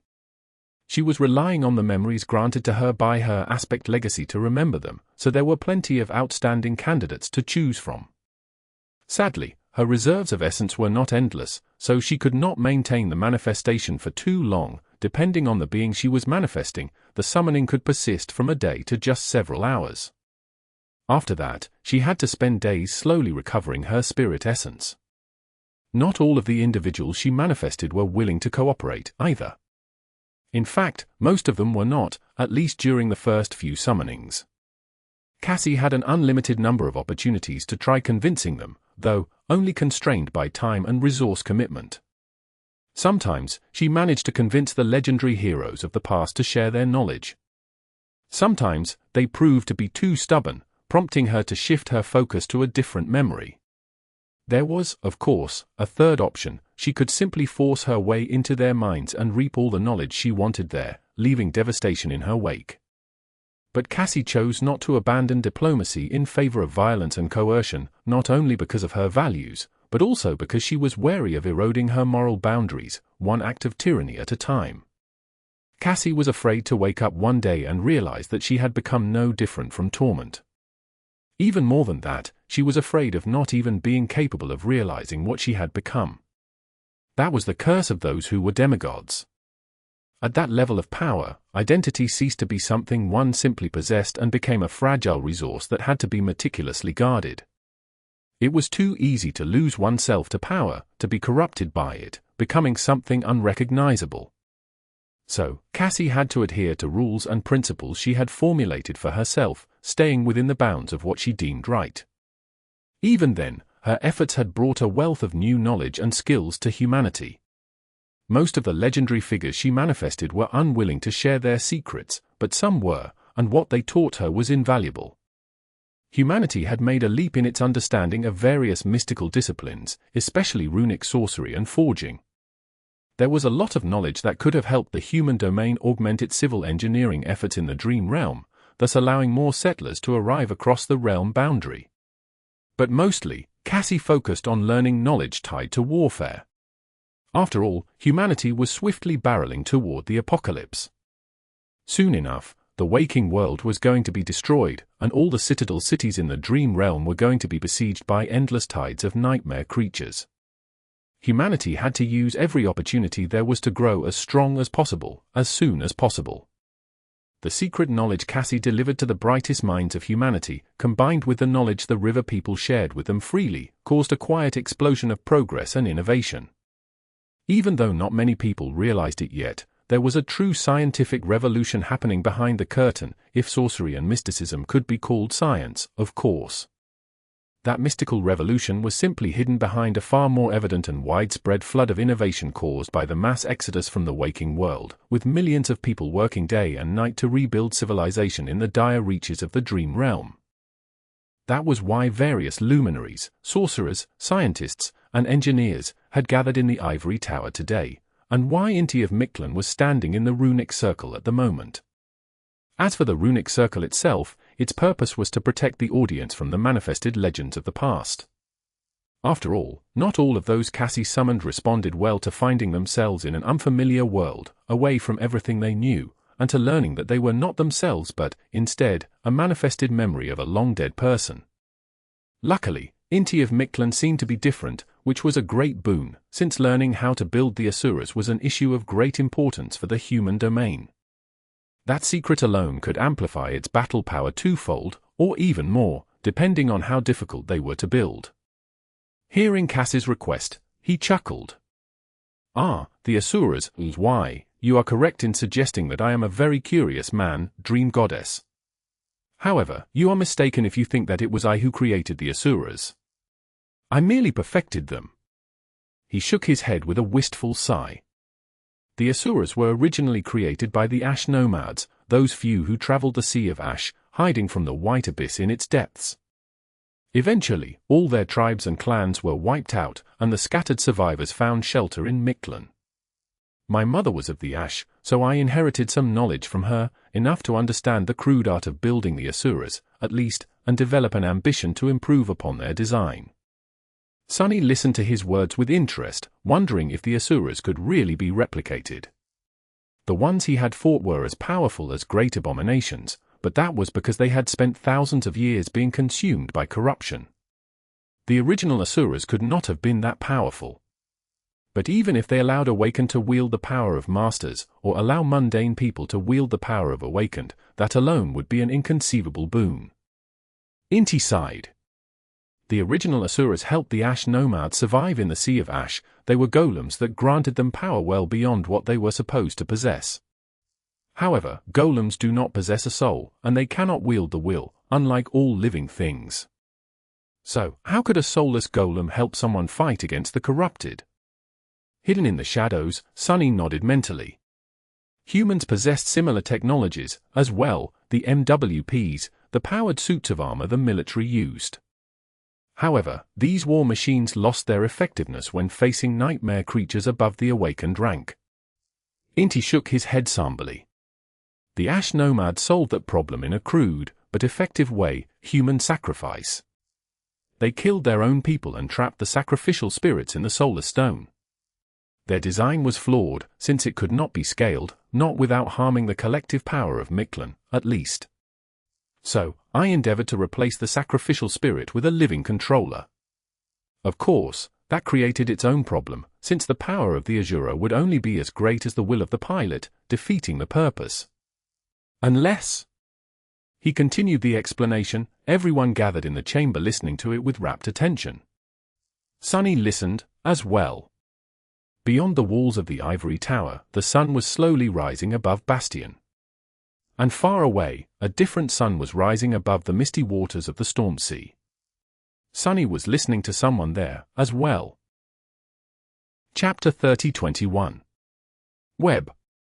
There were numerous citadels scattered across the Storm Sea, hidden in its eerie and unpredictable waters. Some had been ruled by the House of Night for decades, some were conquered recently, as a result of Mordred infiltrating the Great Clan in preparation for the Domain War. A year ago, one of them was ceded to the River People after they escaped the Tomb of Ariel, so that they had a home in the new and unfamiliar world Ananke had brought them to. That citadel had been known as the Black Obelisk before. It was a gargantuan stone spire rising from the water and pointing at the sky as an accusing finger. In fact, it was a finger, a tip of one. If one dove deep into the turbulent waters and followed the obelisk into the depths of the Storm Sea, they would eventually discover that it connected to an immense hand carved from black stone, with 4 more fingers protruding from it at an angle. The structure was overgrown by enormous barnacles, seaweed, and algae, with myriad nightmare creatures nesting in the underwater jungle, but its form was still recognizable. That hand seemed like it belonged to a human, but there was something eerie and unnervingly wrong about it. And if one dove even further, into the crushing darkness of extreme depths, they could trace the hand to the arm, eventually reaching the colossal head of the inconceivable statue. No one knew what its face looked like, though, because everyone who had dared to gaze upon it either died or went mad, eventually losing their lives to the agony of violent delirium. So, people did not dive that deep near the Black Obelisk, and none of them had ever dived deeper than the hidden face of the drowned statue. The citadel itself was not very populous, considering that there was not a lot of surface here for people to live on. It was located close to the shores of the Storm Sea, though, in relatively safe waters. Safe meant stable in the Storm Sea, having nothing to do with how many abominations inhabited the region. More importantly, it was the closest citadel to the estuary of the River of Tears, which made it an important way station for the ships traveling from the far reaches of the Storm Sea or from the east. So, the population of the Black Obelisk had been small and largely transient. That was how it had been before, at least. Today, the Black Obelisk was unrecognizable. Standing at its highest point, Sunny glanced down with a sense of wonder. Below him, a city sprawled above the waves. Bright sunlight poured from the azure sky, illuminating its vibrant expanse. The Black Obelisk was not black anymore, having turned entirely silver from the myriad strings of essent silk wrapped around it. Powerful cables of silk stretched outward from the silver spire, supporting vast platforms that swayed lightly on the water. These island ships were built from manifested essence, as well, supporting ornate residences, verdant gardens, and lush fields. Arched bridges connected them to each other, and myriad gondolas were moving in the channels between them. The streets were full of people, and on the outer edges of the floating city, new islands were being built by crews of busy workers. Dozens of graceful ships with silvery sails were moored to the long piers, and awakened warriors patrolled the waters around the city on swift boats or aquatic echoes. And all of it, the gardens, the fields, the people, emanated the sense of overflowing health and vitality. That was because everything in the floating city bore the blessing of its ruler, Ananke of Weave, the Silk Weaver. That was the title the River People had given Ananke after emerging from the Arcamulets and learning the story of how she carried them across eternity to the vast skies of a new world. As for the name of the city itself, after hearing it for the first time, Sunny was relieved to learn that his wasn't the most unsophisticated naming sense in the world. Come to think of it, the river people were quite straightforward with giving things names, as well: Weave, Verge, Twilight, Arc. The new city they had built in the Storm Sea was called Web. This was where most of the river people lived. There was also an enclave of them in the vast city at the estuary of the River of Tears that Moonveil ruled, as well as a dozen crews scattered across the Storm Sea, helping people of the human domain expand the settlements surrounding other marine citadels. Now, a year after arriving in the Dream Realm, the river people were somewhat settled into their new lives. Still, there were myriad things that needed to be done, and it was going to take many years before they were truly accustomed to life outside the tomb of Ariel. It's a marvelous sight. Sunny was being sincere. Well, of course he was. He couldn't lie, after all. Web was quite tiny, compared to the behemoths of human settlements like NQSC, Bastion, or Ravenheart. However, seeing it thrive tugged on his heartstrings. There was something about seeing the river people build a city that made Sunny feel like there was hope for all of them. It was a soothing feeling. Standing next to him, Ananke smiled. It is, isn't it? She paused for a moment, then chuckled. Do you know, Lord Sunless? When we first began building this city, we almost built the houses of youth out of habit. It was only later that we realized that we would never need them again. People age differently in your world, after all. Sunny glanced at her, remained silent for a while, and then smiled darkly. This is not my world, Ananke. He turned around to the radiant vista of the floating city and added in a neutral tone. This is not my world yet. She nodded politely. After a few moments of silence, Ananke added. We still built a house of youth, though, as well as a house of parting. They serve a different purpose than in the tomb of Ariel, but, although the purpose is new, its essence is the same. Like all other things in this new, peculiar world. Chapter 30-22. Outside Perspective. Sunny grimaced, glanced at the sun, and then took a step back to stand in the shadow. The Storm Sea was usually covered in mist and quite somber. Why did it have to be so bright every time he crawled out of the shadows to take a proper look at the growing city? I see that the unfinished island ship survived the recent storm. That's good. Ananke nodded. The river people know a lot about storms. And according to the people whom you call the House of Night, the storms here are much weaker than they are deeper into the sea, having exhausted all their fury. Sunny studied her for a moment, then said in a curious tone. You seem to be adapting well. It has been a year since you and your people escaped the tomb of Ariel, hasn't it? So, how is it? What do you think about the world beyond its walls? Ananke hesitated for a bit.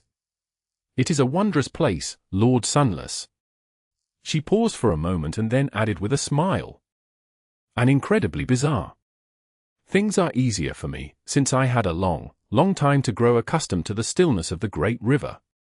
But my people have only known it for a short while, so it is difficult for them to adapt to the dream realm. Ananke glanced at Sunny. As for me personally, I am still a little stunned. He raised an eyebrow.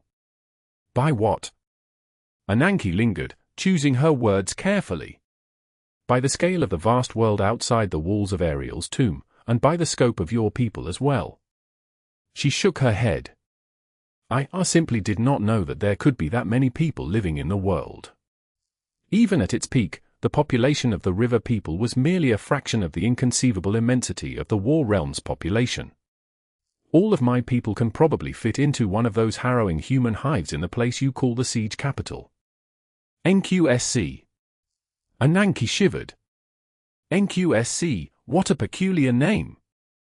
Visiting it shocked me the most, no doubt. Honestly, I was a bit terrified. Sunny let out a chuckle. Terrified? What can terrify us supreme? She shifted uncomfortably. The solidity of it all. Nothing moves, nothing flows. There's no water anywhere, only solid ground.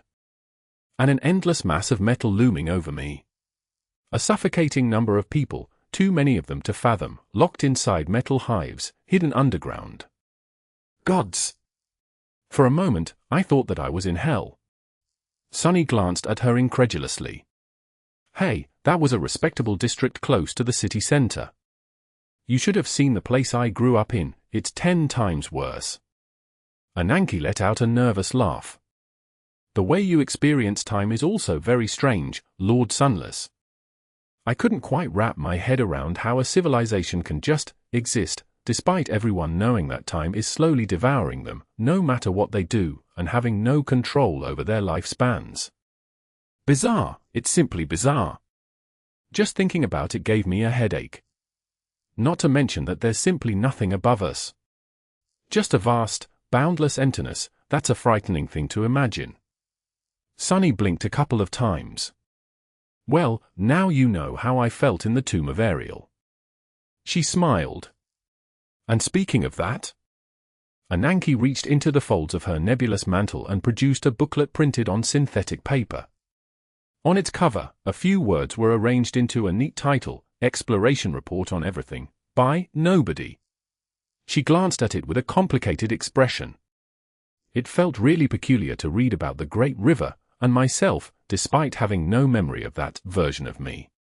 Of we being destroyed by a mad titan, the Serpent King ruling a great city. Life is sure full of surprises, especially when you are involved, my lord. Ananke chuckled. Oh, but there were great things, as well. I quite like the city you call Bastion, even if it is imposingly enormous. Then, the place called Ravenheart, that was the first time I saw snow. Snow is a lovely thing, Lord Sunless. And there is the Garden of Repose, as well, truly a wondrous vessel, one worthy of carrying a god. Over the past year, Ananke had visited several places both in the dream realm and in the waking world.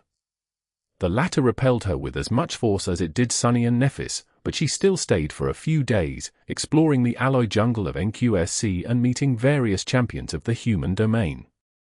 Her people, too, visited Earth with the help of the Saints of Night. They needed to establish tethers there, after all, to be able to travel between the worlds and rapidly relocate resources. It seemed that the river people did not have a good impression of the waking world, perceiving it in the same vein as its people would perceive a death zone.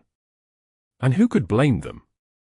Toxic air, overcrowded siege capitals, hordes of nightmare creatures wandering the desolate expanse of deadly wastelands. If Sunny had not been born on Earth, he would have seen it as some kind of hell, too. Ananke fell silent, lingered for a while, and then sighed. But mostly, it's exactly the same. Sunny frowned slightly. Exactly the same. She nodded. There might not be a defilement in the dream realm, but there are seeds of nightmare. People still live in fear of the corrupted, fighting a losing battle against them in order to survive. The future is bleak and terrifying, but everyone has blinded themselves to the truth, because that is the only way to live on without drowning in despair. She sighed. That was how it was in the tomb of Ariel, as well, shortly before the end. Ananke remained silent for a moment, and then smiled faintly. But beneath all that despair, there is still hope. And people find the strength to live because that single ray of hope does not allow them to give up. She glanced at Sunny. My people did not give up, and because of that, they found salvation.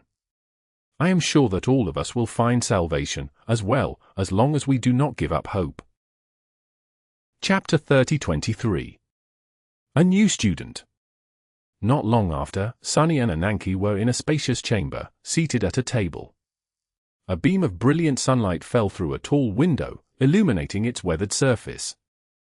There were several items laid out on the table, glistening in the light: a silver bell, an ordinary-looking rock, a beautiful glass bottle, a needle emanating a faint golden glow, a folded mantle woven out of sublime black silk, and a small lantern carved out of stone. They were, of course, Sunnis memories. Are you ready? Ananke nodded, inhaled deeply, and then summoned a memory of her own. A black wooden mask obscured her enchanting face, replacing it with a ferocious visage of a snarling demon. It was Weaver's mask, a lesser replica of it that priests and priestesses of the nightmare spell had worn once, thousands of years ago. Ananke had inherited it from her mother, and now, Sunny had used his own skill as a sorcerer to modify its elegant weave. It had taken him a long while, and as a result, they were going to have their first lesson today. Sunny gestured to the silver bell. "Can you see it?" Ananke peered at the small bell, deep darkness nestling in the eyes of her mask, but then, it seemed as if a faint glimmer of gold ignited in their depths. "I do." Sunny smiled in satisfaction. The enchantment he had woven into Ananke's mask served a simple purpose and was inspired by the "Where is my eye?" enchantment of the real weaver's mask. It did not allow her to gaze upon the great tapestry of fate, but it did allow her to see the intricate spellweave of memories. The purpose of the enchantment was simple, but the enchantment itself was anything but. There was a reason why it had taken Sunny close to a year to successfully implement it, after all. Granting people abilities similar to his own was not easy. In the past year, Sunny had spent countless hours trying to create an enchantment that would allow others to see spellweaves, but all his attempts ended in failure. Over and over and over again, months spent in researching and experimenting, with no result at all. In the end, he had to change his approach entirely in order to succeed, and in the process, elevate his own mastery of weaving further by accident. The minor breakthrough Sunny has made expanded on the principles he had already known, but never considered deeply. Funnily enough, it had nothing to do with creating a spellweave, instead, it concerned the materials from which the memory was made. He knew, of course, that only materials of sublime quality could sustain the burden of powerful enchantments. One needed something like blessed steel to forge a transcendent blade, for example. Mundane alloy would simply crumble under the strain of potent sorcery.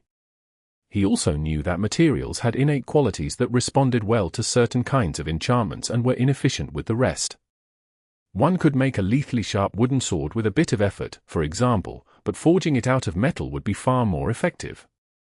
By exploring this relationship further, Sunny discovered that there were enchantments that required highly specific kinds of mediums to take hold, refusing to function with any other. And in the case of the enchantment that could grant someone the ability to see spellweave, there simply did not seem to exist a medium like that. That was what Sunny had thought, at least, before taking a look at Ananke's mask. After studying it for a while, he was surprised to discover that it was highly suitable to serve as a medium for the enchantment he had in mind, so suitable, in fact, that it almost seemed as if the mask had been created for that exact purpose. He even found sections of its spellweave that were designed to serve as a foundation for an additional enchantment, the potential shape of which was very close to his own design. It made sense, really. Sunny knew that there had been weavers among the priests of the nightmare spell, even if only a few. They had to have a means of perceiving spellweaves, so he theorized that those with talent for weaver's sorcery were granted special kinds of masks that allowed them to do just that. It was just that Ananke's mask was not one of those. It hadn't been, rather, until Sunny completed the enchantment. And so, Ananke gained the ability to perceive spellweaves. That was only one requirement for becoming a weaver, the second was the ability to touch and manipulate essence strings. Sunny suspected that those who practiced weaver's sorcery in the ancient past possessed tools that allowed them to do that, but Ananke didn't need any. Her aspect already allowed her to both create and manipulate essence silk, which could be turned into essence strings with just a little bit of practice. Therefore, Sunny was excited to know that there would be a second weaver in the world soon, if everything went well. He pointed to the silver bell. "This is the first memory I received. And the first one I modified, as well. Its weave is relatively simple." He pointed to the shadow lantern next. "Compare it to a divine memory. This one's weave is almost infinitely complex. Even I can't fathom it, let alone replicate it. So, one would think that starting to study sorcery with the silver bell as the example would be a smart decision." Sunny chuckled. But they would be wrong. Only a fool would start with the silver bell, like I did, unless they had no other choice. Because even if it is a weak and simple memory, it is still a memory created by the nightmare spell.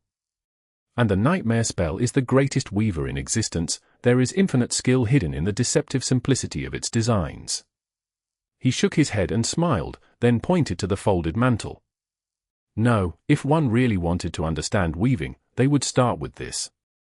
Because, unlike the silver bell, this memory was created by a mortal. Chapter 30-24. Weaving 101. Sunny leaned back and sighed. But let us not rush to studying spellweaves. First, we need to define the terms. What is a memory, for example? Well, the answer seems to be simple. He gestured to the items displayed on the table. A memory is a magical item created with the help of weaving. But that is not entirely correct, because while all memories are woven, not all woven items are memories. I once enchanted an entire mountain, for example, but that did not make it a memory. Ananke tilted her head a little. You've enchanted a mountain, Lord Sunless.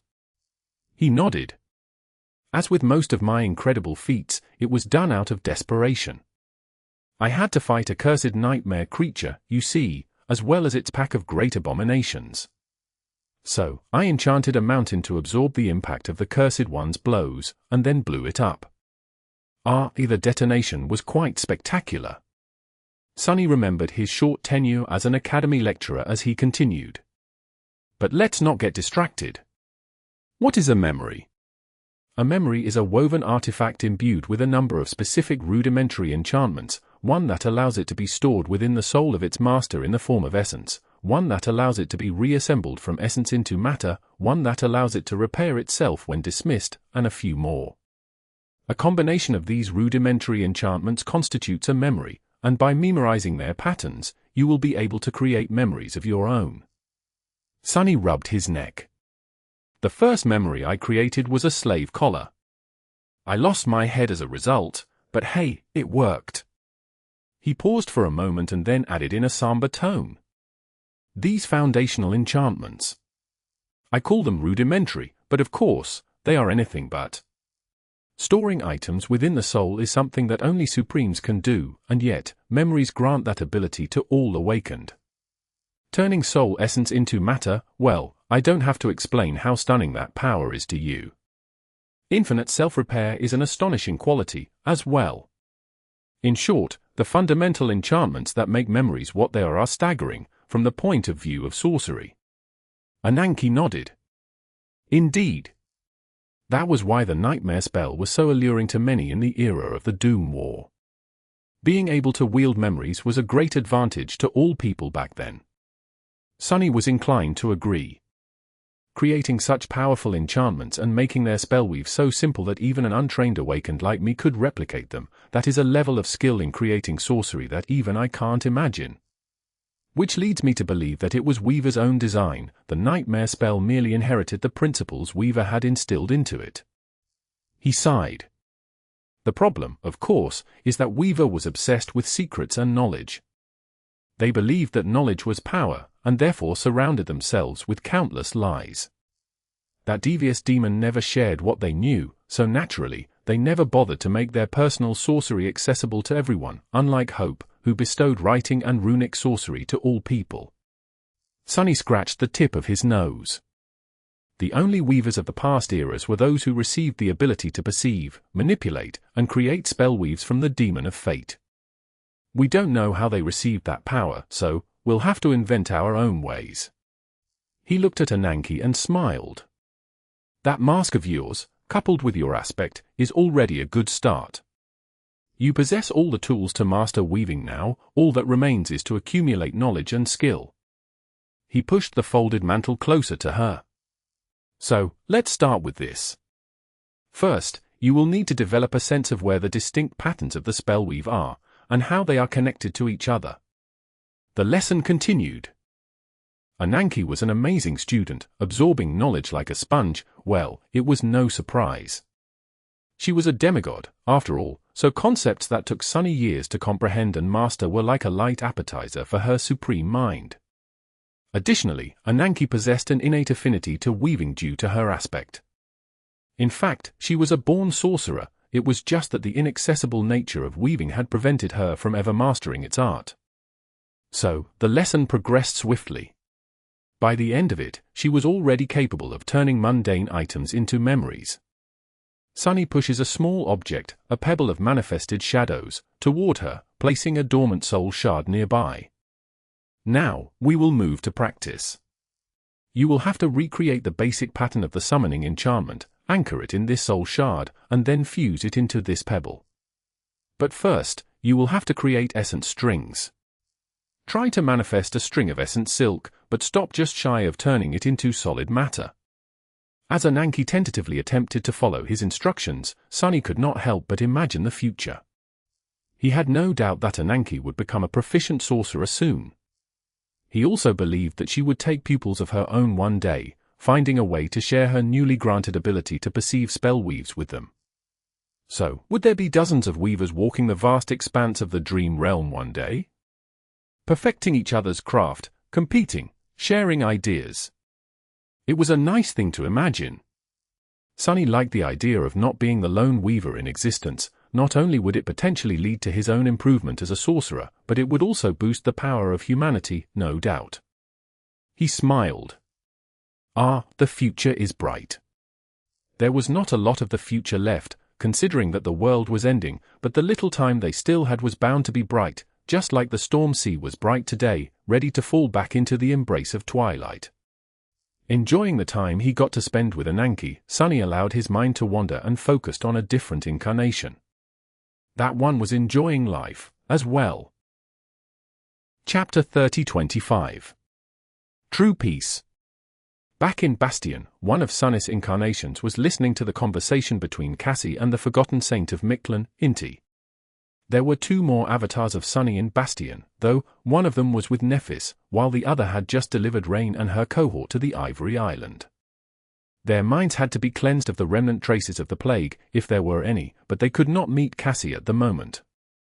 All they could do was make themselves comfortable and wait. That did not mean that Sunny had to wait with them, though, so he quietly sneaked away and returned to the city below, eventually finding his way to the quiet street where the brilliant Emporium once stood. The cozy brick cottage was gone, yet the land where it had once stood was still vacant, facing the glistening lake. The owner was officially dead, but Aiko had managed to purchase the deed to the land under a false identity, so it still belonged to Sunny. Since the empty lot was private and secluded, he liked to come here from time to time to rest his weary mind and relax. Now, too, Sunny sprawled on the grass, hidden from view by the slope of the shore and the shadows of tall trees. All of his other incarnations were busy conversing with people or performing important tasks, but this one had an opportunity to do something truly incredible. To do nothing. Enjoying the wonderful feeling of being absolutely useless, Sunny spent some time in solitude.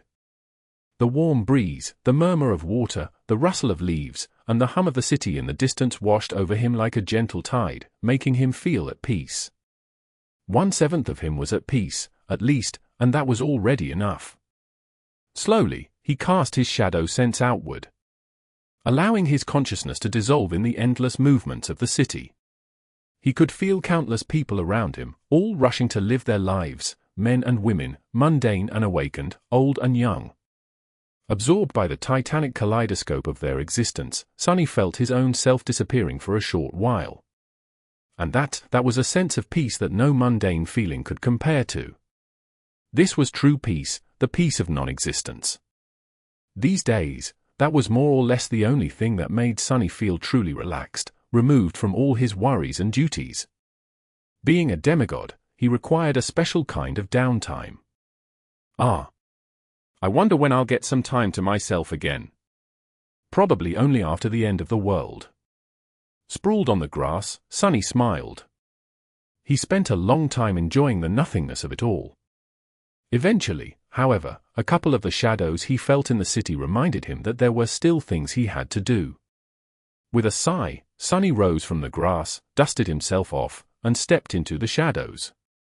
He exited them in the private study of a manor that stood within the inner circle of the castle's walls. Sunlight poured through a tall window, and a woman was standing in front of it, her silhouette contoured by the light. Sensing his presence, she turned around and pierced him with a stern gaze. The woman was wearing jeans and a white t-shirt, her hair like a cascade of liquid gold.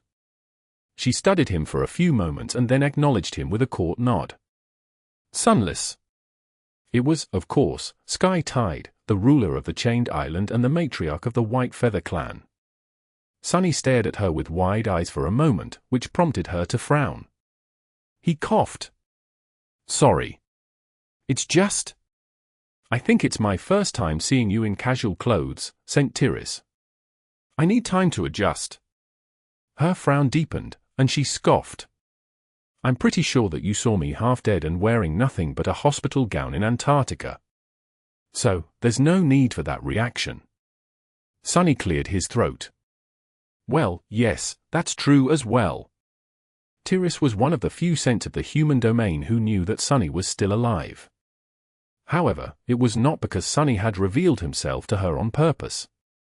A year ago, he had thought long and hard about whom to contact.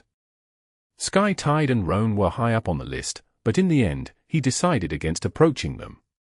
He liked the scents of Whitefeather quite a bit, but there was simply no practical reason for them to know that the Lord of Shadows still walked the world. He could continue to like them from a distance, even if that would make him feel wistful from time to time. So, Sunny had kept the fact of his continuous existence a secret from Tiris and Roan. It was just that Tiris had other ideas. After her daughter disappeared into a nightmare gate with a cohort of Awakened from outside the Whitefeather clan, Tiris naturally wanted to know more about who these people were. A routine background check would not have revealed anything, since their public identities were forged quite thoroughly. Sky Tide turned out to be more thorough, though. She did something that no one else had been able to do yet. She uncovered the existence of the Shadow Clan. So, one day, Sunny had to hurry to a dark alley in NQSC, where one of his agents was being strangled as Sky Tide calmly asked him questions, holding him in the air with one hand. Needless to say, his reunion with St. Tiris was not quite as sentimental as he had imagined. But very memorable nevertheless. The Shadow Clan had to rework its entirely covert procedure as a result. Tiris studied Sunny for a while, her already stern gaze turning colder and colder by the moment. In the end, she asked, "So, what is it this time?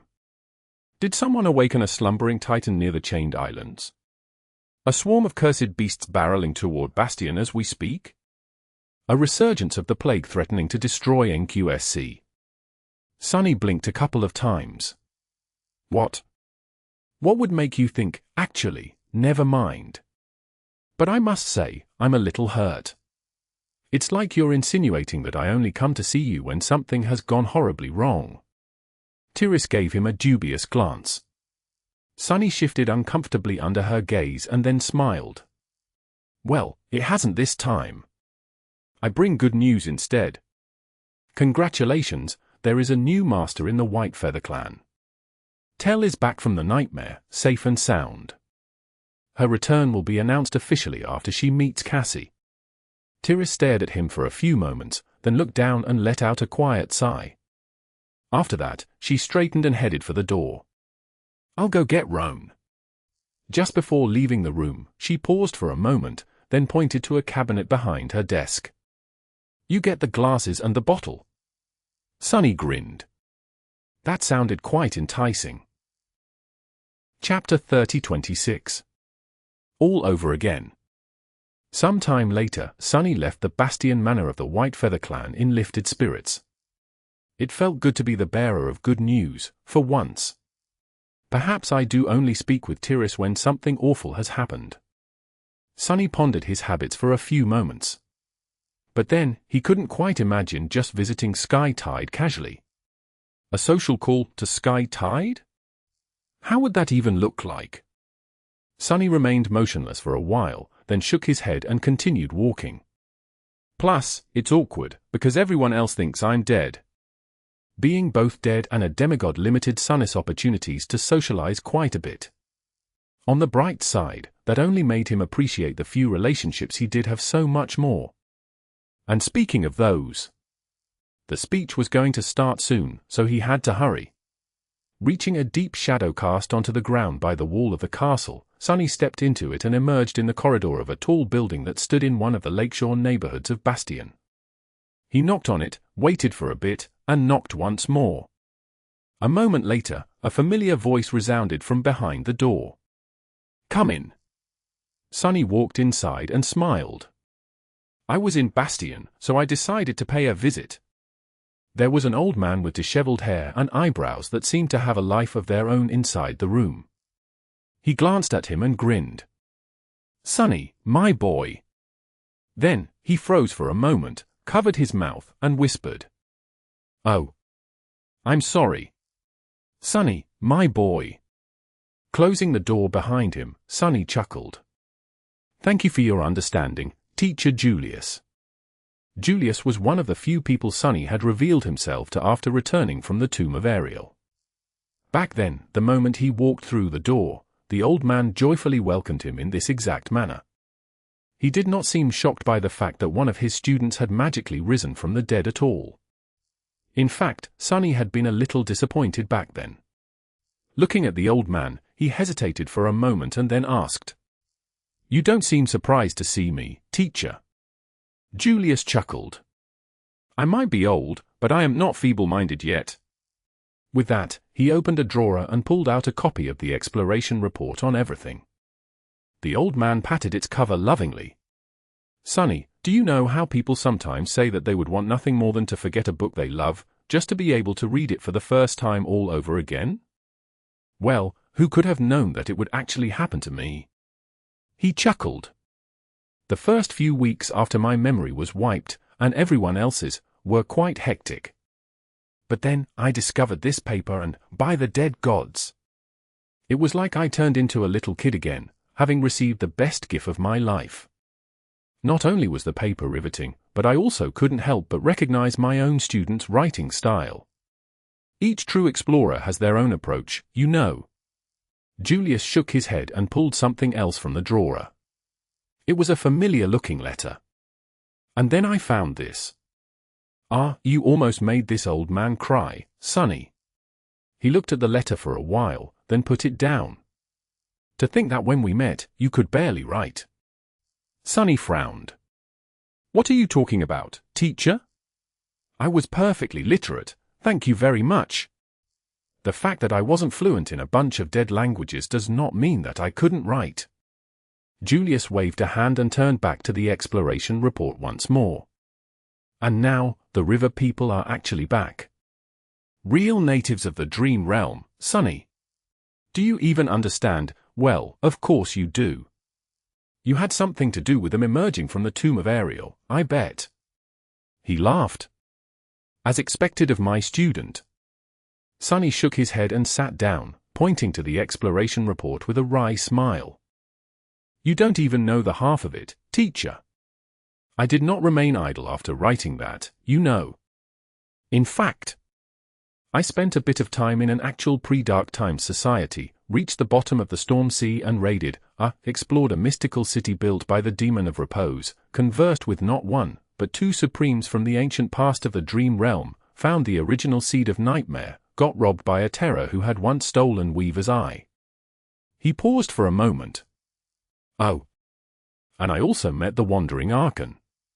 Granted, we didn't get a chance to speak. Sonny fell silent, remained silent for a while, and then grinned. So, how many contribution points do you think we can get? That was almost a year ago, and today, Teacher Julius was finishing the work on the annotated commentary and addendum to the exploration report of everything, in the free time he had left after fulfilling his duties as the architect of the new education system, tutoring little Ling, and being one of the people responsible for diplomatic relations with the river people. The old man liked to stay busy, it seemed. Sonny sat down and glanced around, trying to guess what Teacher Julius was working on now. Are you not going to see the speech today? Julius chuckled. Of course I am going. It is a historic event, after all, quite possibly one of the last few historic events we have left. However, there are too many people in Bastion, and too few of them can get close enough to Lady Nephis to make the experience memorable. So, in a short while, I will depart for the waking world and listen to the speech on the screen of my communicator. That will be far more convenient. Sonny raised an eyebrow.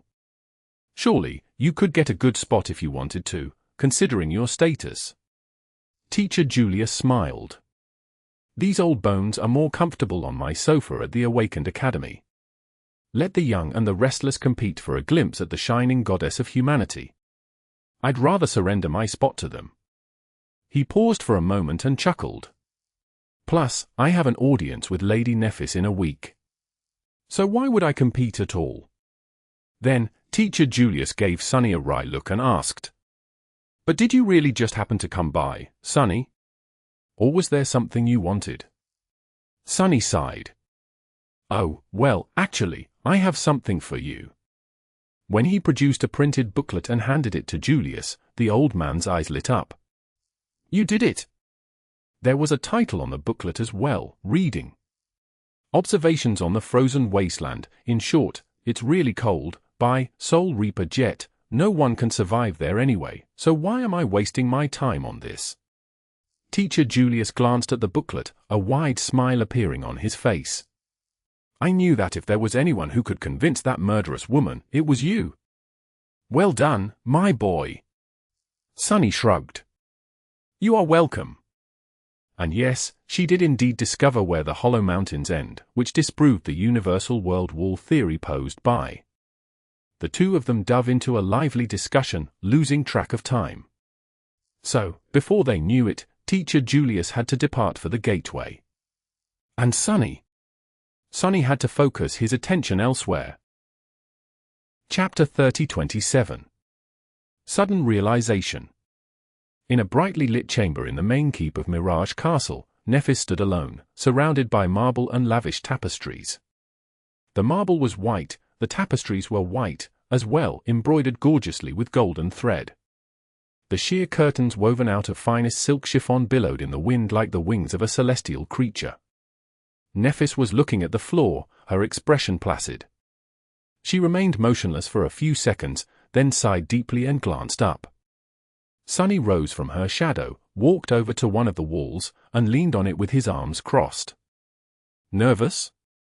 Nephis would have looked like the epitome of composure to anyone else, but he could tell that she was uncomfortable. Large crows and public speaking were not exactly her element, after all.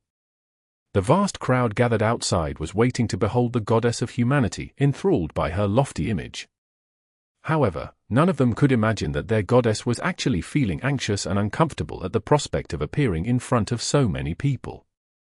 Nephis glanced at Sunny, hesitated for a moment, and then shrugged.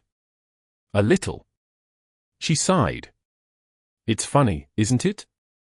I think I'd feel far more at ease facing a horde of powerful abominations as opposed to a crowd of people. I am a supreme now, and yet, in moments like this, I feel no different from how I felt as a young and inexperienced, ignorant youth." Sunny smiled. "I wouldn't say that it is funny. Possibly a little bit amusing."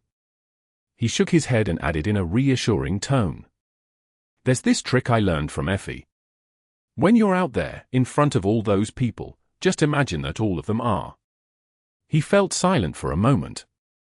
The conventional wisdom suggested that one should imagine the audience naked in order to overcome stage fright, but when Sunny thought about it, it was actually awful advice. If he did something like that, he would feel disturbed and flustered instead of calm, not to mention that going around imagining what random people looked like under their clothes was something only perverts did. Plus, that was Nephis he was talking about. She wouldn't be disturbed or flustered. At best, she would be completely indifferent. At worst, she would start wondering why all these people were naked, and if more resources needed to be allocated to developing a more robust textile industry in the dream realm.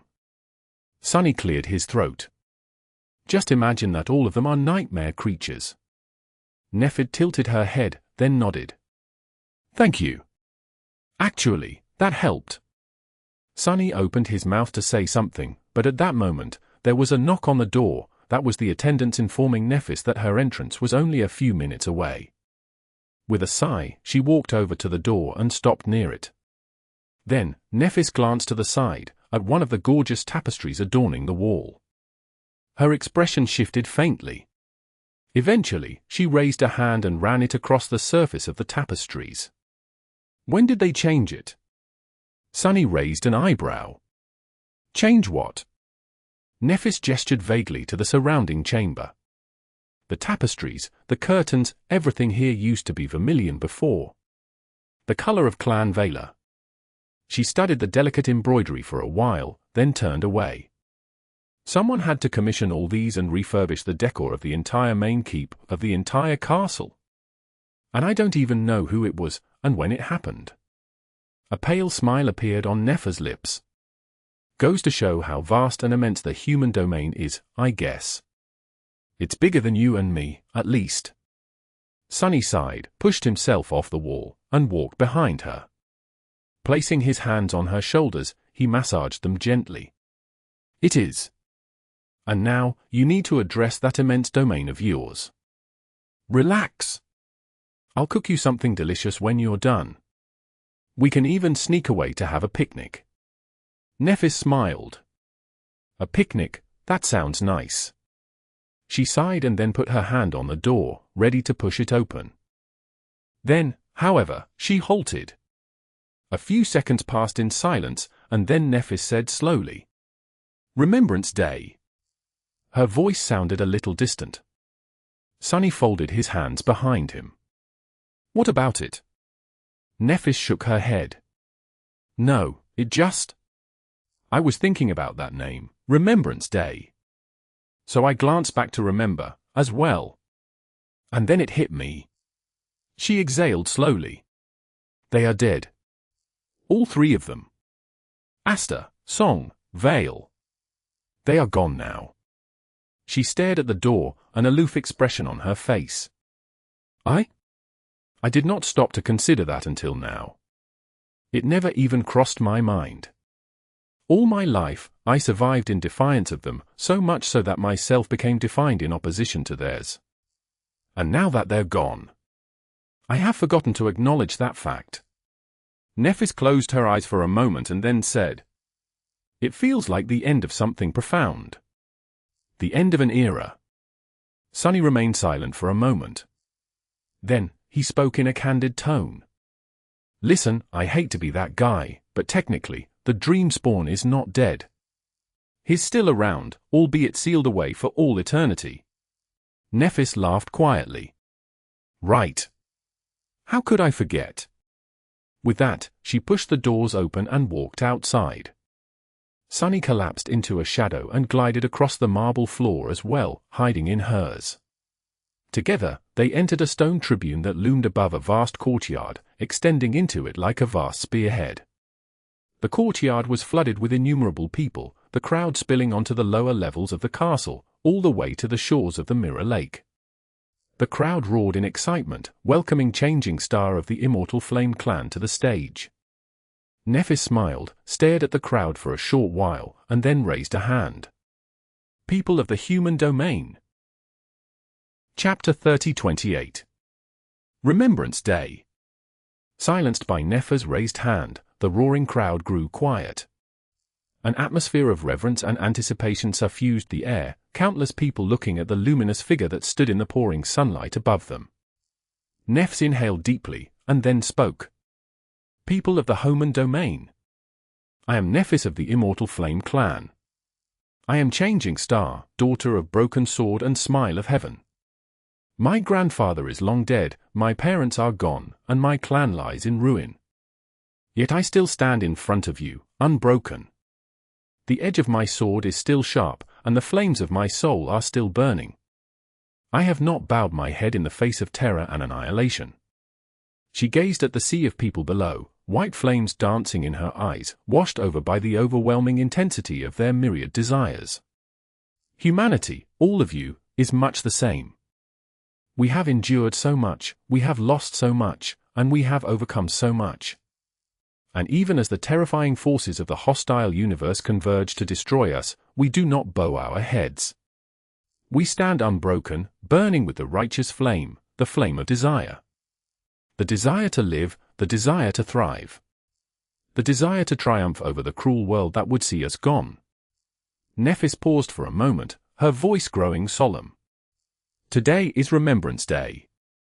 A year ago, we found salvation from a dire threat in the embrace of a terrible tragedy. Many lives were lost, and countless dreams were snuffed out, sacrificed on the bloody altar of survival. Today, we remember all that we've lost, but that is not all we must remember. We must remember more, the things that were lost, the things that were gained. We must remember it all. Nephis raised her head slightly, speaking in a clear, resonant tone. She was not shouting, but the vast crowd below could make out each word. In fact, those who had not been able to make it to the courtyard in front of the main keep could hear her clearly too. That was because Nephis had used shaping to make her voice be heard across the entire castle, easily reaching even those people who stood on its outer walls. She spoke. 57 years ago, the seeds of corruption bloomed for the first time in our world, bringing the nightmare spell with it. Back then, Earth was already dying, ravaged by the great wars and disasters brought about by our ancestors. Humanity had just regained a state of balance, and having learned the bitter lessons of the past, was slowly building a new, harmonious world from the ashes of the old one. But what we met instead was bloodshed on an unimaginable scale. Countless people fell victim to the horrors of the first nightmare, and more people still were slaughtered by the tide of nightmare creatures. The fragile balance that allowed humanity to persist was broken, and it faced extinction. Nephis paused, her voice reverberating above the mirror lake. People were looking at her, entranced by the radiant visage of the living goddess and by the dark truth contained within the words she spoke. As if experiencing the horrors of that distant time with her. But we did not go extinct. Instead, the valiant awakened of the first generation and all those who supported them rose to the occasion, pushing back against the encroaching nightmare and mastering the very same power that had brought the world to its knees. They endured, they overcame. They triumphed. But most importantly, they learned, they remembered. That was why, when the forces of corruption grew more powerful, and the nightmare gates opened to bring terrifying abominations unlike anything the awakened had faced before to Earth, they did not falter. They aimed their swords at the nightmare creatures, challenged the seeds of nightmare, and became ascended. A hint of sorrow found its way into her clear voice. Even when America fell to the dread of a great gate, humans did not succumb to hopelessness and despair. Raised by the stalwart warriors of the first generation, the awakened of the second generation took up the torch of humanity and chased the darkness away. They protected the human strongholds on Earth while launching daring crusades to subjugate the dreadful expanse of the dream realm. They built settlements in that dire new world and conquered the third nightmare to become saints. They even rose to the throne of supremacy, acquiring power that no human of the waking world had ever possessed before. And that power corrupted them. Nephis' voice grew colder, and her expression turned harsh. She sighed deeply. They cowered in front of the nightmare spell, forgetting their duty. But their fall became a lesson to us all, as well. And so, by the time the third generation of awakened rose to prominence, holding up the banner of humanity, we knew how to avoid sharing in their ghastly fate. We faced the chain of nightmares and survived. We faced the skinwalker and survived. We faced the warring god grave and survived. And we have survived the tragedy that stole numerous lives from us a year ago, as well. Myriad perils, countless nightmare creatures, the lethal undercurrents of the world were unaware of. Humanity had faced it all, and only grew stronger as a result. Her voice rose slightly, brimming with a powerful emotion. Or perhaps simply with power. Today, we are the strongest we have ever been. There are more awakened than there have ever been, more masters than there have ever been, more saints than there have ever been, and their number continues to grow every day. We know more than ever before, and are capable of doing more than we ever could. Humanity is protected by many brave warriors, and those warriors are supported by countless valiant people, by all of you. And so, she fell silent for a moment, looking at the people below with scathing intensity.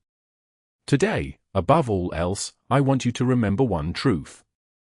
Yes, the perils we face today are more dire than ever before. Yes, our world is being slowly devoured by the dream realm, and what lies ahead of us is more dire than anything our forefathers experienced. But humanity has never given up. Humanity has never lost its fighting spirit. We have already overcome countless challenges, drowning the dream realm in the blood of our enemies. People say that the world is ending, no doubt. But even when it ends, humanity will remain. She leaned forward, placing her hands on the parapet, and smiled. If more powerful abominations come, we will destroy them.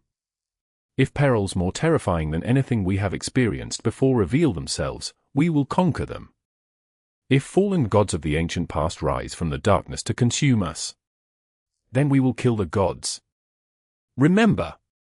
That is what I, Nephis of immortal flame, promise you. And as if ignited by her words, the flames of desire burning in the souls of people below ignited with a newfound ferocity. They blazed with blinding light and incinerating heat, fusing into a sea of radiant fire. The crowd roared, infused by the desire to thrive, to triumph, to live. Chapter 30-29. Scouting Expedition. On a bright day in Bastion, Nephis was promising her people that humanity would survive no matter what peril descended upon the world. And somewhere else, under the night sky, Sunny was facing the impending apocalypse, knowing that it had already begun. His expression was grim. His last, seventh incarnation was far away from Bastion. It had set out on a scouting expedition a long while ago, stealthily moving past the chain of barrows north of the Forgotten Shore and delving into the burned forest. Sunny wanted to scout the charred remains of the Heart Realm for traces of the thieving bird, hoping to dispel the feeling of unease that plagued him because of the knowledge that a mad sacred terror was out there, somewhere, doing God's knew what. The southern reaches of the burned forest were supposed to be empty, since Sunny had eradicated most of the black millipedes and chased the rest of them deeper into the charred tangle. And it was, indeed, except for the fact that he had found traces of the barrow wraith hunting parties having passed there some time ago. Sadly, there was no sign of the thieving bird anywhere he searched. There was no sign of the citadel it had stolen, either. It was as if the whole thing had simply vanished into thin air, leaving no clue as to where it was. Sunny did not even remember what the citadel looked like, let alone where it was located, since that knowledge as well had been stolen from his head. However, he could calculate its locations with a high level of precision by going over his memories of the campaign against the black millipedes. His calculations were undoubtedly correct, but he still failed to find the citadel. Instead, he found a vast hollow space beneath the charred tangle where the citadel was supposed to stand, but didn't. So, Sunny could only conclude that the thieving bird had come to the burned forest at some point after escaping the tomb of Ariel and dragged the entire citadel away. Perhaps it had stolen the very space the citadel occupied, replacing it with emptiness. In any case, he was at a dead end. That vile thing is bound to reveal itself sooner or later. That was a certainty. The only uncertain thing was how disastrous the thieving bird's emergence would be for humanity. After failing to accomplish his self-imposed mission, Sunny had three choices as to what to do next. He could return to the Forgotten Shore, abandoning the scouting expedition. He could venture deeper into the burned forest, exploring the inner reaches of the vast region that he had not dared to explore before. Or he could continue heading north while staying on the periphery of the burned forest, hoping to find traces of the thieving bird there. What a choice!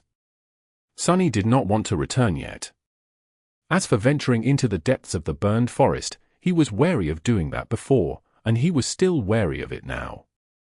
Nobody knew what kind of horrors dwelled in the burned heart of the former Heart Realm, and he did not want to risk stirring them without a good reason. Sunny was not ready to face unholy abominations yet. So, he chose the third option. Leaving the southern reaches of the burned forest behind, Sunny continued to move north. Eventually, he reached the edges of the territories that had been ruled by the Black Millipede Queens once and entered the northern outskirts of the charred wasteland, where there were still plenty of nightmare creatures around, some of them terrifying enough to threaten even his existence. If he revealed himself to fight one, more would arrive to join the frenzied battle against a supreme soul burning with the flame of divinity.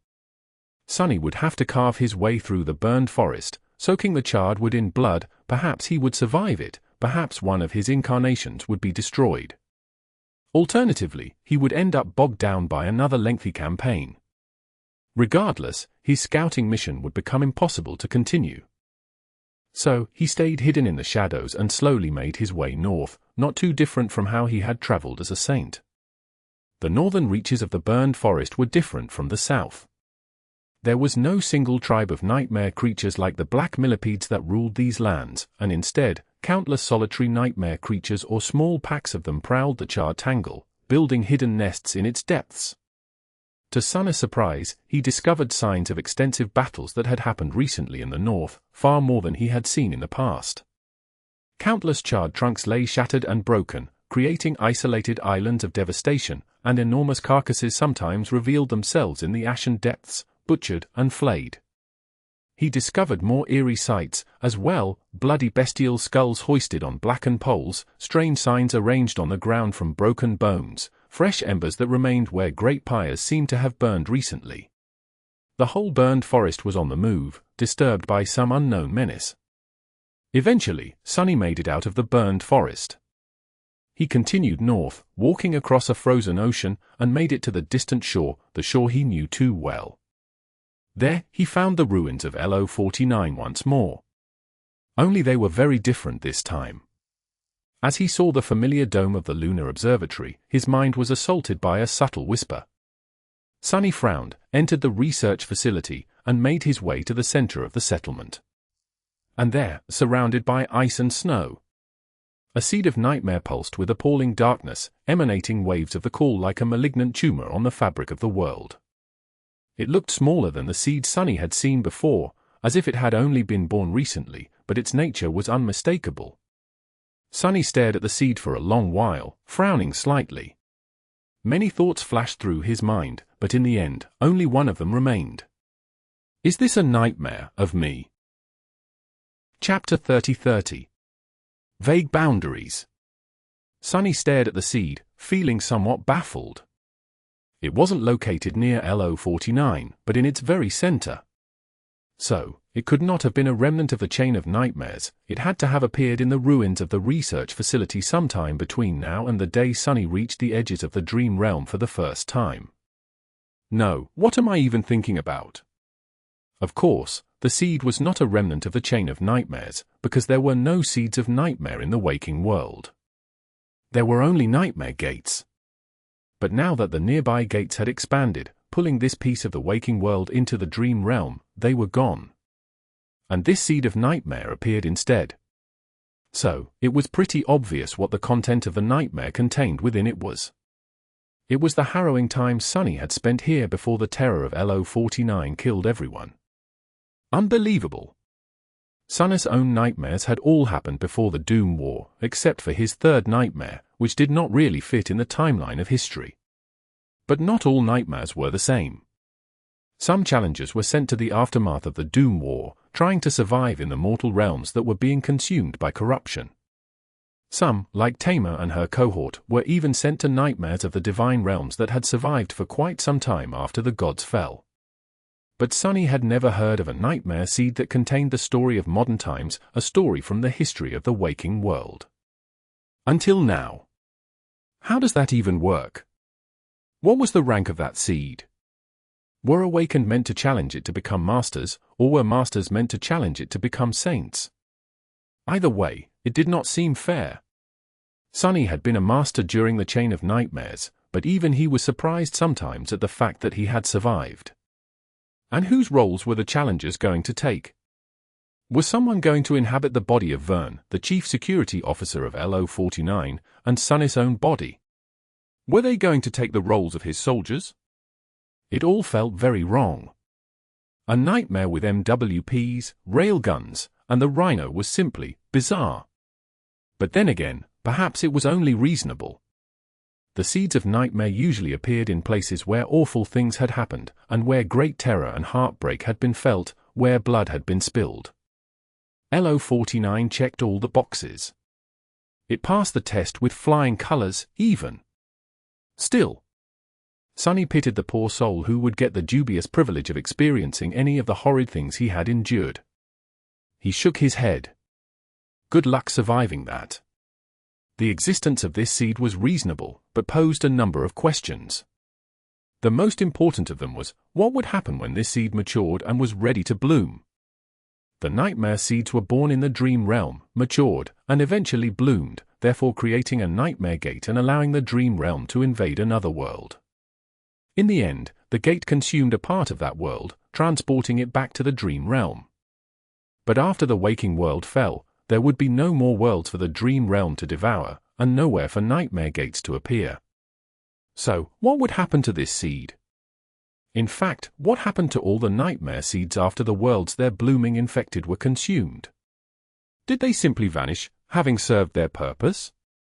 Since people from Earth had never witnessed a world being consumed by the Dream Realm before, this was all uncharted territory. Perhaps the descendants of Dayron and his saints knew, but Sunny did not. Somehow, he doubted that the seeds simply disappeared, though. Rather, his intuition told him that the seeds did what all the flowers did when blooming. They spread pollen. In the case of nightmare seeds, the pollen they would spread was probably corruption. They simply remained, serving as eternal sources of corruption and slowly tainting the world around them. Lovely! Sunny stared at the infantile seed of nightmare for a while, feeling cold despite his supreme physique. On the bright side, he knew all there was to know about what had happened at LO49. So, if he wanted to, he could gather a cohort of challengers, give them the detailed information of what to expect, arm them with the precise combination of memories they needed to return alive, and throw them into the nightmare. Despite how harrowing it was, they would probably stand a better chance of conquering it than any cohort going into a normal nightmare blind did. So, if there were many such seeds in the future, seeds that were born from the horrors that had transpired in the waking world, researching a nightmare before challenging it would become a distinct and incredibly beneficial possibility, increasing the number of challengers that survived their trials. That is valuable intel.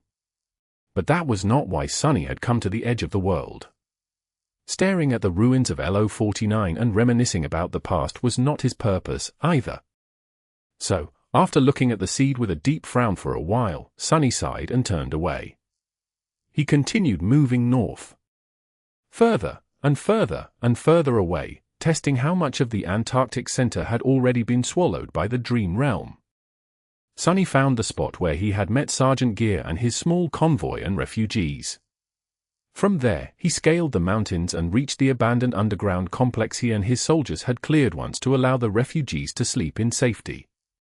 Moving further, Sunny eventually reached the old tunnel where he had first encountered the Heart of Darkness.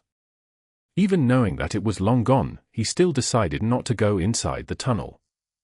Instead, Sunny descended to the coastal highway and passed the spot where Goliath had almost killed him once. By then, he was feeling a slight discomfort.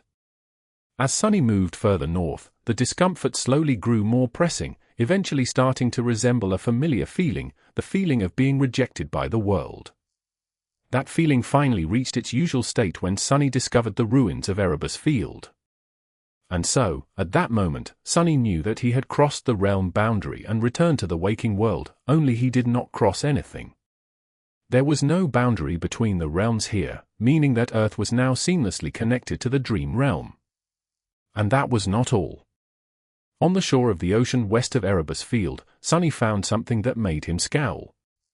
There, sprawled on the edge of the rustling water, a dead nightmare creature was lying on the icy ground, towering above it like a black hill. Its carapace was broken, and crude spears made from flint were sticking from the ghastly wounds. The dead nightmare creature was a member of the Black Millipede tribe. The flint spears, meanwhile, undoubtedly belonged to the Barrow Wraiths. But there was no sign of either around. Sunny stared at the dead nightmare creature for a long while, his expression grim. So they reached that far north. He shifted slightly, looking at the undulating expanse of the ocean behind the Black Millipede. Not only was the realm boundary broken, but nightmare creatures were also freely crossing from the dream realm to the waking world. And that did not promise anything good. Damn it!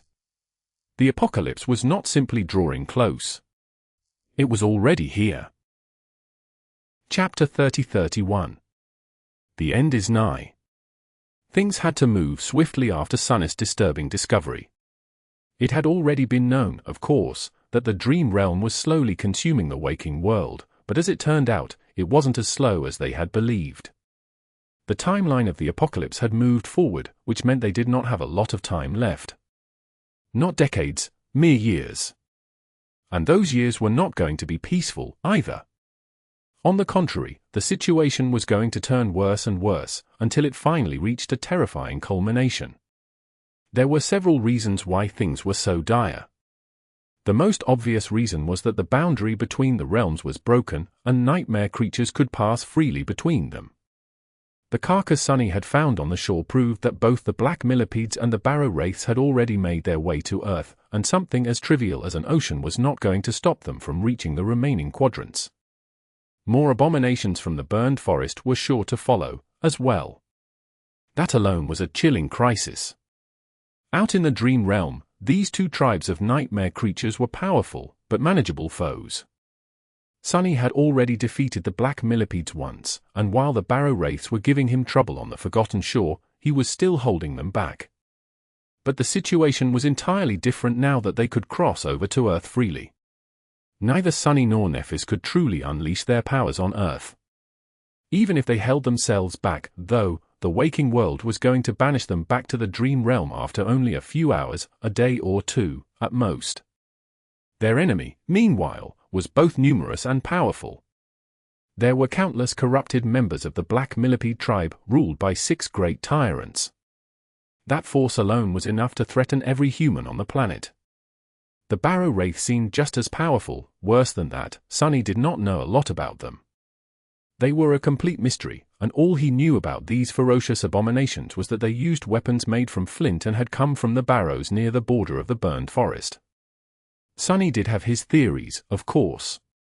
He still remembered the story of how Rime, the demon of repose, created the seasons. In one version of the myth he glimpsed, a vicious cold chained the primordial forest, forcing the ancient people who had lived there in peace and harmony to abandon the blessed garden of Heart God. In another version, Heart God's forest was a terrifying hell instead, and it was Rime herself who had summoned the deadly cold to cull it. No matter what version of the myth Sunny believed, it seemed like the Heart Realm had been the cradle of all living beings once, at the dawn of time.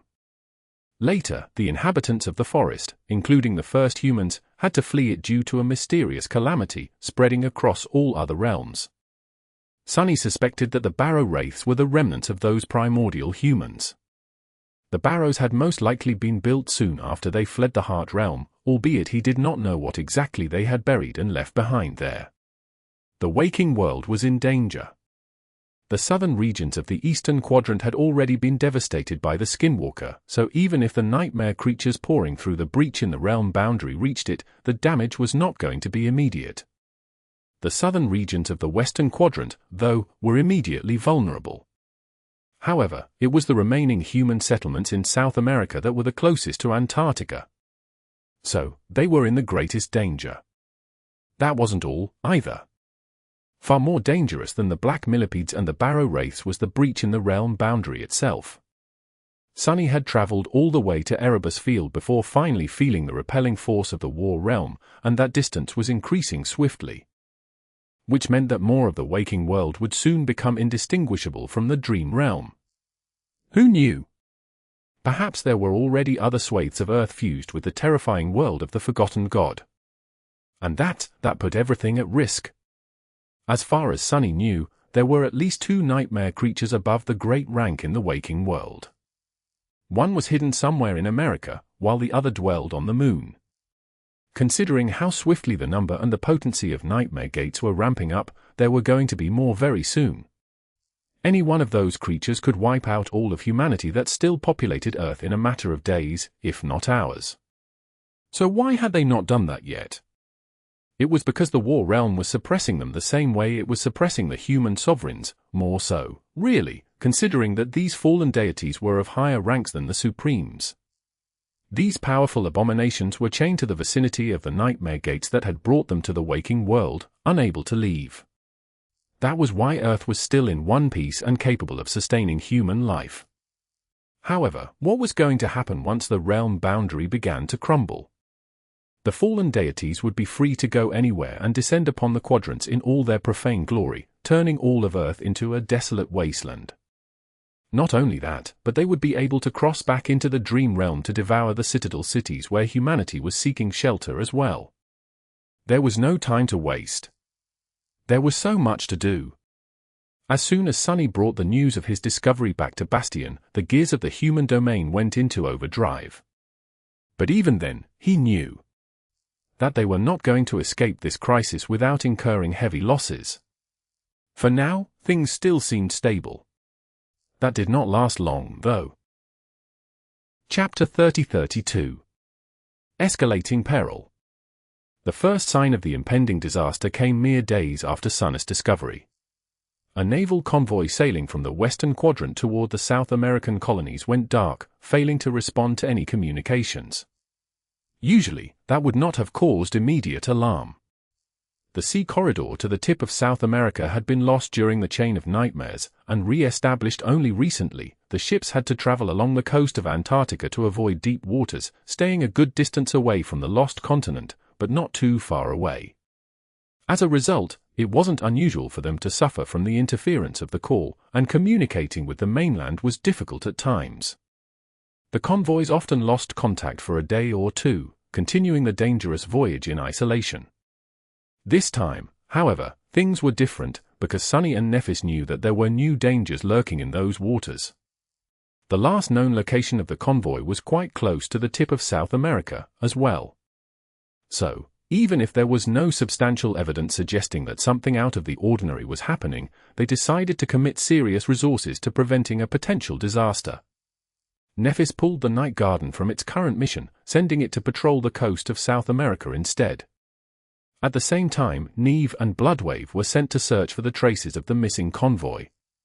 They found it before too long, lying on the bottom of the ocean.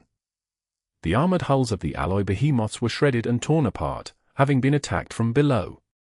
The crew members and awakened warriors, including the ascended guide from the House of Night, had met a grisly fate. Mere hours after Neve reported their findings, no more than a kilometer off the coast of South America, the Night Garden engaged in a fierce naval battle against the mysterious foe who had destroyed the convoy. The water foamed, revealing countless shapes moving beneath it, the wet kiting glistening in the deep darkness of the starlit night.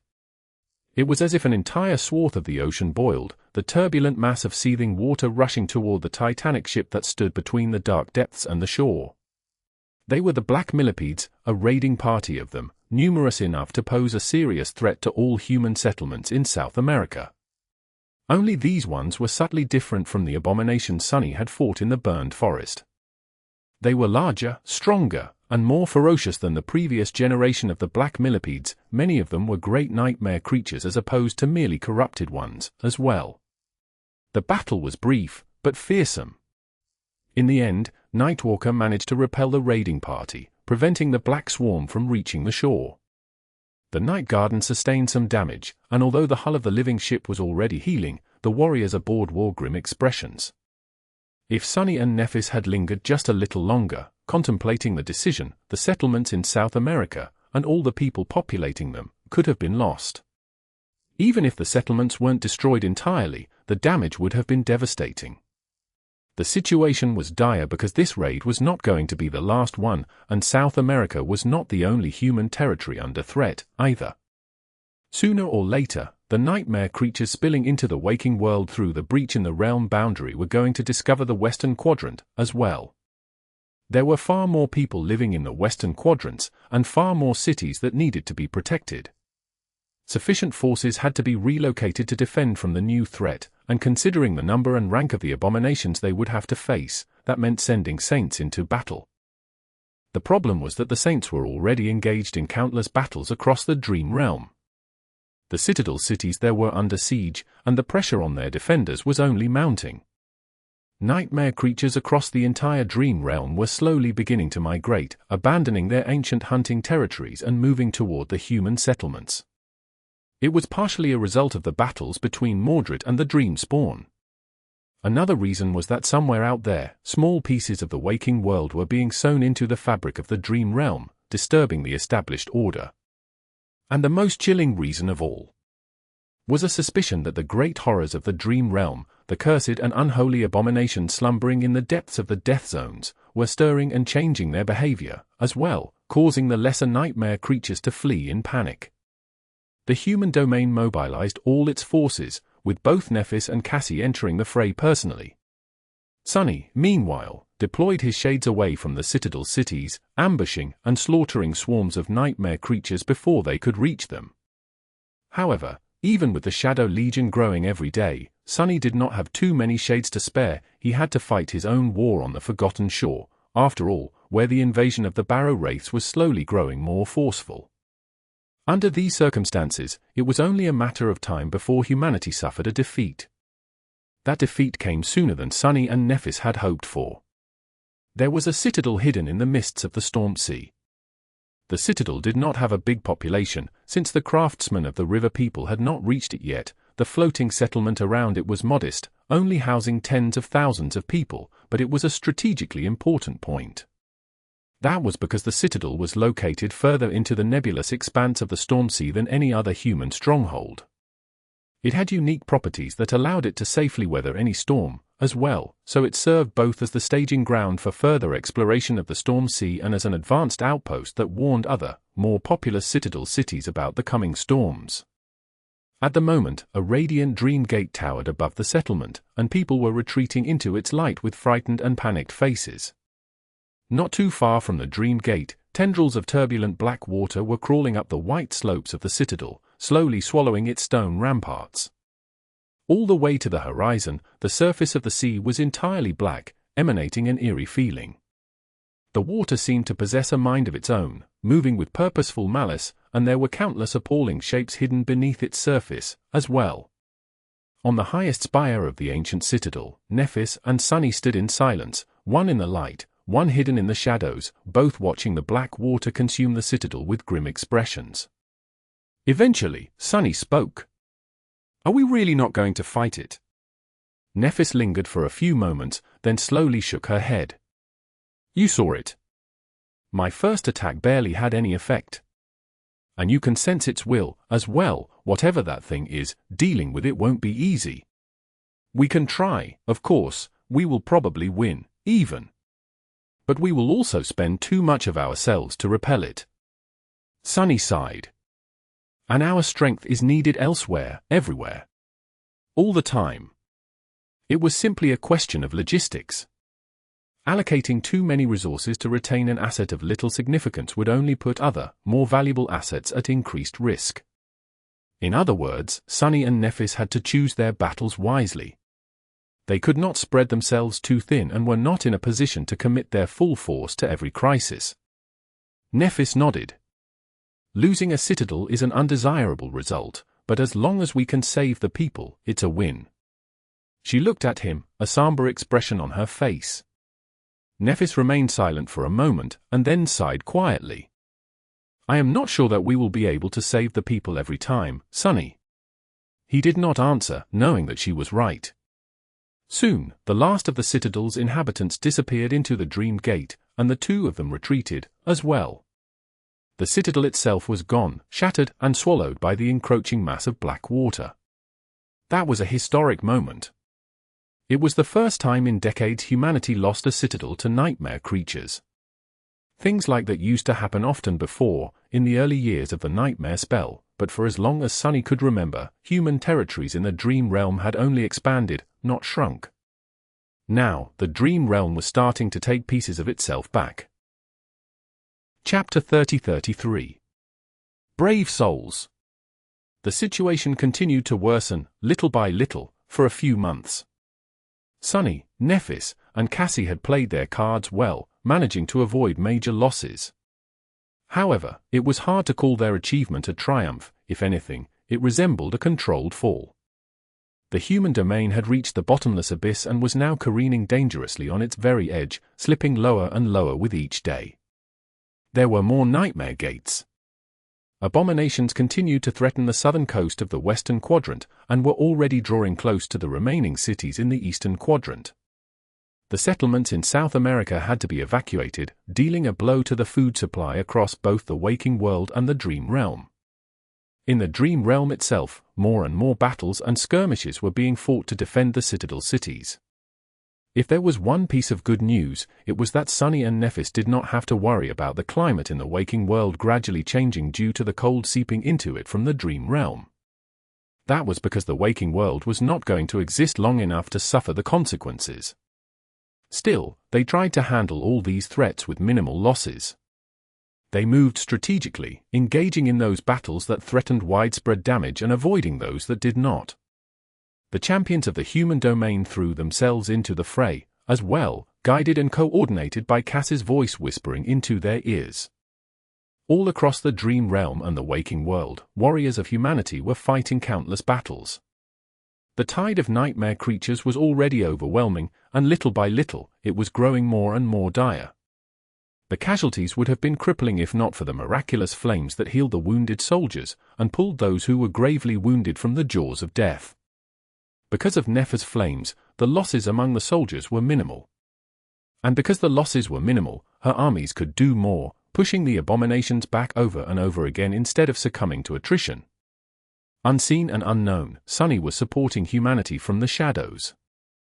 The ranks of his Shadow Legion were swelling, but the new shades were immediately sent into battle, since the number of enemies he faced was growing as well.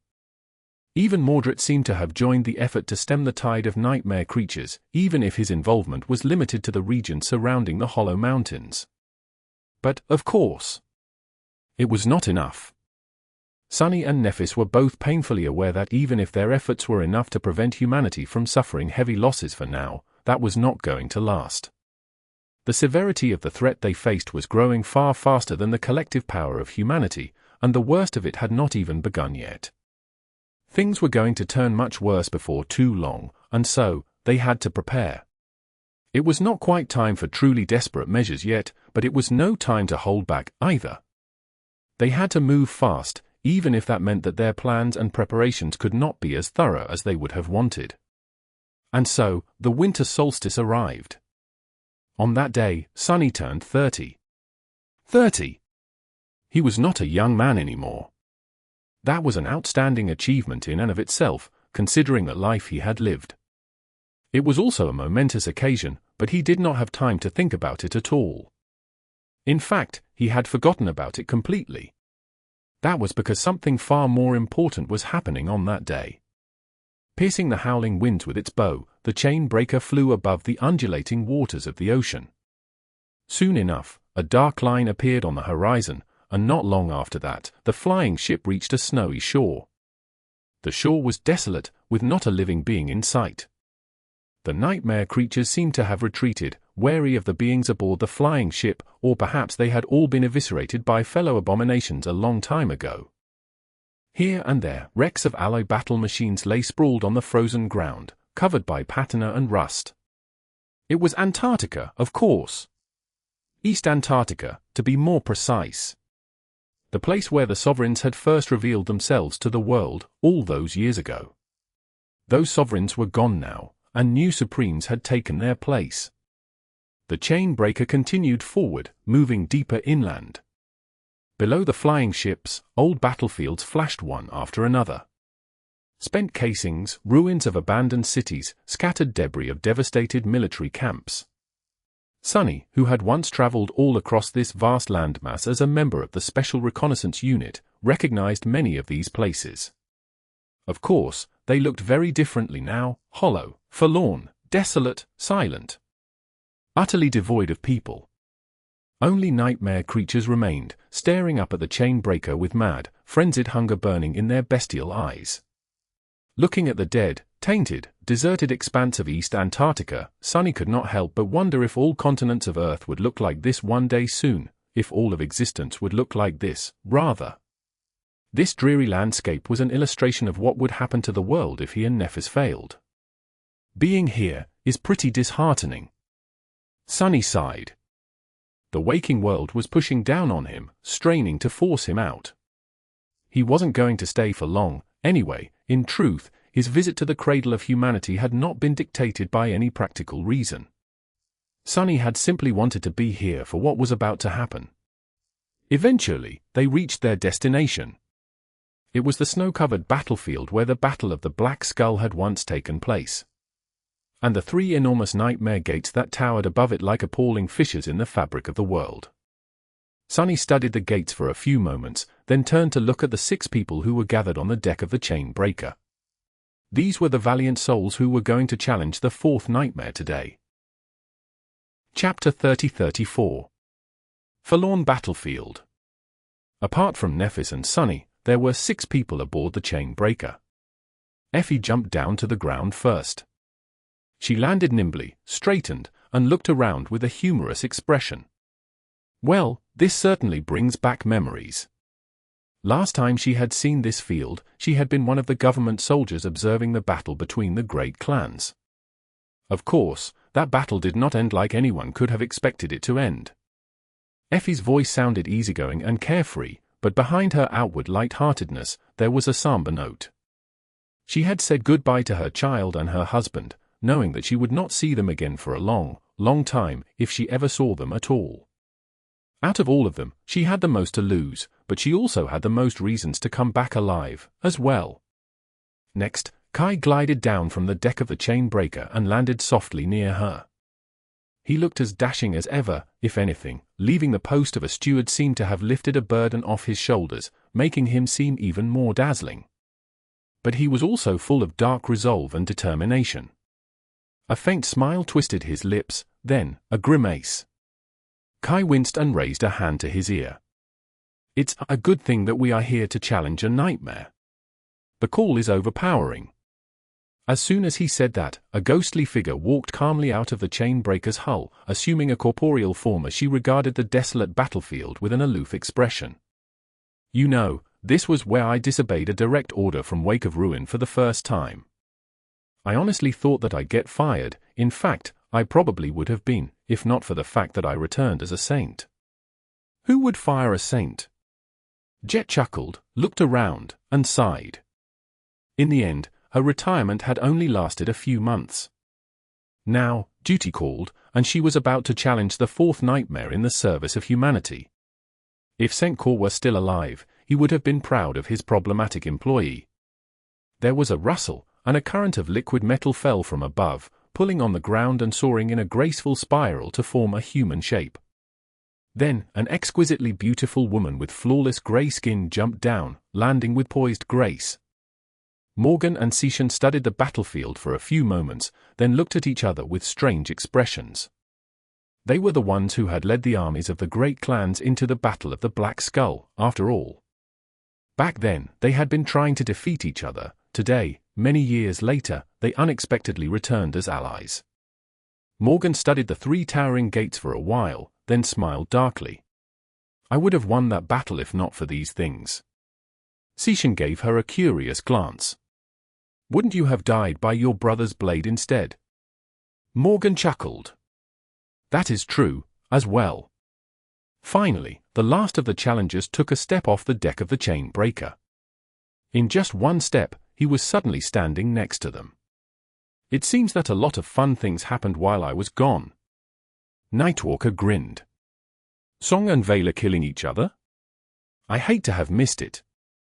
By then, Sunny had already stepped out of the shadows. Believe me, you didn't miss out on much.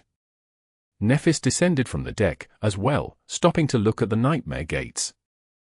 Sunny, in the meantime, scratched the back of his head. Actually, I take it back. You really did. History was made here, you know. He smiled. This is where Nephis and I killed Dire Fang. That was the first time in history two masters managed to kill a saint. After that, they all fell silent. Indeed, these were the people who had dared to challenge the fourth nightmare. Saint Effie, raised by wolves. Saint Kai, Nightingale, the Dragon Slayer. Soul Reaper Jet. Morgan, Princess of War.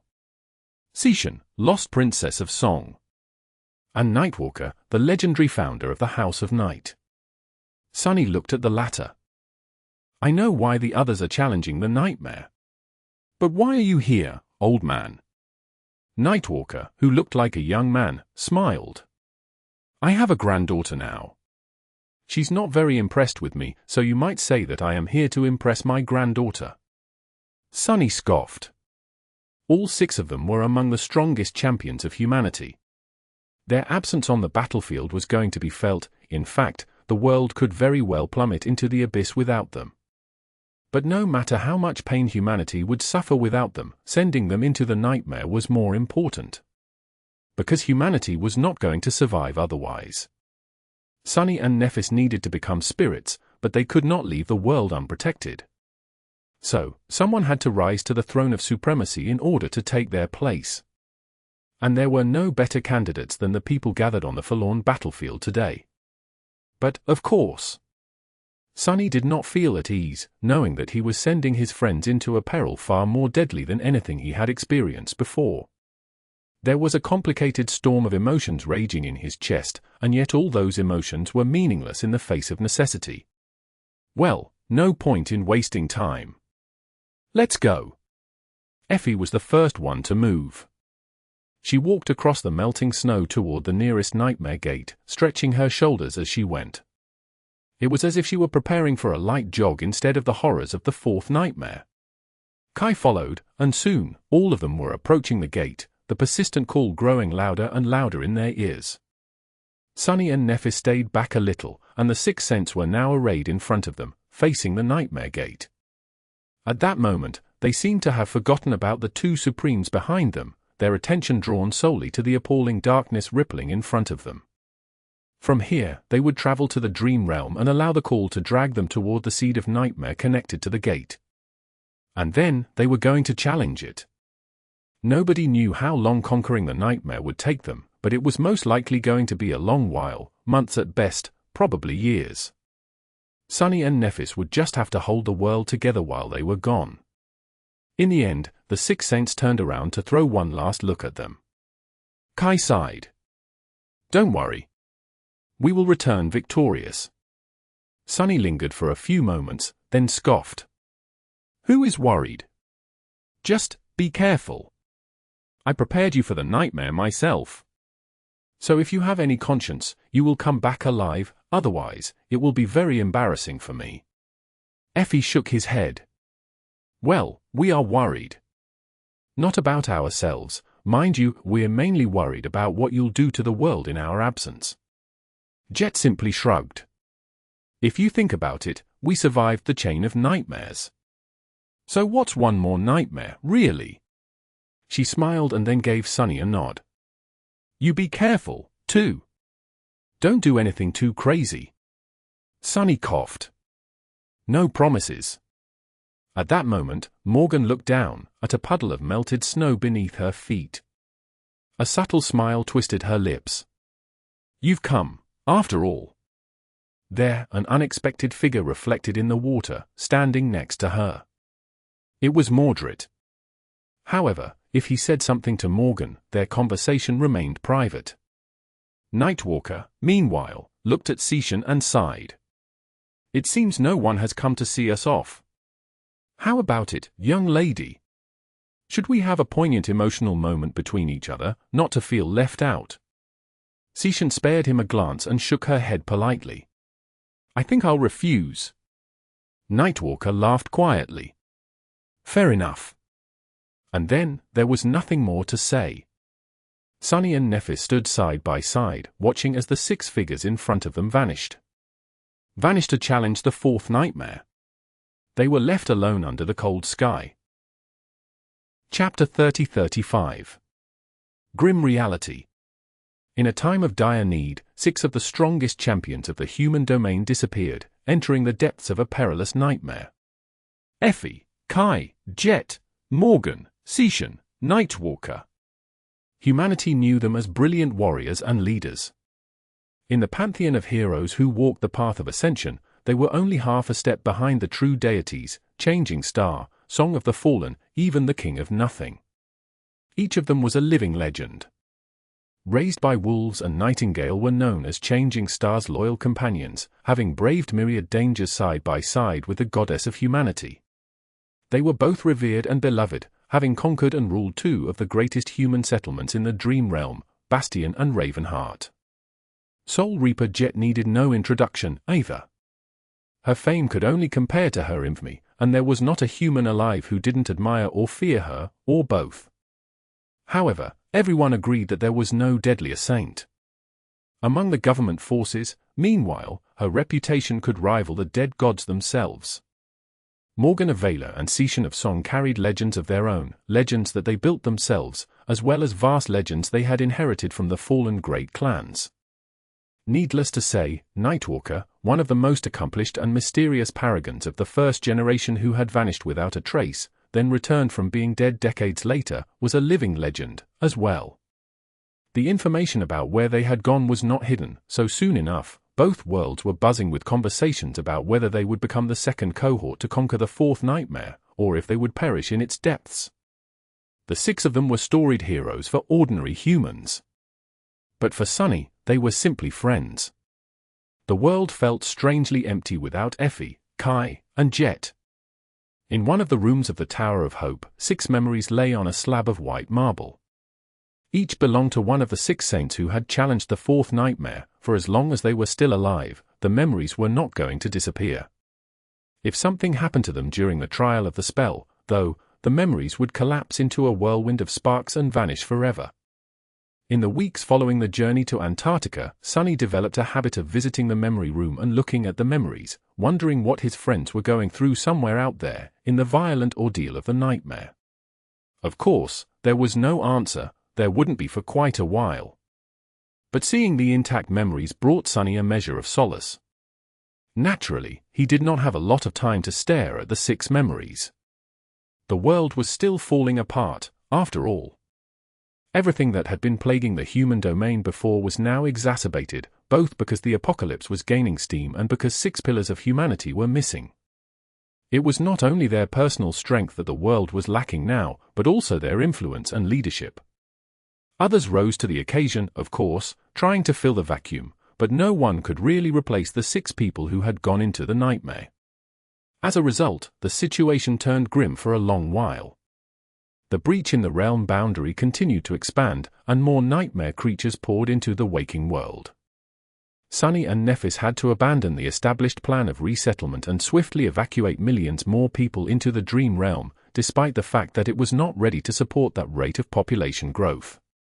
The saving grace was the Storm Sea, where the floating cities were swiftly expanding with the help of the river people. Ananke joined the construction effort personally, vastly accelerating its progress. Of course, expansion of that perilous region of the dream realm was not without risk, so terrifying naval battles began to happen there with increasing frequency. In these circumstances, a new generation of warriors received a chance to distinguish themselves. The daughter and grandson of Windflower proved themselves to be worthy successors of their storied bloodline. The Saints of Night and their warriors forged a new reputation for their fallen clan in the absence of its founder.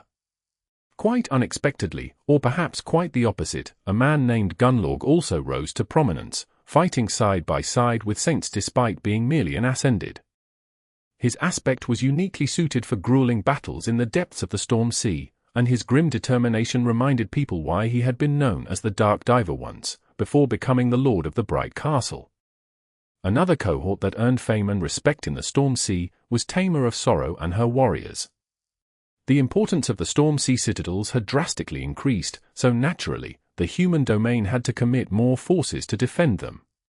Sunny sent several cohorts of the Shadow clan there, as well.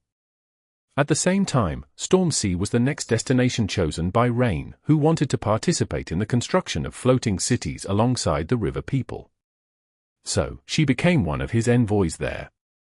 Rain and her cohort were not meant to engage in too many battles, but no Awakened could stay away from fighting during the apocalypse. Since Ascended were still relatively rare, Tamer swiftly became renowned among local warriors, earning a reputation as a powerful young master who commanded a cohort of exceptional fighters. But, of course, the moderate success in the Storm Sea did not mean that all the other problems Sunny and Nephis had to contend against disappeared. Humanity was besieged on all sides, the realm boundary was growing more brittle with each month, nightmare gates continued to open all across the waking world, the nightmare creatures of the dream realm were attacking citadel cities with increasing ferocity, and amidst all of this, their most cherished companions were missing, risking it all in the nightmare. Sunny and Nephis dove into the crucible of the apocalypse, unleashing their supreme powers without holding anything back. They fought more often and more intensely than ever before, barely getting any time to rest. It was a stressful time, a terrifying time. But, funnily enough, Sunny felt happier than he had ever felt before. Chapter 30-36. A Feast in Time of Plague. The world was falling apart. The fate of humanity was hanging by a thread, and all of existence was being consumed by war. And yet, Sunny felt at peace. It was peculiar and borderline immoral, but he was content and happy. He was happier than he had ever been before, even. Objectively, his life had become a never-ending nightmare. All 7 of his incarnations were constantly engaged in bloody battles, and more often than not, he returned from the battlefield battered and broken.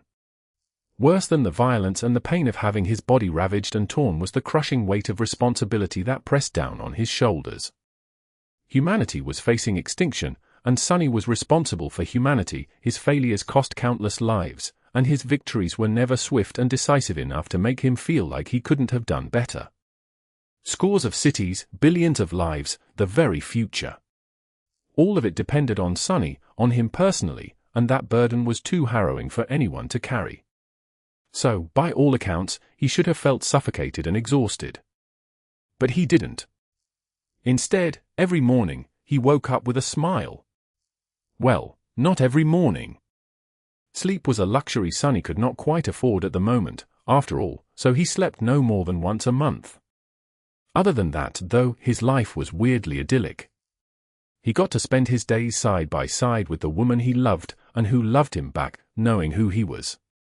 And even if their days as a couple were a bit peculiar, spent all across the 2 worlds battling harrowing nightmare creatures, they found time to enjoy each other's company amidst the carnage.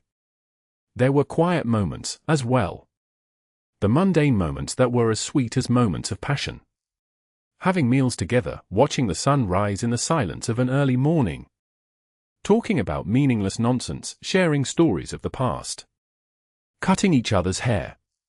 Confessing nonsensical opinions and arguing over them. Reading a book over the other one's shoulder. Witnessing your partner in their most natural, ordinary moments. And so much more. Sometimes, Sunny caught himself watching as Nephis quietly read the reports that piled on her desk or meditated between battles, feeling like he couldn't be happier. As for the endless clashes against nightmare creatures, despite the grotesque violence and agony of it all, Sunny was enjoying himself on the battlefield, too. After all, whether he liked to admit it or not, battling nightmare creatures was more or less his profession. Sunny had spent his entire adult life slaying abominations, and he was damn good at it. And there was immense satisfaction in doing what you knew best, and doing it well. The wounds, the bloodshed, Sunny did not mind it. Not only because that was all he knew, but also because it was not meaningless. He was not fighting to survive, no matter the cost. He was fighting so that others could survive, and his wounds were the cost.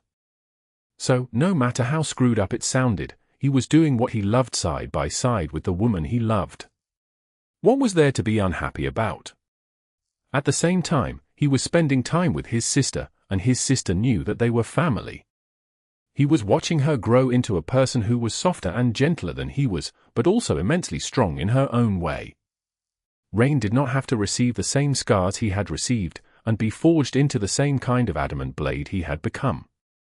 And that was wonderful. That soothed Sunny's weathered heart and brought warmth to it.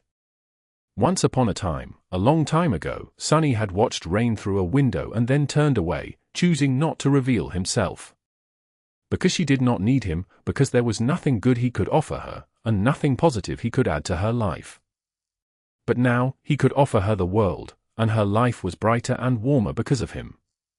There was no cold glass between them, and even if she liked to tease him, like a brat, they had grown as close as siblings were meant to be. Sunny had Nephis and Rain. He also had Cassie, who had once again become his friend and companion. The 2 of them had gone through so much, had achieved so much, their turbulent and complicated relationship spanned most of their adult lives, encompassing both deep affection and scathing resentment. Now, finally, those tumultuous emotions settled, cooling to reveal a profound bond. Sunny and Cassie continued to develop sorcery together, reinforcing the citadel cities of humanity to help their walls withstand the incessant attacks. Her voice accompanied him into every battle, guiding him and helping him understand his foes. That felt nice. Having grown used to it, Sunny knew that he would feel lonely if Cassie suddenly stopped watching over him one day. There were a lot of other things Sunny enjoyed, as well. His ragtag group of misfits, led by Revel, helping him defend the forgotten shore.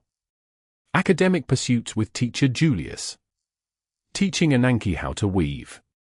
Developing his own skill as a sorcerer. exploring the limits of Shadow Dance. In short, Sunny was enjoying being alive. Well, technically, he was dead.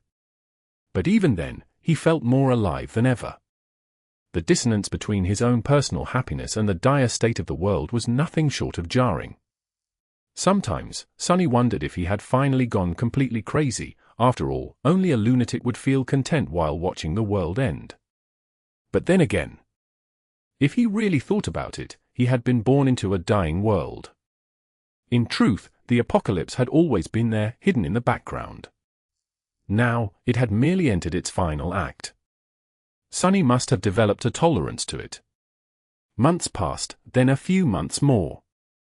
And just like that, in the blink of an eye, but also in what felt like an eternity, another winter solstice came along. It was then that the situation began to change once more. Chapter 30-37. One calamity after another.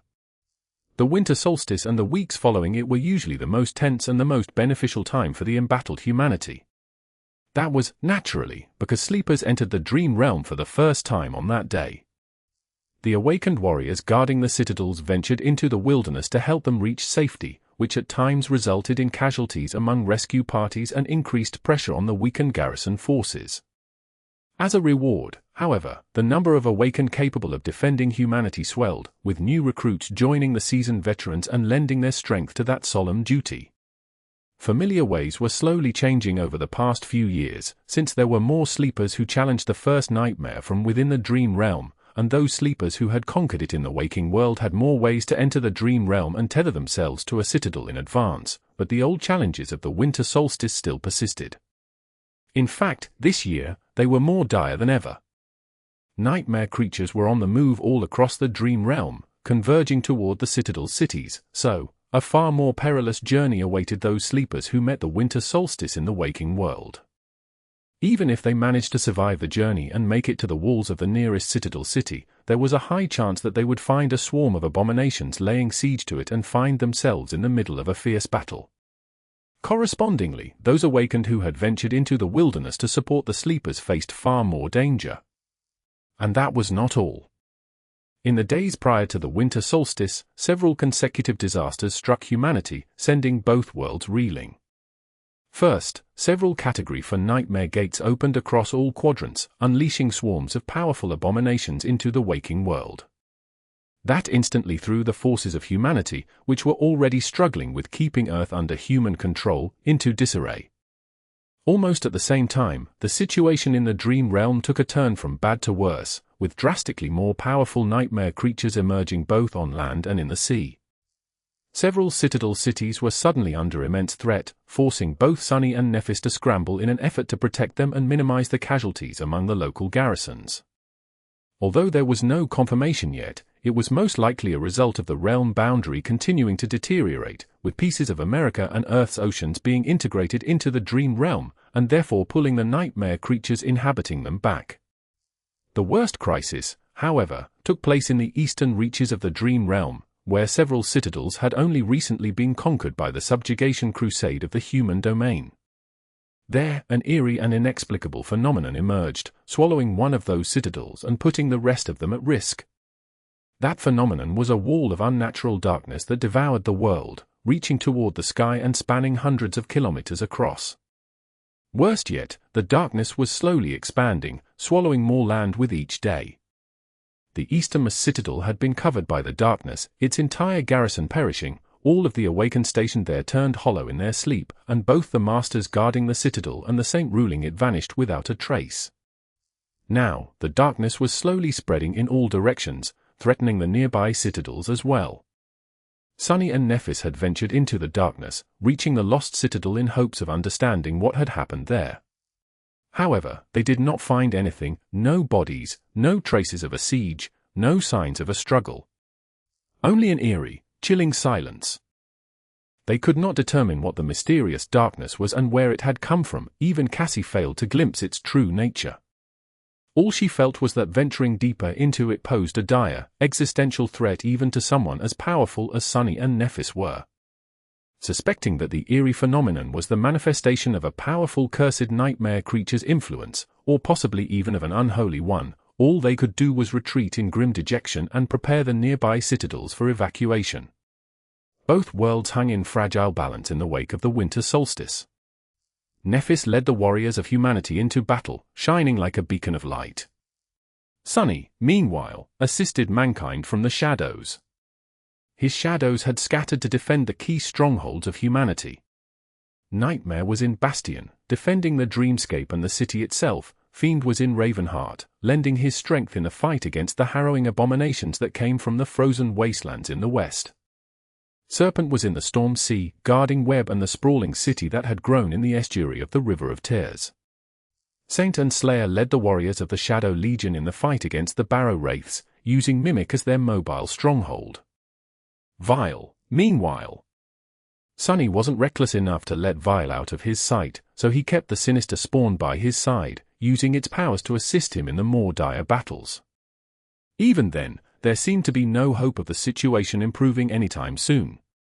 But then, unexpectedly, it did. Just when the developing Calamity seemed to be nearing critical mass, help came from an unexpected direction, from Mordred, who had remained mostly withdrawn since the Dream Spawn was sealed.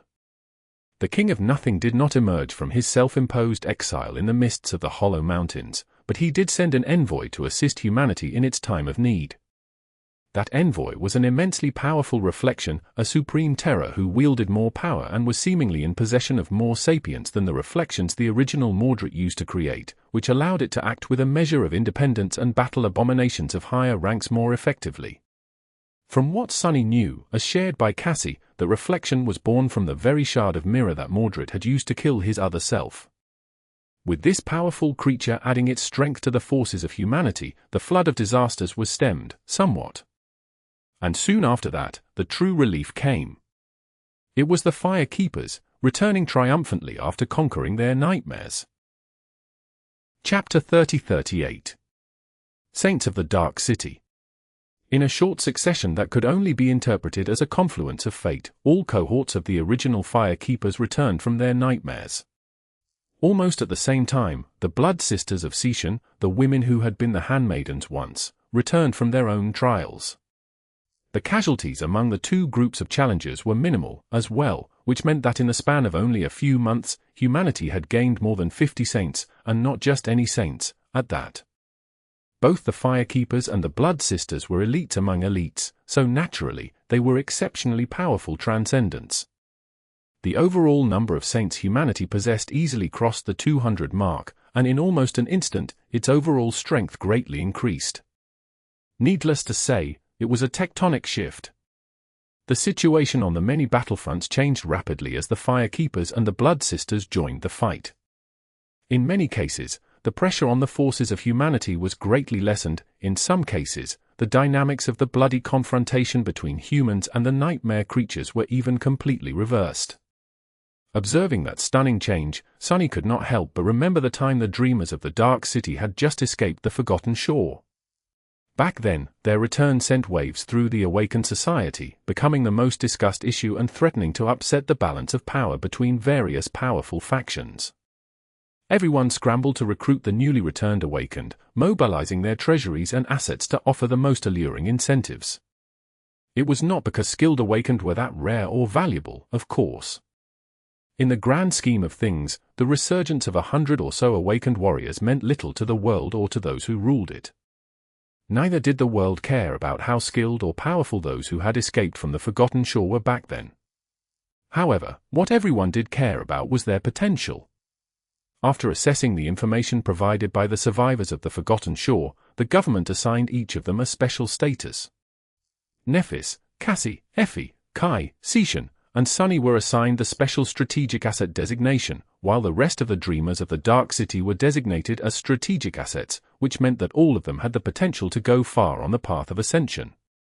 And now, that potential had finally been realized. The result was just as staggering and impactful as those in power had believed it would be. Now, Sunny could better understand why Clan Vela had been so determined in its attempts to recruit Nephis and her followers, even resorting to forceful methods to get them. If it had managed to survive until today, its already fearsome power would have exploded, leaving Clan Song no choice but to be crushed. It was quite an irony, therefore, that neither Clan Song nor Clan Valor existed anymore. Their decision to go after the Dreamers of the Dark City had been quite shrewd, but neither side managed to reap the rewards of their foresight. Instead, it was the human domain that ended up benefiting. And that benefit was immensely impactful. Now, finally, the tides of the apocalypse were shifting in favor of humanity.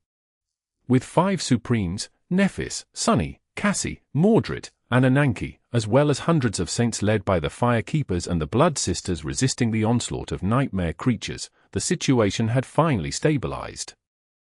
At least for now. There were still unsolvable problems facing the human domain, of course. Even if its direct combat power had been drastically increased by the arrival of dozens of new saints, and even if some of its non-military crises had been solved or alleviated by those of them who possessed utility aspects, many issues remained just as dire. The gradual collapse of Earth's infrastructure because of the spreading interference of the Call, for example. Or the realm boundary that continued to crumble. Or the darkness, which continued to slowly expand and swallow more land in the east. But, still, Sunny and Nephis finally received a chance to catch their breath. Both of them were demigods and, therefore, possessed absolutely inhuman levels of endurance and stamina. And yet, having gone directly from the Dreamspawn plague into the jaws of apocalypse, even they were feeling the weight of mounting fatigue. The past year, a year of unrelenting pressure and ceaseless bloodshed, had been tiresome even for Supremes. Especially for Supremes, perhaps, who had to do more and carried greater responsibility than anyone else. Now that things were looking, if not good, then at least tolerable for a change, they could finally allow themselves to relax a little. Looking at the 6 memories that still lay on the marble altar, whole and undamaged, they could allow themselves to feel hope. They could also allow themselves to turn their attention to issues that were important, but had been overshadowed by all the other demands of the apocalypse before. For Sunny, that meant one thing, an opportunity to finish something that he had begun a long time ago, but was yet to finish. He turned his gaze to the hollow mountains. There, under the currents of flowing mist and the impenetrable mass of stone, shrouded in true darkness, lay the Underworld, the ancient domain of the Demon of Destiny. And somewhere in the Underworld, the last piece of Weaver's inheritance was waiting for him, waiting to be claimed. The Shadow Weave. Sunny had not been able to attempt recovering it before for a number of reasons. One of them was that among all the death zones humanity had discovered, the Underworld promised to be one of the deadliest. Another reason was that the Underworld posed an especially dire danger to him. True darkness was the nemesis of shadows, after all. Out there in the dark depths of the hollow mountains, Sunny would be robbed of most of his power. So, up until now, he had hesitated to aim his sights at the Underworld. His time was running out, though. The return of the Fire Keepers had given humanity a moment of respite, but that moment was not going to last long. Sunny knew that if he did not venture into the Underworld now, he would not receive a chance to complete his lineage in a long, long while, maybe ever. Unfortunately, he could not challenge the Underworld alone. However, luckily, Sunny's lover was someone whose light was just as calamitous to true darkness as true darkness was calamitous to shadows. And so, he asked Nephis to delve into the darkness with him. Chapter 30-39. Final Piece. Both Sunny and Nephis knew what awaited them in the near future, the dire and unknown peril of the 5th nightmare. If all went well, they were going to enter it after 6 new sovereigns ascended, leaving the duty of protecting the world in their hands until the nightmare was conquered. If the worst came to pass, and their friends perished while attempting to rise to the throne of supremacy, they would still have no choice but to challenge the 5th nightmare. Only, this time, there would be far fewer champions left to defend humanity, and Sunny and Nephis would only be able to pray for something to remain by the time they returned. The 5th nightmare was inevitable, but it made both of them feel wary. It was a trial that no human had conquered before, and therefore, information about it was scarce. All the knowledge about it they possessed came primarily from 2 sources. Some came from Yuri's, while some came from the Dreamspawn himself. According to what they had learned, the 5th nightmare was fundamentally different from all the rest, meant to bridge a far wider gap than those that existed between other ranks. There were supposedly 2 elements to it, one personal, resembling the first nightmare, and one meant to be conquered together, More than that, their own domains and powers would apparently become a detriment in the fifth nightmare, somehow. That meant that the very thing that allowed them to resist the apocalypse would be turned against them in the nightmare. And then there was the most worrisome detail, the fact that they would have to shed their humanity before becoming deities. That their very consciousness and sense of self would have to irrevocably and fundamentally change. Needless to say, all of that made it seem like the fifth nightmare was an immensely difficult and perilous obstacle to overcome. So, they needed to prepare for it as thoroughly as they could. They needed all the strength they could muster and all the advantages they could collect. That was why, even while the world was ending, Sunny and Nephis were willing to abandon their posts for a while and venture into the darkness of the Underworld, to make sure that Sunny possessed the full lineage of the Demon of Fate before they had to challenge the nightmare. For Sunny, it was not too troublesome. He possessed 7 incarnations, after all, so he did not have to withdraw from the fight against the apocalypse completely. All he had to do was decide how many incarnations he was going to send into the Underworld. Nephis' situation was quite different, though. She was not only one of the most powerful combatants humanity possessed, but also a living symbol of hope for all humans, the face and fire of the human domain. She always led the warriors of humanity from the front line, her personal example and brilliant radiance inspiring them, so she could not simply vanish. Her temporary absence had to be explained and accounted for, and for that reason, they had to spend some time laying the groundwork for the eventual departure. In the end, though, everything was ready. It was announced that Changing Star of the Immortal Flame clan would personally lead an expedition into a previously unexplored death zone, searching for a source of mystical materials needed to empower humanity. That was not even a lie, the Underworld was indeed a potential source of incredibly valuable resources. All this time, the efforts to bring back the powerful Asuras of Mictlan had continued. However, Asuras could not be built from just any stone. Among various materials required to construct them, stone was the most important. The source people of Mictlan had used was long gone, but the stone of the Underworld, steeped for eons in true darkness, was a good substitution. In fact, it could very well prove to be a superior medium. The stone sense had been built from that stone, after all. So, scouting the possibility of establishing a quarry in the depths of the Underworld was an additional goal Sunny and Nephis pursued. Ananke stepped up her efforts to defend the Storm Sea. In the east, Cassie was prepared to enter the battlefield personally. After some negotiations, Mordred had agreed to lend his strength to the defenders of the west. With Sunnish shadows, Mordred's reflection, and the power wielded by the newly transcendent Fire Keepers, humanity could endure for some time, even in the absence of its 2 guardian demigods. And so, on a sunny day at the peak of spring, they left. There were several paths they could take to enter the Underworld, most of them hidden on the Forgotten Shore. However, the Forgotten Shore was currently a war zone, enduring a full-scale invasion of the Barrow Wraiths, and more than that, there was an easier way. So, Sunny and Nephis made their way to the northern edge of the Chained Isles, where the Night Temple Island had once connected them to the Hollow Mountains via a colossal anchor chain. The Night Temple was long gone, but the chain itself still existed. In fact, it had been pulled from the depths of the sky below and extended, now firmly attached to the new northernmost island. Sunny and Nephis stood at the southern end of the great chain, looking at the jagged black peaks that towered above them, obscuring the world. An endless mass of white mist swirled as it flowed slowly, spilling into the sky below. This certainly brings back memories. Sunny lowered his gaze and looked at the distant spot where the anchor chain was connected to the roots of the Hollow Mountains. There, a lone figure waited for them, surrounded by mist. It was their guide. Grimacing, Sunny stepped on the chain and walked forward, reminiscing about the time he had spent on the Chained Isles, gliding across the heavenly chains to explore and map the floating islands.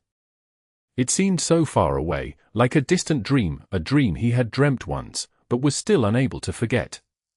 The Chain Isles had changed drastically since then. The world had changed, too, and Sunny himself had changed as well. Even Mordred, whom he had met here for the first time, was not the same.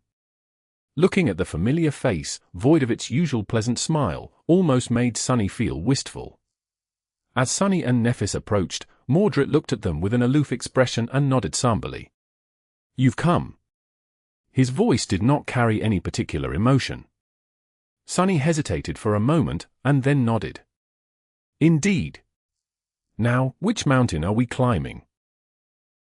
Chapter 30-40. Layers of the Underworld. For figures were making their way up a steep, dark slope, surrounded by billowing clouds of eerie white mists. They were the King of Nothing, the Lord of Shadows, Nephis of Immortal Flame, and a tall, graceful knight wearing a suit of stone-like armor, the Jade Saint. The mist parted before them, pushed away by the will of the King of Nothing, then flowed to swallow the emptiness behind them moments after they passed. Their steps echoed in the eerie silence, and although nothing seemed to threaten them in the desolate expanse of swirling fog, all four seemed ready for battle. Half of Sunnis' mind was preoccupied with observing his surroundings, searching for signs of trouble. The other was remembering the terrifying time he had spent traversing the Hollow Mountains as a saint, half-crazed and barely able to maintain his existence in the annihilating tides of nothingness. "You don't have to worry." Mordred's voice sounded dispassionate. Sparing him a glance, Sunny raised an eyebrow. "Really? I'd say there are plenty of reasons to worry. I saw all kinds of horrors the last time I was in these parts." Mordred nodded silently. "Indeed, the Hollow Mountains hide many perils. But we are on the very outskirts of the range, the true horrors all dwell deeper." That was somewhat reassuring to hear. They were indeed on the outer edges of the Hollow Mountains. As for why they were climbing higher instead of trying to find a way down, there was a reason for that, as well.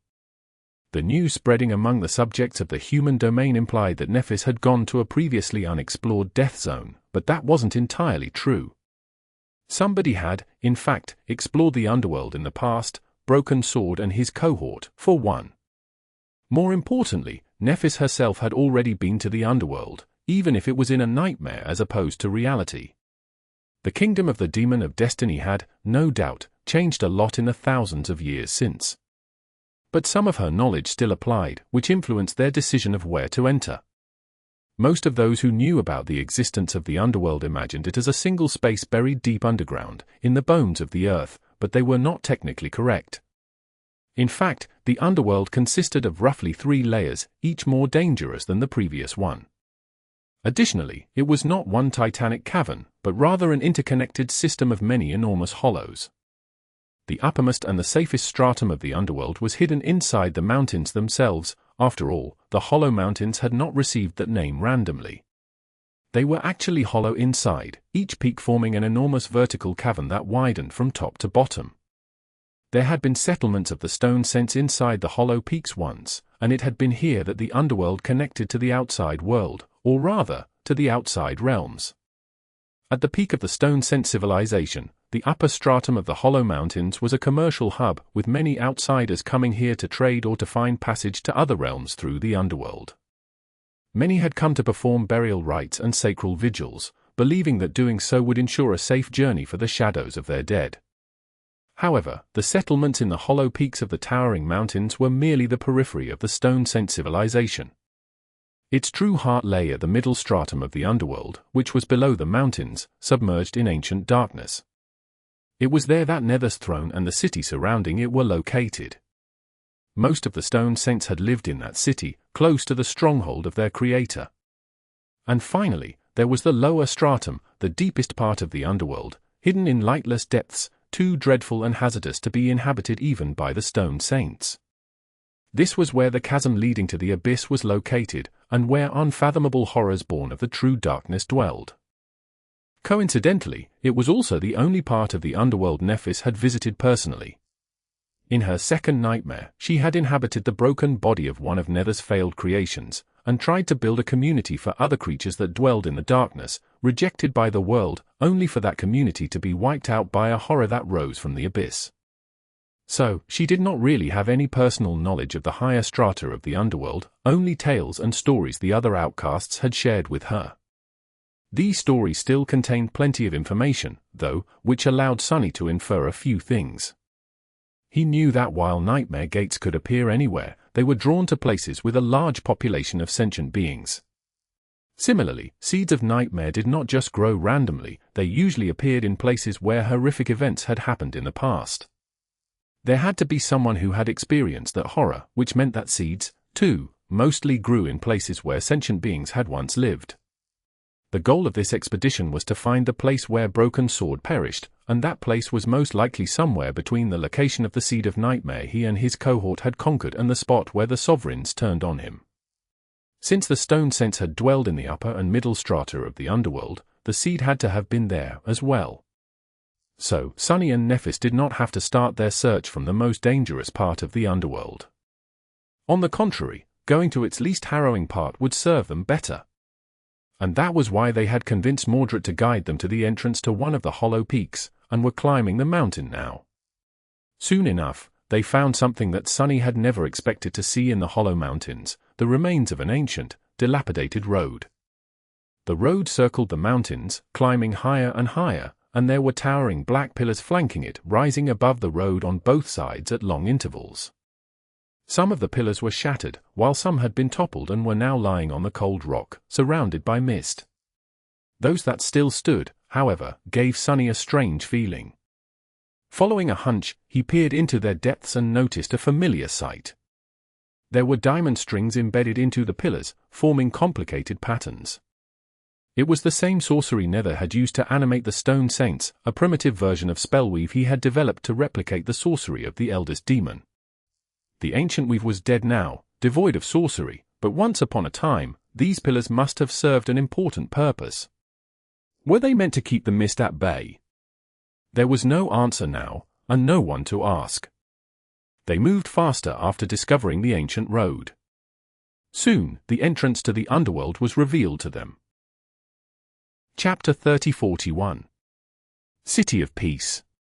Somewhere far away, in the depths of a nightmare, a vast city sprawled under a starlit sky, caressed by the murmuring waves of a generous sea. A great river cut across it, its waters deep and full. The city had been thriving and prosperous once, with tall walls that brimmed with colorful flags. Its streets had been lively and vibrant during the day, with crowds of people from all corners of existence busy pursuing profit and the joys of life. At night, the streets had been illuminated by countless lanterns, their warm light keeping the darkness at bay. Sounds of music and laughter filled the air as both the inhabitants of the city and its guests enjoyed the gifts of abundance. Its harbor had teemed with myriad ships, thousands of sailors and dock workers hurrying to load and unload precious cargo. Above the harbor, a beautiful lighthouse carved of white stone shone with radiant light, and at the heart of the city, an ivory palace stood, warm radiance spilling through its arched windows. That beautiful city was different now. Its tall walls were cracked and covered in soot, mountains of corpses and charred remains of siege towers piling beneath them. The streets were mostly empty, with only echoing wails and quiet sobs breaking the fearful silence. Countless homes had been crushed or burned to the ground, their black bones shrouded by mournful shadows. The harbor was blocked by a ring of sunken wrecks, dead bodies floating in the water, bloated and rotting. The lighthouse lay broken, its ruins still spouting pillars of smoke. The beautiful palace stood dark, with barely any light burning within it. The city was swallowed by fear and darkness, its people hiding in their homes and seeking shelter from the nightmarish reality of their lives in the embrace of mundane nightmares. There was only one spot in the city that was brightly illuminated. On a vast plaza in front of the tightly shut city gates, myriad corpses were piled high, forming a macabre hill. That hill was burning, a towering flame devouring it and spewing a thick pillar of black smoke into the lightless sky. The stench of burning flesh was unbearable. In front of the morbid pyre, a tall woman in battered armor stood watching the flames.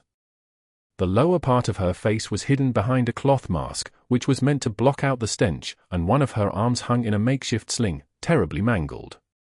Her graceful and athletic figure was covered in dried blood, but still emanated a mesmerizing, irresistible sense of allure. The soldiers unloading fresh corpses into the fire kept stealing glances at her from time to time, their eyes full of reverence and burning with primal desire. The woman paid them no heed. Soon, a disheveled man wearing tattered lamella armor the color of midnight sky approached, his green eyes full of somber exhaustion. He looked at the pyre in silence for a short while, then pulled down the cloth covering the lower part of his face and spoke. "Our losses this time were minor. The woman lingered for a bit, then answered in an even tone. Minor, yeah. They were Effie and Kai, of course. More than a year ago, they had entered the nightmare and found themselves in the vicinity of this city, one of the largest and most prosperous cities of its era, a jewel of the Age of Heroes.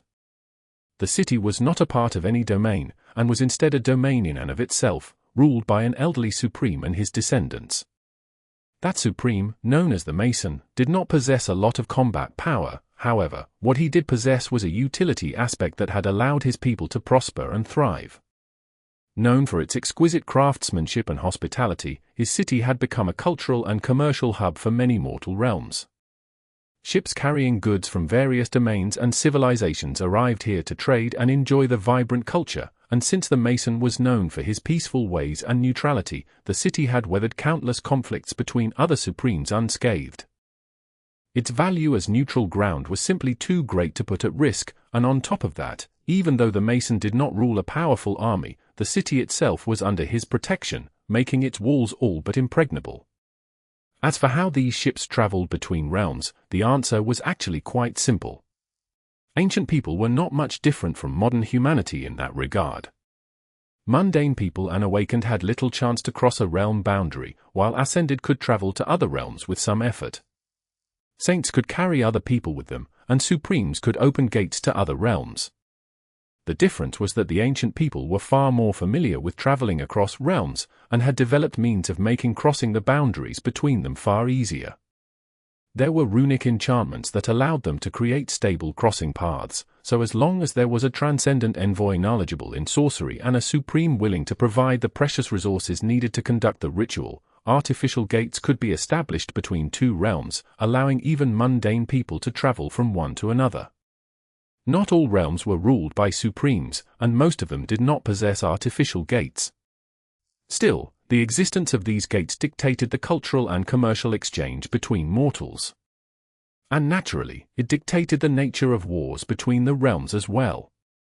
Ever since the first human kingdom fell, and its ruler, the Mad Canict, was sealed, no single supreme had managed to amass that much power and influence. For most of the following Age of Heroes, humans were too preoccupied with fighting against the corrupted to aim their weapons at each other. But as humanity spread and powerful supremes emerged, the situation slowly changed. At the dusk of the Age of Heroes, for a while, realm wars became a frequent occasion. Every time a new champion rose to the throne of supremacy, they would launch a campaign to carve out a domain for themselves, upsetting the balance of power. Supremes were not born often, though, and even those who emerged once every few centuries settled after conquering a handful of realms. Things changed when the newest supreme was born, though. Because that supreme, the core of the nightmare Effie and Kai faced, was not satisfied with conquering only a few realms. He wanted to conquer all of them. His name was Azarax, the Plague of Steel. And if Effie and Kai wanted to survive the nightmare, they had to defeat him. Chapter 3042. Hired Blades.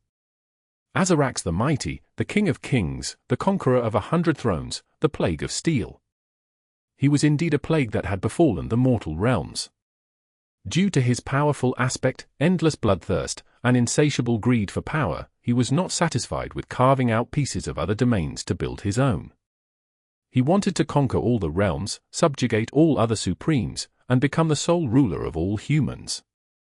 And after his conquest of the mortal realms was done, he would probably turn his gaze to the divine realms, continuing his endless campaign of conquest and slaughter in a war against the gods themselves. That had not happened yet, but Azarax was already the commander of the most powerful army in the mortal realms, an unstoppable horde that washed the rest of existence like a steel plague, destroying and subjugating one domain after another. And as he conquered more lands, both his personal power and the might of his conquering horde continued to grow. Powerful enemies became his thralls, and every corpse sacrificed on the altar of his ambition made him stronger. The bloody tide of his tyrannical conquest seemed truly unstoppable. Until it crashed into the tall walls of the peaceful city that stood on the shore of a warm sea. The reason why that city, which did not command a strong army and had no history of military excellence, had been able to resist Azarax and his dread warriors for more than a year, was a mercenary army the Mason had hired to defend it. At the dawn of the nightmare, Effie found herself taking on the role of the leader of that mercenary army, a transcendent warrior from an obscure but ancient sect of war god zealots, a war maiden, one of the precursors of the women who had trained her in the second nightmare, and of Solvane herself. Kai and Morgan were high-ranking officers of the mercenary army, while Jet, Seishan, and Nightwalker took the roles of independent saints inside or in the vicinity of the Mason King's city. No mercenary was insane enough to accept a commission to fight against Azarax and his terrifying horde, except for someone like the War Maiden, who was both a renowned warrior and a priestess of war, and therefore followed sacral logic instead of mundane reason. To her, war was akin to a sacred ritual, so fighting against an overwhelming foe was a solemn and glorious act of worship, even if chances of surviving the fight were slim. Armed with that knowledge, the Mason invited the War Maiden and her army to his city. That was where the nightmare began, and before Effie knew it, she was in charge of defending the city against a bloodthirsty Supreme and his unstoppable horde. Needless to say, what followed was endless horror and bloodshed. Day after day, months after month, battle after battle. The city had no chance of withstanding even one assault by Azarax and his dread warriors, and yet, it endured them all, still standing even after a year of ceaseless attacks. There were several reasons why the city remained unconquered.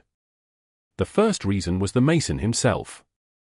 That Supreme might not have possessed great combat power, but he was old and seasoned in wielding the will. More than that, the city he had built was reinforced through mystical means, so even the unfathomable strength of Azarax could not topple its walls. The Mason also possessed the ability to augment chosen champions of his domain, which he used to empower Effie and her companions. That was how the 6 of them were able to face Azarax in battle. Granted, each clash against the terrifying Supreme left them battered and broken, barely clinging to life. The second reason was Morgan, their strategist, who single-handedly caused more damage to the conquering horde of the King of Kings than anyone before.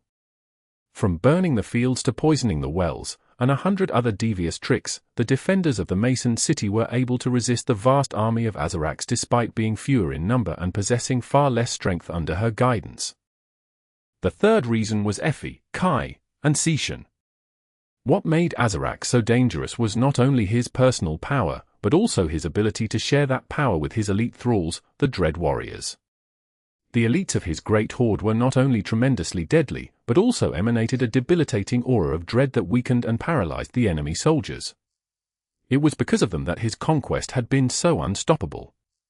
In fact, many kingdoms had surrendered to Azarax without a fight simply because their soldiers were too terrified to raise their weapons against him. That advantage, however, was countered by Effie's ability to inspire and empower her warriors, Kai's ability to command courage and strength with his voice, and Seishan's eerie ability to change chosen followers by infusing them with her blood. Combined, their 3 aspects not only made the aura of dread ineffective, but also augmented the defenders of the city, granting them far greater strength. The fourth reason was Jet, who was by far the most deadly and dangerous one among them.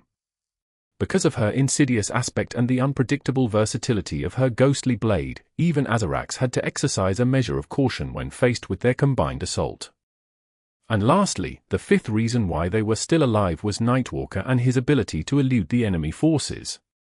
After the first few direct assaults failed, the horde swiftly surrounded the city and established an impenetrable naval blockade around it, aiming to starve the people inside and force them to surrender, or at least grow too weak to mount any resistance. Nightwalker, however, managed to bypass the blockade over and over again, delivering food and supplies to the besieged city despite all the efforts to stop and eliminate him. That was why they were still alive, and the city was still standing. That did not mean that they would remain alive for too long, though. Looking at the mountain of corpses burning in front of her, feeling nauseous because of the stench, Effie sighed and looked at Kai. "Judging by your expression, there is good news, and there is bad news." Her voice was somber. He nodded.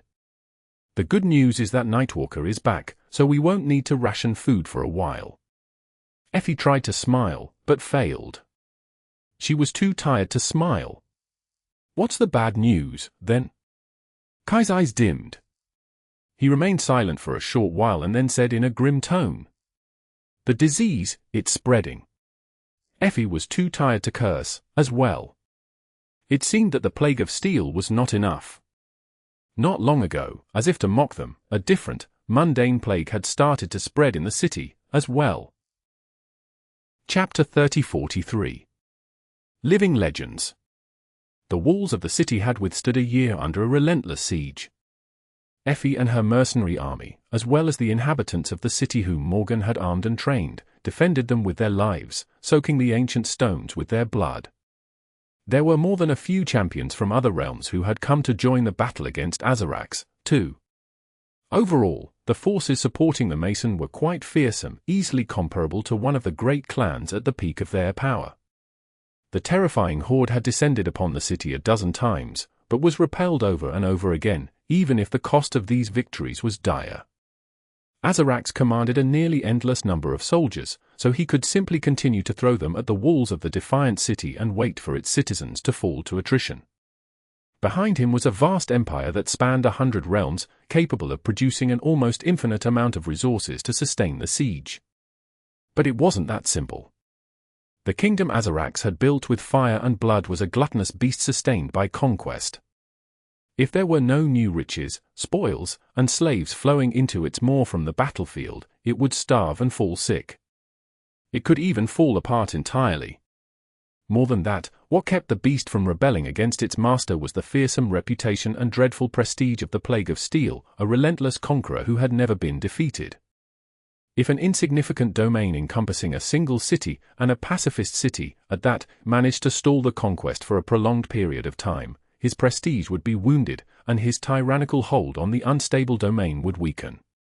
So, Azarax had no incentive to be patient. Since a year of direct assaults had not produced the desired result, he was bound to turn his attention to more insidious means of warfare. Morgan had been anticipating it for a long while, and now, her warnings seemed to be coming true. The plague that was slowly spreading in the city was a strange one. Its first symptom, hand tremors, was easy to miss. By the time the disease developed, though, it was already too late to stop it. The infected seemed to rot from inside, their blood turning black and viscous. Then, it started to seep from ghastly sores, from their orifices, and even through their pores. In the end, those who had contracted the plague died in horrible agony. Mundane medicines were powerless against the plague, and since it spread through any means of personal contact while being difficult to detect during the early stages, preventing new cases was difficult. The plague was deadly and mysterious. Its source, however, was known to all. A month ago, just before the previous assault, the trebuchets that had bombarded the walls of the city with stone projectiles before were loaded with far more morbid ammunition. This time, what they sent flying into the city were corpses, the rotting corpses of Azarax's own soldiers that were piled under the walls. Not unfamiliar with the risk of disease in time of war, as well as with ways to weaponize it, Morgan sent squads of soldiers in protective gear to collect and dispose of the corpses. A week later, however, the hands of the corpse collectors started to shake. And a week after that, most of them were dead. It was then that they understood the true nature of the disease. This plague was not natural, it had been created by a cabal of sorcerers that served Azarax, engineered to be as stealthy and virulent as possible, meant to destroy the city from within. The plague had escaped into the streets of the city by then, though, and even Morgan was not sure how to eradicate it, short of culling the population to kill and burn all current carriers. That would weaken the defending forces, too, not to mention destroying their morale. So, at the moment, things seemed to be turning from bad to worse for Effie and her companions. She sighed. "How is Seishan doing?" Kai covered his nose with a hand and answered in a reserved tone. "She is struggling." Effie grimaced. "Let's go pay her a visit, then." Leaving the burning pyre behind, they walked away from the city gate, navigating their way through a maze of burned and devastated streets. As they did, many soldiers welcomed them with reverent bows and salutes, some even going so far as to kneel and press their foreheads against the ground. Effie herself was surprised to still be alive. Needless to say, the 6 transcendent champions who had managed to fight back against the Plague of Steel for an entire year earned a legendary status among the locals. They were venerated like gods by now, their orders carrying more weight than even those of the Mason and his descendants. That could have resulted in tiresome internal friction, but luckily, both the Supreme Lord of the city and his heirs were quite reasonable, wisely avoiding becoming enemies with the very people who were defending their people. Effie was not new to military command, but she had never experienced such a catastrophic level of casualties among her soldiers. The same people who looked at her with reverence and admiration today would be dead tomorrow, added to the great funeral pyres like the one they had left behind just minutes ago. So, their faith was a heavy burden. She forced a confident smile to appear on her face and responded to respectful greetings with nods of acknowledgement. "How long do you think this city has lasted in the real world?" Her voice was quiet. Kai hesitated for a long while, then shrugged. "I am not sure. There is no city similar to this one anywhere in the Dream Realm, though not even the ruins, so it was destroyed quite thoroughly at some point." Effie's smile faltered. "Yes. But didn't Sunny mention that Azarax had been defeated by a war maiden? So this must be where his conquest ended, all those eons ago." Kai sighed. His conquest might have come to an end, but he was still alive by the time the Golden Age ended, and the Doom War began. So whatever happened here could not have been simple. Effie had no choice but to nod in agreement. By then, they reached the shore of the great river that flowed through the city, its waters rolling into the sea. That river used to be their greatest source of drinking water, but after Azarax and his soldiers started dumping their dead into its currents upstream, complicated sorcery had to be implemented to cleanse it. There was a big opening in the impregnable wall of the city where the river flowed through it, the most glaring vulnerability in the city's defenses. Luckily, the mason had accounted for it when constructing the wall, so at the moment, the opening was closed by a colossal metal grate.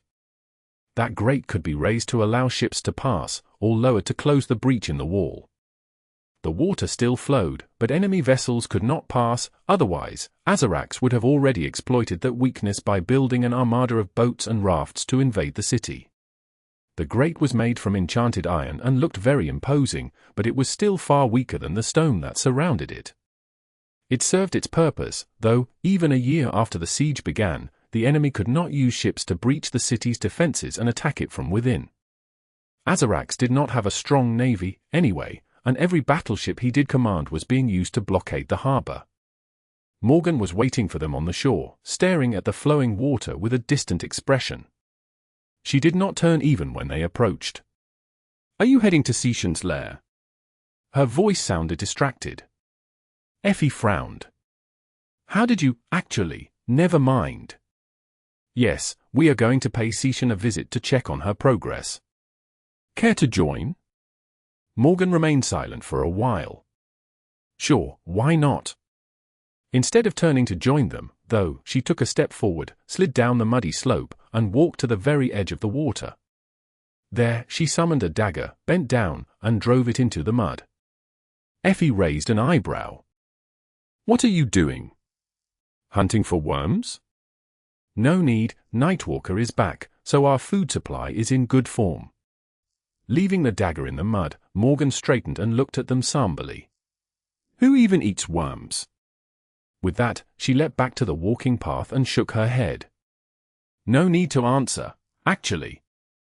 I'd rather not know." The eastern sky was already brightening, so they hurried their steps, wanting to finish their task before the new day arrived. Morgan's dagger remained where she had left it, one side of its blade washed by flowing water. Chapter 3044. Plague Doctor. Eventually, they made it to the place where Seation and her followers had made their base. It was a magnificent building that had been a temple once, but was now turned into a makeshift hospital. The great prayer hall was crowded with innumerable cots and straw mats, all occupied by suffering, mangled people. This was where the soldiers wounded on the walls were treated, those who were lucky enough to survive, which was uncommon in battles that involved high-ranking awakened. Although looking at the scene in front of her, Effie was not sure who had really been lucky. The vast hall was filled with pained cries and quiet groans, scores of men and women praying to the gods and begging the healers and their assistants to be saved. Some were indifferent, having lost all strength and all hope. Some begged to be killed, instead. The floor was covered in red stains, and the air was stifling. The stench of blood was overwhelming. An elderly healer bowed respectfully to Effie and studied her broken arm with a concerned expression. "Again, my lady." His voice was almost reproachful. Effie smiled and glanced away. Jet was the only one who could seriously threaten Azarax, but Effie was the only one who could block his attacks. The rest were simply not strong enough to withstand them. This time, too, she had received a blow from the Plague of Steel. Her powerful enchanted shield just barely survived the impact, but her arm, despite layered physical augmentations and the masons while quietly supporting her, did not, fracturing in several places and turning into a mangled mess. In fact, her shield arm had not remained whole in any of their clashes against Azarax. It must have been broken 10 times over the course of the nightmare, which did not exactly make the healers happy. Luckily, Saints healed quite swiftly, and Effie healed far quicker than most. "It's nothing. I was already treated on the wall. This is not why we are here." The healer lingered for a few seconds, then bowed and stepped back. Effie, Kai, and Morgan continued forward, stepping over puddles of blood and covering their noses to shield themselves from the stench. Soon, they entered the inner sanctum of the former temple, which was dedicated to Beast God. That was a space where Seishan dwelled, surrounded by her blood fiends, the people whom she had transformed into powerful aberrants by infusing them with her blood. That was her eerie transcendent ability, which had served the city well in the fight against the Steel Horde. As Effie approached a silk curtain, 2 pale young women bowed and silently retreated, allowing her to enter. One would have expected the dwelling of a song princess to smell better than the blood-soaked hospital beyond, but it was the opposite. An appalling scent, the scent of sickness, which Effie knew too well, hit her nostrils as soon as she pushed the curtain aside, and she could not help but grimace. Inside, Seishan was seated on a bed of lavish pillows, her silken grey skin glistening with beads of sweat. Her eyes were cloudy, and her clothes were soaked black, viscous liquid. It was her blood, seeping through the pores of her skin and flowing from her eyes. Hearing someone enter, Seishan raised her head and glanced at Effie silently, her face a harrowing bloody mask. She remained silent for a few seconds, and then smiled, revealing 2 rows of pearly white teeth. "Ah, so you are alive, after all. Welcome." Effie scoffed. "Naturally. Are you alive, though? How do you feel?" Seishan raised a hand, which was trembling uncontrollably. "As you can see, not great." The current state of the proud princess of Song was the result of the plague. Like many other people in the city, Seishan was infected by it, suffering the agony of the vicious symptoms. Only, unlike everyone else, she had not contracted the plague by accident.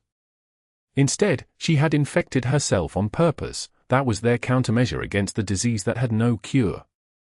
At the moment, within Seishan's body, the blood she had inherited from Beast God was fighting against the plague engineered by Azarax and his sorcerers, teaching itself how to destroy it. Once the process was complete and Seishan defeated the plague, her blood could then be used as the foundation for developing the cure, or even to inoculate people directly. That was what Seishan claimed, at least. It was just that Azarax seemed to have outdone himself with this one. Much time had already passed, and her condition was not improving yet. There was progress, though. The last time Effie visited, Seishan had looked like a corpse. Now, she merely looked like someone with 1 foot in the grave. That was somewhat of an improvement. "How long do you think it will take you to overcome this damn plague?" Grimacing from pain, Seishan drew a slow breath and then answered in a quiet voice. "Not long, a few weeks, perhaps." Effie let out a sigh. A few weeks was not bad.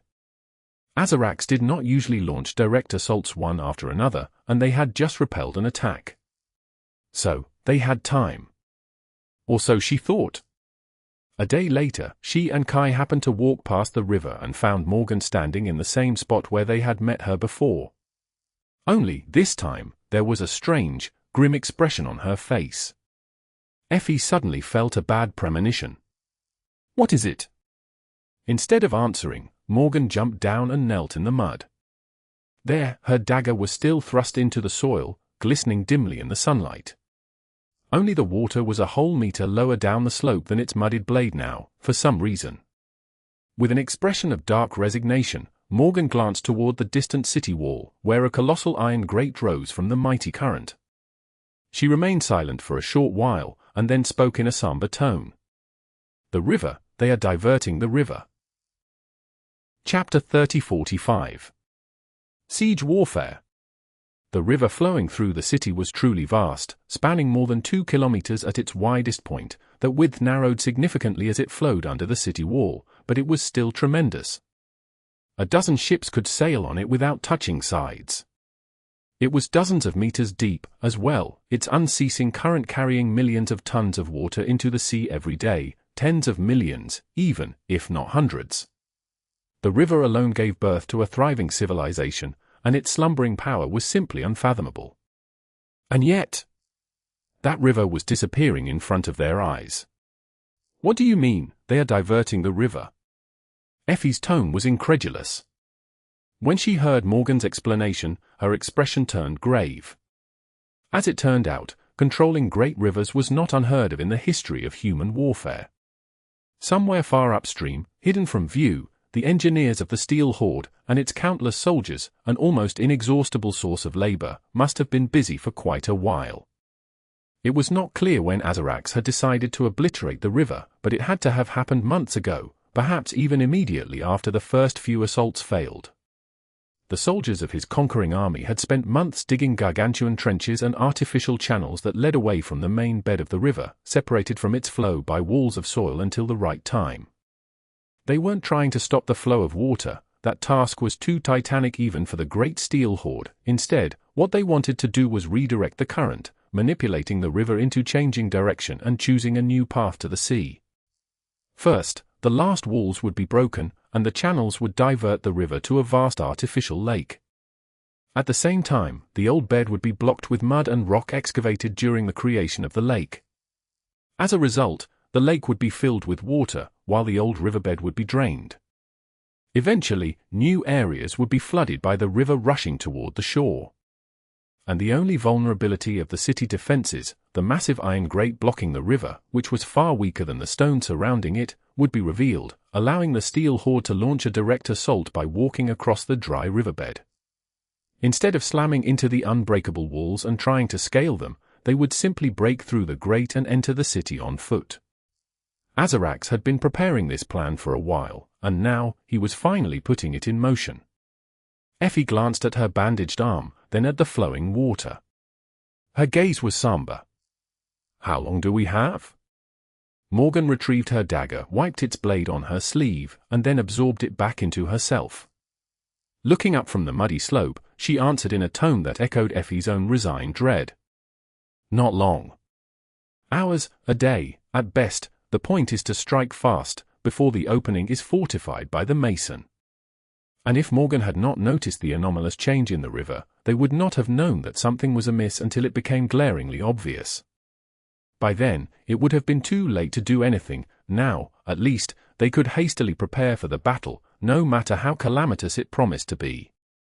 The defenders of the city were just barely beginning to recover from the last assault on the city walls. The soldiers were tired, injured, their mental wounds yet to turn into scars. Their armor and weapons had not been repaired yet, new arrows had not been crafted, the siege weapons atop the wall were missing ammunition, and clay pots meant to be thrown down had not been filled with quicklime. Most importantly, many awakened warriors had not fully replenished their essence yet. Effie herself was wounded and bruised all over, missing much of her soul essence. The same went for Morgan and Kai, while Seishan was more or less out of commission. Naturally, the Steel Horde was in the same exact state, but Azarax commanded too many soldiers to be thwarted by that. He had chosen the time to launch this devious attack well. Effie grimaced. The Mason. Their only hope was the elderly Supreme who ruled the city. The old man could barricade the opening, making it far more difficult to breach, but his powers, while formidable, were not swift. He had to imbue his will and essence into the stones gradually in the process of construction, and that took time that they did not have. Time they had to buy, somehow, no matter how many lives it would cost. Effie remained motionless for a moment, then turned to Kai. "Go, inform the old man. And sound the call, we need to mobilize everyone and prepare for battle." With a nod, Kai turned around and shot into the sky, flying toward the distant palace. The entire city was an enormous fortress, and the stone palace was its main keep, a fortress in and of itself, stalwart and impregnable despite its ornate, graceful appearance. That was where the mason and his descendants lived, and where the heart of the city was hidden. Inside its spacious halls, there stood a stone throne, the very reason why Azarax and his terrifying horde were here, wishing to add another realm to his collection. Effie sighed, then pulled her wounded arm out of the sling and bent her fingers tentatively. The torn tendons had healed, and the shattered bones were mended, but just barely. They were still weak and brittle, unable to sustain her own dire strength, let alone weather devastating blows of a supreme adversary. But the enemy did not know that. The defenders of the city did not know that, either. So, Effie could still inspire them, inspire courage in her soldiers, while at the same time inspiring fear in the hearts of her foes. A whirlwind of sparks spun in the air, slowly forming into a round shield. She winced. The healers won't be happy with me, for sure. Chapter 3046. Opening Salvo. Soon, the city was ready for battle, as much as it could be ready, considering the circumstances. Azarax was not going to limit the assault to just the riverbed, of course. In order to divert Effie's focus from only protecting the relatively narrow span of the city wall where the grate was located, he was sending his warriors forward across the entire length of the wall. Out there in front of the city, a vast ocean of helmets was flowing forward, countless war horns roaring like thunder. It was as if a steel tide was devouring the world, inevitable, unstoppable, minutes away from crashing into the proud walls of the besieged stronghold. Among the ocean of steel, immense forms of transcendent champions loomed, emanating a terrifying sense of danger. Pulled by some of these gargantuan creatures, colossal siege towers rolled forward, tens of thousands of soldiers sheltered in their armored depths. The defenders of the city were readying themselves for battle atop the wall. Quivers of arrows were placed along the battlements, the siege engines were being loaded with heavy projectiles, fire burned beneath steel vats where quicklime pots were being heated, ready to be thrown at the enemies below. Today, however, there were far fewer soldiers than usual on the wall. Many of them were somewhere else. The great river had disappeared completely, revealing its muddy bottom. There, on the hastily constructed wooden floor, thousands upon thousands of warriors were assembled into a wide formation, ready to face the most ferocious assault of the steel horde. Morgan and Nightwalker were also there, standing in front of the soldiers, looking ahead with somber expressions. The grate had not been destroyed yet, but it was only a matter of time before it was. The makeshift barricade constructed out of soil, rocks, and ice in front of it had not been dismantled yet, but nobody believed that it would last long. The muddy riverbed would inevitably become a battlefield today, and when it did. Who knew? The great river might flow with blood instead of water today.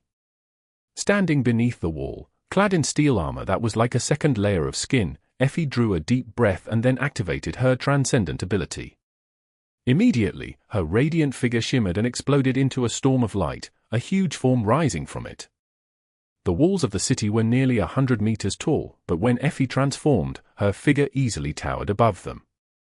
The armor expanded with her, and so did the white cloth tied around her hips and shoulders, the starlight shard, a memory she had carried ever since the Forgotten Shore. Seeing their commander, the myriad defenders on the walls and in the dried riverbed exploded with jubilant cheers. Their voices rose to heaven like a roar, and as it did, their bodies were instilled with an echo of her titanic strength and resilience. Their hearts were infused with fierce vigor, with a ferocious, overpowering lust for life. At the same time, a thunderous voice resounded above the city, making them tremble. Be strong. Be valiant. Give them no quarter. That was Kai, commanding the defenders of the city with the mystical power of his voice. The world itself listened, instilling them with greater strength, making them resistant to the aura of dread emanated by the elite warriors of the Steel Horde, and filling them with unshakable courage. Effie, in her titanic form, looked at the approaching ocean of steel with grim anticipation. At the same time, Kai looked ahead, as well. However, he wasn't looking at the soldiers. Instead, his gaze pierced the vast distance between the wall of the city and the line of towering trebuchets that stood far away, all aimed at a single spot, the center of the metal grate that blocked the wide opening in the impregnable wall of the city. What are they waiting for? The horde was already in motion, but the trebuchets were still idle. They were loaded, but the command to launch had not come yet. His question was answered soon. Far in the distance, a man was standing on the crest of a tall hill, observing the advancing horde with a darkly gleeful expression. The man was very tall, with broad shoulders and a powerful physique, encased in a suit of finely crafted armor. He was imposing and handsome, with bronze skin, black hair, and piercingly blue eyes that burned with a frightening intensity above his thick beard. His entire figure emanated an overwhelming feeling of unbridled strength, virility, and tyrannical authority. He was Azarax, the Plague of Steel. Sensing Kai's gaze, Azarax turned his head slightly, glanced in his direction, and grinned. Then, he walked past the nearby trebuchet with easy steps and pulled a heavy battle axe from a ring on his belt. Azarax tossed the axe into the air, caught it with a relaxed motion, and then suddenly exploded forward, sending the axe striking across the sky like a comet. The power of his throw was so dire that the entire hill below him shuddered, the ground fracturing as a powerful shockwave obliterated the immense trebuchet completely, turning it into a cloud of splinters. At that moment, Kai knew why the siege machines of the Steel Horde had remained idle. Azarax's battle axe breached the distance between the hill and the iron grate in just a few seconds, leaving a fiery trail in its wake. Just before its blade hit the grate, however, it was stalled for a moment. That was Nightwalker, twisting the space in front of the grate to protect it. He wasn't trying to stop the projectiles sent to destroy it, but instead to redirect them, perhaps even send them flying back into the attacking horde. However, the strength and the tyrannical will of the Plague of Steel was simply too harrowing. His axe cleaved space itself apart, making all Nightwalker's efforts useless. In the next moment, the axe struck the enchanted iron of the grate. The grate, spanning more than a kilometer across, was not simply breached, it was entirely obliterated, crashing down in a mangled wreck as a vast swath of it was instantly melted into a river of liquid metal. The axe continued forward, threatening to carve a bloody path through the defenders of the city assembled on the dried riverbed. It would have, if not for Morgan, who stepped forward and caught it with an iron grip. Her arm seemed to ripple slightly, absorbing the shock, but then settled into its usual form. Morgan glanced down at the incandescent axe, which had become so overheated that it was scorching the metal of her gauntlet. Then, she silently absorbed its blade into herself, dropping the wooden shaft. Her scarlet eyes blazed with fiery light for a moment, and then returned to their usual cold sharpness. It's gone. The iron grate was no more. The battle was about to begin. Chapter 3047. Steel Tide. As the ocean of steel flowed toward the walls of the city, its defenders unleashed a hail of arrows at the enemy. The mighty siege engines installed atop the bastions groaned as they were drawn, ancient runes igniting with ethereal light. Then, enormous bolts were sent barreling into the advancing horde, carving bloody paths through it. Most were aimed at the looming figures of the enemy saints. Some hit their mark, some missed, but no projectile failed to reap a bloody harvest. That was one of the disadvantages that the Steel Horde suffered. Due to the sheer number of soldiers under Azarax's command, it was almost impossible to miss when aiming at their disorganized formation. The warriors of the Steel Horde raised their shields as they ran, hoping to save themselves from the deadly rain of arrows. Still, countless soldiers fell, pierced by the sharp arrowheads. Some of them were merely wounded, not killed, but it didn't matter. Seconds later, they were trampled on and crushed under the endless sea of soldiers running behind them, dying brutal deaths. That was the cruel nature of the Steel Horde. It had no mercy to spare, not even to its own warriors. Of course, these vanguard forces were merely cannon fodder, composed mostly of mundane humans. Azarax held his elite forces back and deployed them far more strategically, knowing that even his reserves of awakened fighters were not limitless. He had already lost a horrifying number of soldiers under the tall walls of this city. Not only mundane soldiers, but also awakened, ascended, even transcendent champions. The mercenary army the Mason had hired, led by the unyielding War Maiden, was a chillingly deadly bunch, especially her 5 lieutenants, who were more skilled and powerful than even the most seasoned veterans among his thralls. Perhaps Azarax should have expected no less from the zealots of war.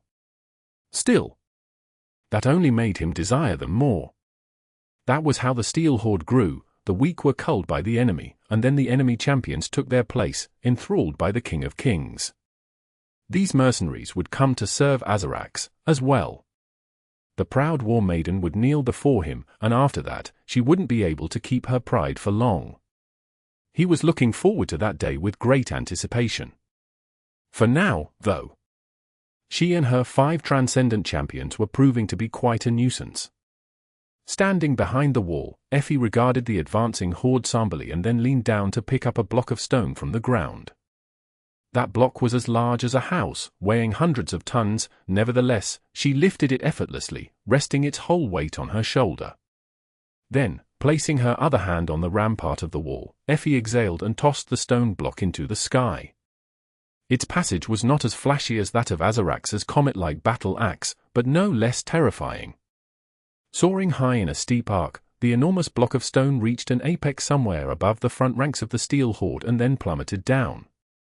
The soldiers trembled and cried out as its shadow fell on them. A moment later, Effie's stone collided with one of the colossal siege towers, making its middle section explode. The tower was heavily armored and protected by a complicated weave of runic enchantments, but even sorcery could not handle the dreadful power of great mass and gravity-assisted acceleration, folding under the devastating force of the impact. A vast swathe of the siege tower exploded into a cloud of debris, pieces of its armored shell mixed with body fragments and rivers of blood. Its upper part fell, while the lower part careened and toppled into the mass of soldiers below. The losses caused by that one throw numbered in the thousands. The soldiers sheltered inside the tower had turned into a crimson haze, and more soldiers still were crushed under the falling debris. Effie was already reaching for another stone block. At the same time, Kai released the string of his bow, sending an enchanted arrow streaking above the battlefield. It pierced the eye of a gargantuan beast who had been pulling another siege tower, making its entire head explode into a cloud of blood, bone fragments, and brain matter. The beheaded giant swayed and toppled, its enormous body igniting with an ethereal radiance. By the time it hit the ground, what was left in its wake was a headless human body, the body of a saint whom Azarax had once defeated and enthralled. Just like that, the Steel Horde lost another transcendent champion. If there was one advantage the defenders of the city possessed, apart from its impregnable walls, it was Kai and his inescapable skill as an archer. Nothing could hide from his gaze, and both his powerful bow and his arrows were a gift from the Lord of Shadows. So, even the dread warriors serving Azarax feared the Dragon Slayer. They feared him more than even the Soul Reaper, who had become known as an incarnation of death among the soldiers of the Steel Horde. One would see the Reaper before being slain by her. At least, the arrows of the Dragon Slayer fell from the sky while he remained invisible, hunting his prey from a vast distance. Which was not to say that the Steel Horde had no answer to the deadly barrage. Just as Effie hoisted another stone block on her shoulder, a dark haze rose above the advancing steel ocean. In the next moment, the world lost its luster, plunging the battlefield into dim darkness. That was a vast cloud of arrows blotting out the sun. Effie's voice resounded above the wall like thunder. "Take cover!" The soldiers pressed themselves into the battlements, the dedicated shield-bearers raising their shields to protect the nearby archers. Moments after that, the terrifying cloud fell upon the wall, spilling into the ruined streets below. A deafening rustle rose as the arrows continued to batter the defenders, continuing for a second, two, a dozen. Effie herself staggered back when several annihilating blows landed on her armor. Those weren't mundane arrows, of course, but instead those sent flying by the saints of the Steel Horde. Her size provided her with a lot of advantages, but it also made her a huge target. Luckily, her armor was of the supreme rank, so it held, allowing her to duck and hide her enormous figure behind the wall. Usually, Effie would have used her shield to defend herself, but with her arm still recovering from receiving a blow from Azarax, she hesitated to reveal her weakness so soon. "Draw your bows." The dreadful rustle was growing quiet, so it was safe, relatively so, to attack again. Azarax was going all out today, so despite the shields, many defenders had perished under the fatal rain of steel. Effie did not have to worry about having enough arrows for the next assault, at least, in fact, collecting the enemy arrows was the reason her own soldiers still had any to shoot. The light of the sun dimmed again, signaling that another barrage was imminent. The exchange of volleys continued for some time, Azarax losing 10 times more soldiers than Effie was losing. However, she doubted that he cared about these casualties. Because no matter how many of them fell, their advance was not thwarted. In fact, it wasn't even slowed down that much. Soon enough, the Steel Ocean reached the walls of the city. And, most importantly, a powerful current of enemy soldiers flowed down the dry riverbed, reaching the gaping breach where the iron grate used to stand. Far below, Morgan pursed her lips and moved forward. Chapter 3048. Blood Ramparts. After a year of a calamitous siege, the walls of the city were finally breached, and the warriors of the Steel Horde poured inside along the dry riverbed. The river was gone, and the great iron grate blocking the passage lay as a wreck in the mud. The makeshift barricade built in front of it had been dismantled by the axe of the King of Kings, and the gap was already being widened by the adversary soldiers. Nothing stood between the defenders of the city and the besieging horde anymore. However, if Azarax hoped to win an easy victory, he was going to be disappointed. Even with the impregnable barrier of the city wall breached, the mercenaries hired by the Mason had no plans of surrendering. On the contrary, they were prepared to fight to the last man. The Steel Horde held an absolute numerical advantage, yes, and among its innumerable warriors, there were far more powerful awakened than there were among the defenders of the city. Azarax had previously conquered innumerable realms, after all, subjugating and enthralling their most powerful champions. However, Effie and her companions were not without an advantage, either. First and foremost, there was no saint more skilled and deadly than any of them among the champions of the Steel Horde. They had come from the age of the Nightmare spell, after all, a terrifying era of calamity and bloodshed, born from the corpses of dead gods. Not only that, but they were also the strongest and most revered warriors among the vicious children of that nightmarish epoch. So, none among the champions of the Steel Horde could claim to be their equal. Second, while they themselves could not consciously command the will, their spirits were augmented by the power of the Mason, the supreme ruler of the besieged city. And while the Mason was not suited for the battlefield, his will was as stalwart and impregnable as the stone walls of the city he had built. This was his domain, and within the boundary of his domain, no foreign authority could be expressed or asserted unimpeded. The warriors of the Steel Horde were not only invading a city, they were invading an enemy domain. That meant that the will of Azarax, which bolstered and empowered them, was all but nullified by the city walls. The defenders, on the contrary, enjoyed the boon of fighting on their native soil. That was the dire challenge of a war between supremes. The aggressor had to overcome the resistance of the defending domain, fighting an uphill battle, and while Azarax had crushed more than a few supreme adversaries, the tenacious nature of the Mason King's power was difficult to deal with. He could have overwhelmed the Mason easily, since no amount of defense had value in the absence of offensive power. However, the War Maiden and her warriors made up for the fatal flaw of this peaceful domain's defenses, and now, these warriors were about to prove their worth. The battle for the walls of the city was nearing its fiercest stage. The ocean of steel had already reached the moat, which had long ceased to be an obstacle. It was filled with corpses, and in a dozen places, the corpses piled so high that one could cross to the other side by stepping on them. Now, the warriors of the Steel Horde were lowering wooden boards under a hail of arrows, making the crossing even easier. Those who survived retreated, while those who were struck down by the arrows fell and rolled into the moat, adding their bodies to the towering piles of corpses. Next came the soldiers bearing enormous ladders, as well as the shield-bearers protecting them. The walls of the city were imposingly tall, so mundane humans lacked the strength to raise these ladders, let alone climb them to the distant battlements under the constant barrage. Their job was simply to drag the ladders to the base of the city wall and die for it, many of them perishing to accomplish that deadly task. But they did accomplish it, and only then, finally, Azarax sent his true warriors forward.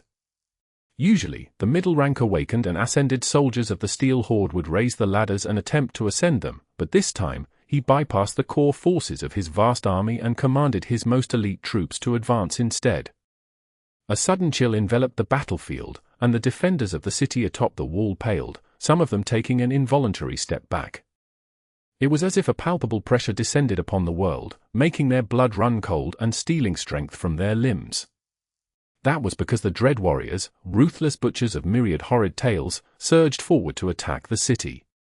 These were the most feared warriors of the Steel Horde, each of them a thrall who had been personally defeated by the King of Kings once, and therefore sharing in his chilling power. They rushed through the steel ocean like a dozen black currents, swiftly reaching the ladders and activating the sorceries imbued into the enchanted wood. The ladders soared into the air, slamming into the lip of the wall moments later, and before even that, grim warriors were already clinging to them, as if in a hurry to spill adversary blood. At the same time, all across the great length of the city wall, those of Azarax's warriors who possessed suitable aspects used them to climb or fly up. Just in a few moments, the tide of the battle seemed to turn in favor of the attackers. Then, however, the defenders of the city responded to the swift assault with a devastating fury. Abandon fear. Abandon mercy. Kill them all. As the voice of the Dragon Slayer thundered, drowning out the clamor of battle, the defenders of the city were liberated from the dread gripping their hearts. As they saw the radiant, towering figure of the War Maiden, the living incarnation of war who had come to defend their city against the insurmountable foe, a newfound strength filled their bodies. Empowered by that ferocious might, burning with vigor and passion, mundane people felt strong enough to face Awakened, while Awakened could band together to bring down masters.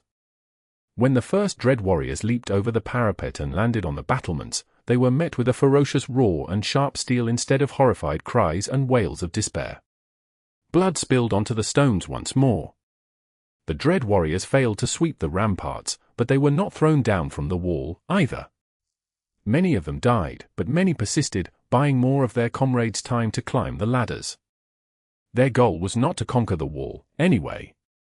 They simply needed to distract its defenders, including the Transcendent Commanders, long enough for the true menace, the colossal siege towers, to be pushed against it. And even though Effie and Kai did all they could to prevent that, the siege towers drew closer and closer. Chapter 3049. Use of Weapons. Below the fierce bloodshed of the battle for the ramparts, the core forces of the Steel Horde poured into the breach. Their advance was barred by Nightwalker, who twisted space to slow them down, but after a year of besieging the stalwart city, Azarax had come up with enough countermeasures against this insidious power. The foremost warriors of the Horde carried long metal spikes, each of them engraved with a complicated weave of ancient runes. As they entered the mire of twisted space, they drove the spikes into the mud. Those who followed behind them raised heavy sledgehammers, ready to push the spikes deeper into the ground. Few of them survived more than one blow, pierced by dozens of arrows and toppling into the mud. But there were more soldiers behind them, each picking up the sledgehammers to continue the task. After half a dozen blows, each costing numerous human lives, the runes on the spikes ignited with ethereal glow, anchoring and stabilizing the space around them. The area each spike anchored did not extend far, but the warriors of the Horde were already advancing to drive the next row of spikes just beyond its border. Like that, in the span of several minutes, the Steel Horde had built a bridge across the treacherous expanse of twisted space. Countless soldiers died to achieve that feat, but their lives were like a drop in the ocean of the great conquering army. Standing among the soldiers in the dry riverbed, Nightwalker grimaced and summoned a pair of beautiful sabers. Then, he glanced at Morgan, who was already moving forward. He flashed her a grin. "Don't you miss the days we only had to fight mindless abominations?" Facing the tide of enemies, Morgan shrugged without looking back. "Were there ever days like that?" "I don't recall." With that, she turned into a river of liquid steel and rushed forward. The vanguard of the invading force, who had just broken through Nightwalker's barrier, exploded with cries of horror and reeled back. But it was already too late. The steel river washed over them, eviscerating every single one. A moment later, it turned into a spinning maelstrom of liquid metal and collapsed on itself, absorbed into the figure of a towering sword demon, a tall, terrifying being with 6 flexible arms, each hand holding a sharp blade. Just as it did, 7 looming shapes broke through the bloody haze, rushing to destroy the steel apparition. Those were the transcendent generals of the Dread Warriors, the strongest among Azarax's elite forces, each a terrifying legend in their own right. The sword demon spun, its limbs lashing forward and extending unpredictably to repel their assault. There was a thunderous boom, and a cloud of shrapnel tore through the air, threatening to eviscerate the front rows of the city defenders. Nightwalker clicked his tongue and twisted space to protect them, then lunged forward. There, more enemy saints were advancing through the breach, countless warriors flowing between them. Prepare! Morgan fought the Dread Warrior generals, while Nightwalker clashed with the lesser saints. The world quaked from the furious violence of their battle, but the riverbed was wide enough for the awakened and ascended soldiers of the Steel Horde to bypass the terrifying clash of transcendent champions, rushing toward the line of defenders like a tide. Soon enough, the two forces collided, plunging the world into complete chaos. Both Azarax and Effie had sent their best warriors to fight in the riverbed, so these were no ordinary soldiers. They were seasoned, highly skilled awakened elites who knew how to keep their cool in the midst of the most fearsome battle, coldly summoning death and destruction upon their enemies. The deadly valor of two warring sides clashed, resonating in a conflagration of mayhem and carnage, and elevated the bloody terror of the battle to truly chilling heights, or abyssal depths, perhaps. The defenders held an advantage due to the fact that they had received a bit of time to prepare. They stood on solid wooden flooring that had been hastily laid atop the mud, for example, while the attackers had to wade through viscous sludge. Naturally, that made it far more difficult for them to fight. However, the Steel Horde held the greatest advantage of all, its inexhaustible vastness. Azarax could afford to lose thousands of soldiers without feeling the strain. Soon enough, the mud would absorb rivers of blood. Then, it would be covered by a morbid carpet of corpses, and once the Dread Warriors had something solid to stand upon, the tide of the battle would turn against the defenders. Kill them all! The Dragonslayer's voice boomed above the hideous slaughterhouse of the ruthless battle, making the defenders roar and push back against the crushing flood of subjugated thralls. Every second, hundreds of bodies were falling into the mud, and every second, countless awakened powers were unleashed, shredding the very fabric of the world. Far ahead, among the ruins of the barricade and the wreckage of the Great Iron Grate, the saints were dying, as well. Nightwalker was like a cunning eel, elusive and viciously deadly, his two sabers moving as if possessing minds of their own. More than that, his skill was eerily flawless, tempered by decades spent in the dreadful crucible of the Eternal City and the hungry jaws of the Nightmare. Even facing multiple saints of the Steel Horde, he was pressuring them instead of being oppressed. Morgan, meanwhile, was cold and ruthless, fighting the 7 Dread Generals with terrifying composure. One of them was already lying in the mud, dead, while the rest were covered in cuts, both shallow and deep, all bleeding. Her own steel body, meanwhile, remained pristine, for now. Funnily enough, the two of them, Morgan and Nightwalker, were the only two people in history who had conquered the third nightmare alone. Nightwalker had managed that impossible feat due to the strange nature of the Eternal City, but Morgan had received no aid in her solitary trial. The Princess of War had been forged to be a deadly weapon, but fashioned herself into a peerless user of weapons instead. Now, she was facing the strongest champions of the Steel Horde, not only refusing to be thwarted, but making them feel threatened and uneasy instead. The form of the sword demon she had assumed was deadly and unpredictable, infused with lethal sharpness. Every centimeter of her body was like a blade, and no amount of armor could protect her enemies from being severed and cut apart. The terrifying devastation of their clash echoed across the riverbed, instilling the warriors killing each other on its muddy expanse with hope and terror in equal measure. The battle in the riverbed reached a state of bloody equilibrium despite its demented frenzy, rivers of blood pouring into the crimson mud. The battle for the walls of the city was in a stalemate, as well. However, all of it was about to change. Because the most dire force of the Steel Horde, the Plague of Steel, the King of Kings himself, had not joined the battle yet. He was moving forward now, though. Chapter 30-50 Rivers of Blood. The battle in the riverbed was just as vicious and dreadful as Effie had expected, with countless corpses falling into the blood-red mud, more horrible, even, beyond anything her jaded mind could have imagined. Effie had not expected Azarax to send 7 of his Dread Generals forward, having fought these ruthless thralls herself. she knew just how eerie and menacing they were. Behind each, there was a tragic legend of glory, defiance, and eventual downfall.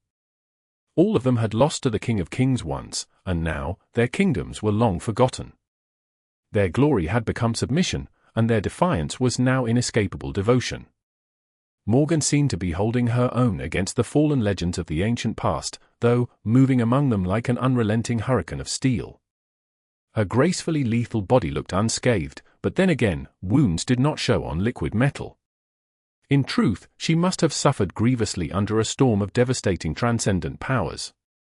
Morgan was not someone to show weakness in front of an enemy, though, so she endured the onslaught of insidious attacks silently, channeling the pain and fear of being harmed into cold, focused killing intent.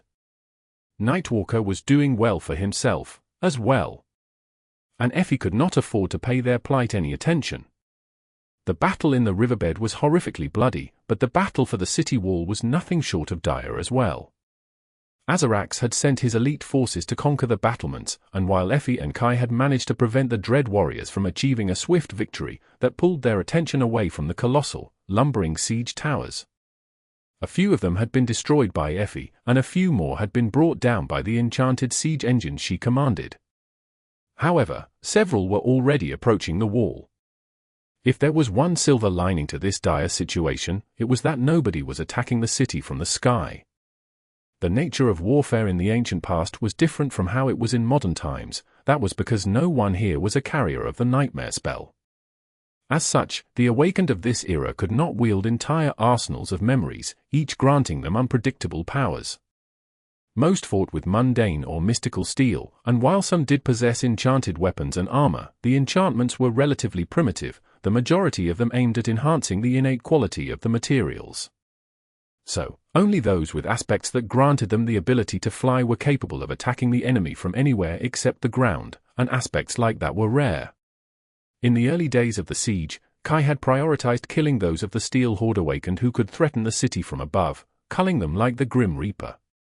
Most of them were dead now, and those who remained did not dare to rise into the sky.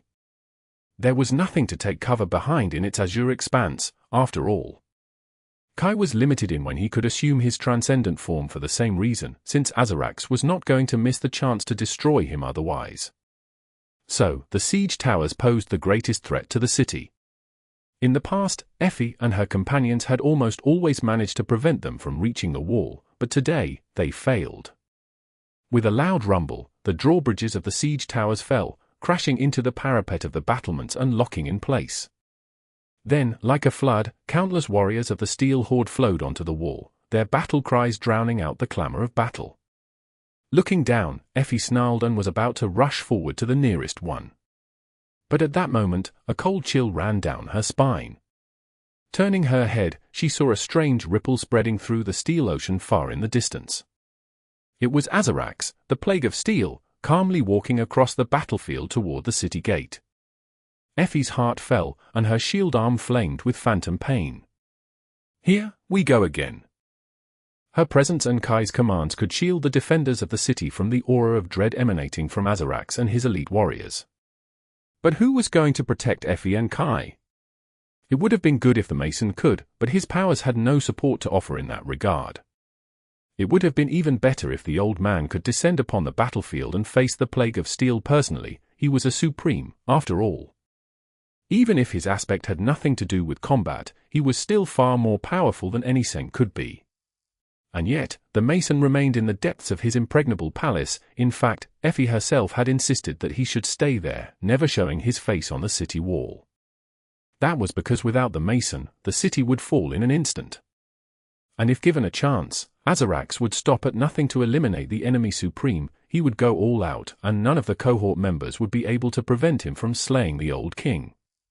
Bringing the Mason onto the battlefield was no different from offering their fatal weakness to the enemy, and for that reason, he had to stay safely hidden in the palace. Effie inhaled deeply.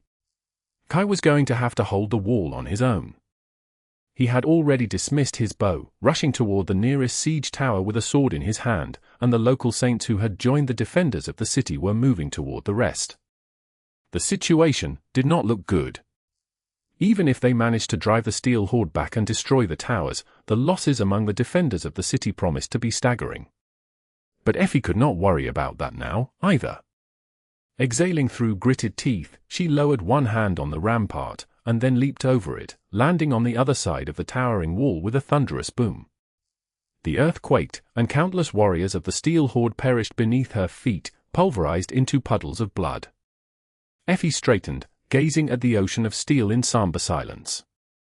And far in the distance, Azarax glanced up, a merry grin twisting his lips. His voice rose above the battlefield. "If it isn't the fearless War Maiden, have you finally decided to kneel before me, priestess? Ah, what a sight for sore eyes!